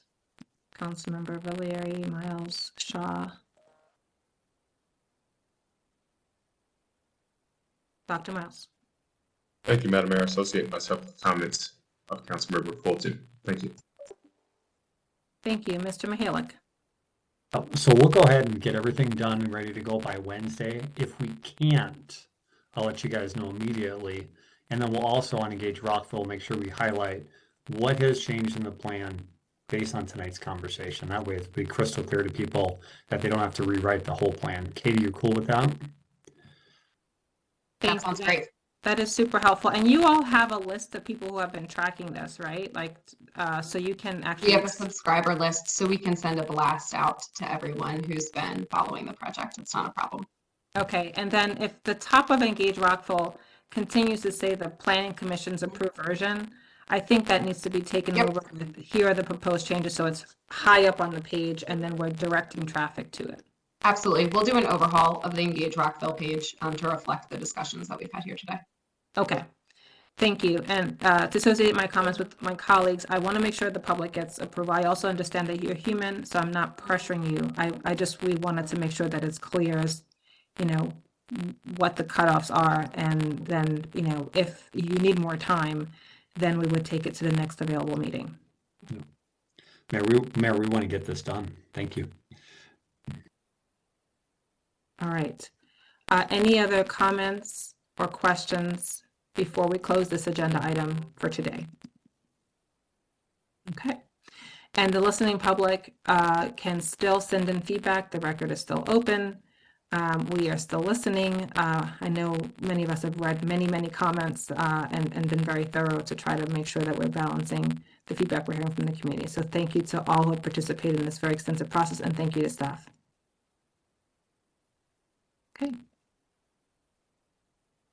With that, we'll be moving over to our mock agenda. We did have a meeting of our leadership planning team. Does anyone else have any comments or questions? Okay. All right. Seeing none, we'll move to old new business. Any comments or questions? All right. Do we have a motion to adjourn? Councilmember Valeri. Yes, I move to adjourn. Thank you. Do we have a second? Councilmember Van Graag. All right, so thank you for seconding. I'll just say thank you to everyone for hanging in there with us. Again, thank you to staff. Everyone be warm and safe. Let's have a vote to adjourn. All those in favor, please raise your hand and say aye. Aye. Aye. Thank you, everyone. Happy New Year. Happy New Year. Thanks, everybody. Bye, guys. Thank you, staff.